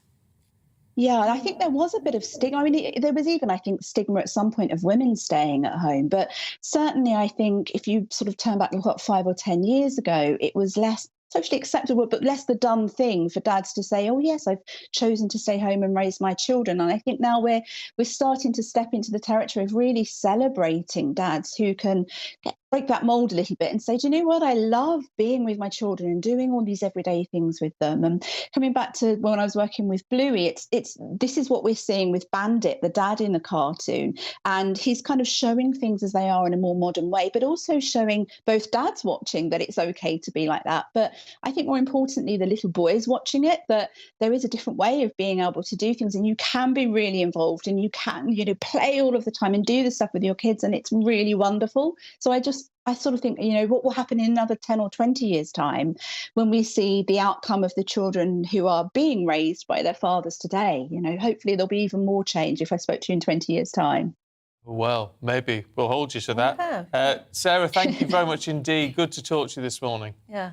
Thank you. Thank you very much. Yeah, and that's Sarah Bye. Ockwell-Smith, just in case you were slightly confused by the strap lines that kept coming up with somebody else's name on. You're saying Sarah she was a tube driver. Yes, I know. She's not a tube driver. That's quite odd, wasn't it? No, for some reason it just wouldn't prove. That's computers. I know, for that's you. computers. There you go. I tell you what, it was talking about the changing role of dad and mum. It was, while it's not probably very fashionable to say so, it was awfully nice having a stay-at-home mum.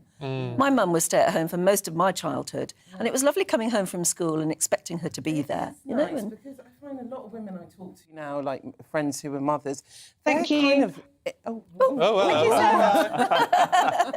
they're kind of in and out with their maternity leave. Like I was speaking to a friend the other day, she said she only done 4 months at home and then she was ready to go back to work. And did you ever stay at home, mum? No. Well, my mum was at home for about 6 months, and then she was a nurse, so she went straight back to work and stuff like that. Did you ever stay at home, mum? Not really, because she basically did everything. I mean, my parents ran care homes, and it was all-consuming all the time, and I think it enriched their relationship, not just having 5 children, but also having these care homes to run where you're. Indeed, yeah. Wow. So it was, as I say, even when they're asleep, they're responsible for those residents. Yeah. They had 3 care homes towards the end as well, so it was difficult work, and that kind of kept them together. And I remember my friend, the contrast is a friend of mine who's in my class at school. His was different. His father worked away in Bristol. He's a civil engineer. His mother worked as a midwife, and they would have about half an hour in the evening where they overlapped, and they'd do the washing up together, and that was their only time together. And I thought I'd rather mum and dad be in each other's pockets and have that common aim, and not just of the family but also the business as well, to keep them going. Because I mean, they probably wanted a break from each other from time to time. But one thing, they couldn't go on holiday together because they couldn't leave the care homes by themselves. That's interesting. Interesting you raised that point though, because in terms of the sort of royal show business, Camilla's given an interview.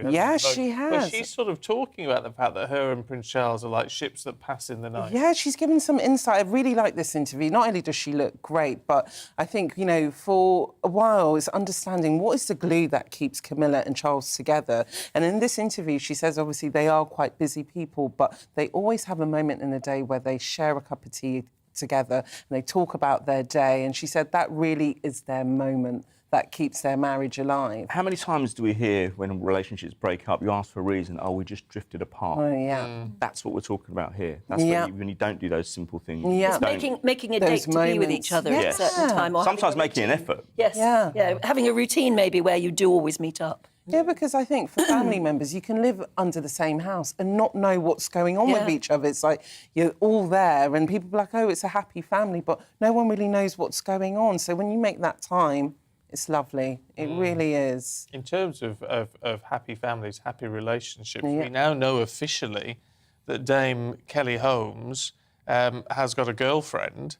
Yeah. She's come out with this as a revelation, which, I mean, look, in a way, it's been one of the worst kept secrets. Yeah, I think we kind of knew. But she's felt the need to open up and talk about this in public. Yeah, she said, I can hold up to the camera, you see the front page of the Sunday Mirror there, Dame Kelly, I'm finally free to be me. Now, there is a bit more to this than meets the eye. You have to remember that she had a very successful military career back in the 80s and 90s, well, probably more the 80s, really, at a time when it was actually illegal to be homosexual in the forces. Now, it seems a really alien concept to us now, but that was how things were.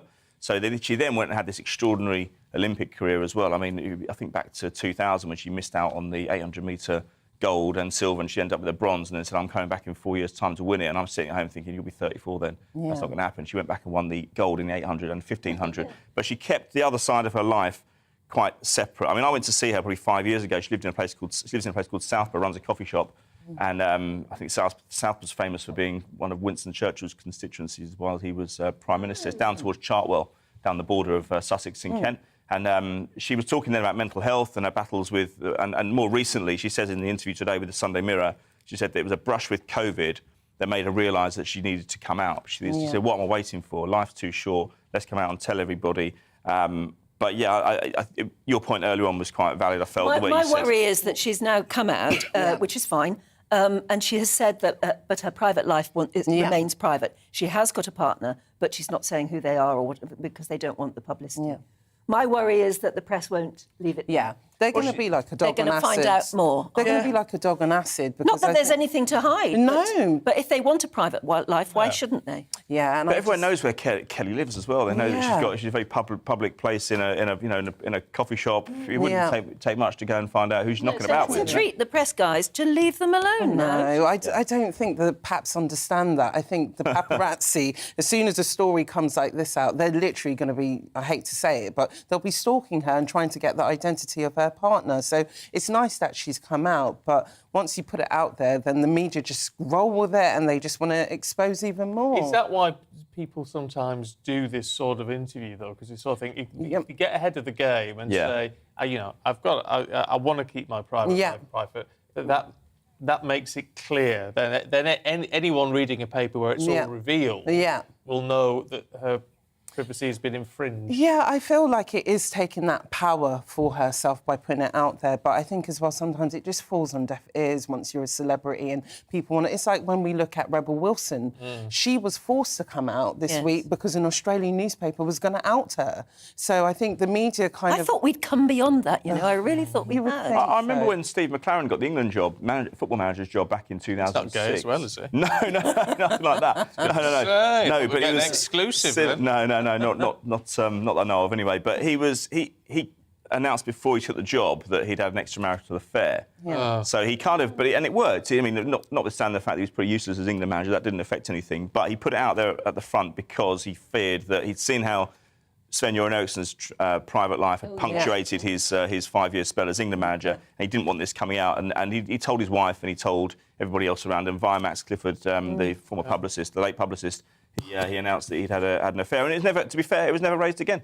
You see, that's the thing. When you're in the public eye, though, I think you almost become the public property. So your private life, I feel the public feel like they should know every in and out of it. It's like, this is why I feel sorry for celebrities all the time. And in a court of law, that would be used against her. The fact that she has come out and given an interview, somebody somewhere would say, well, she's put it in the public arena. She thinks she's potentially weakened her position? Well, yes, but she may have had no choice. I mean, this is in the Sunday Mirror, and you have to ask why it's in the Mirror. Because maybe they'd already, said they were going to run a story about her. So, in exchange for an exclusive, and maybe and saying we won't do anything about your private life, they've been able to do an interview with her. But it doesn't mean... maybe not. Well, that might be an agreement with the Mirror. I'm not... It certainly won't be with the other papers. They will still be after the next stage of the story. You'll be surprised. It's Pride Month. That's the kind of context. That's the sort of the peg to hang it on. It seems like an opportune moment to do it, but I hope she's all right. You'll be surprised how many stories newspapers are sitting on about celebrities that have not come out into the mainstream. There's just so many, and so they tend to do deals like this. So they're waiting for the moment. Waiting for the moment, so they give the celebrity the chance to take ownership of it. But a lot of newspapers. We used to say at the News of the World. We said at the News of the World that what wasn't published in the paper was more interesting a lot of the time than what was. But I think we'll get more stories of more celebrities coming out. Actually, I think over the next few months, years. Yeah. Oh well, we shall see. You never know what they have in those little safes in the back of the newsroom. Yeah. Stockpiles of information. Aidan, Stephanie, we're out of time. Thank you. That is it from all of us for today. We're going to be back with you next Friday, though. A political correction is up next.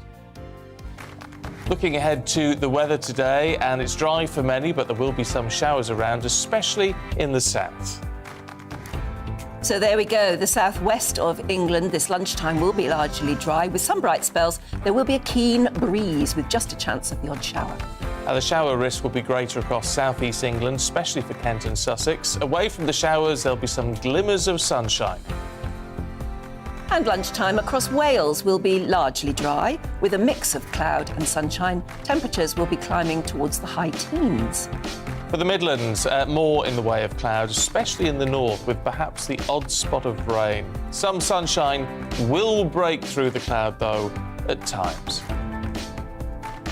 Northern England, however, will see a better chance of seeing sunnier skies this lunchtime, with most places dry. And in the sunshine, it will feel fairly pleasant, with temperatures in the high teens. Southern Scotland will be dry as we move into this afternoon, although it's going to be rather cloudy. Northern Scotland, rather blustery, with some frequent showers. And then early afternoon across Northern Ireland, however, will be dry with plenty of sunny spells. The northerly breeze will make it feel fresh, especially near the coast, with temperatures in the mid-teens. So some rain may move into the southwest during the rest of today. Otherwise, it's going to be dry, and that's your weather for Sunday.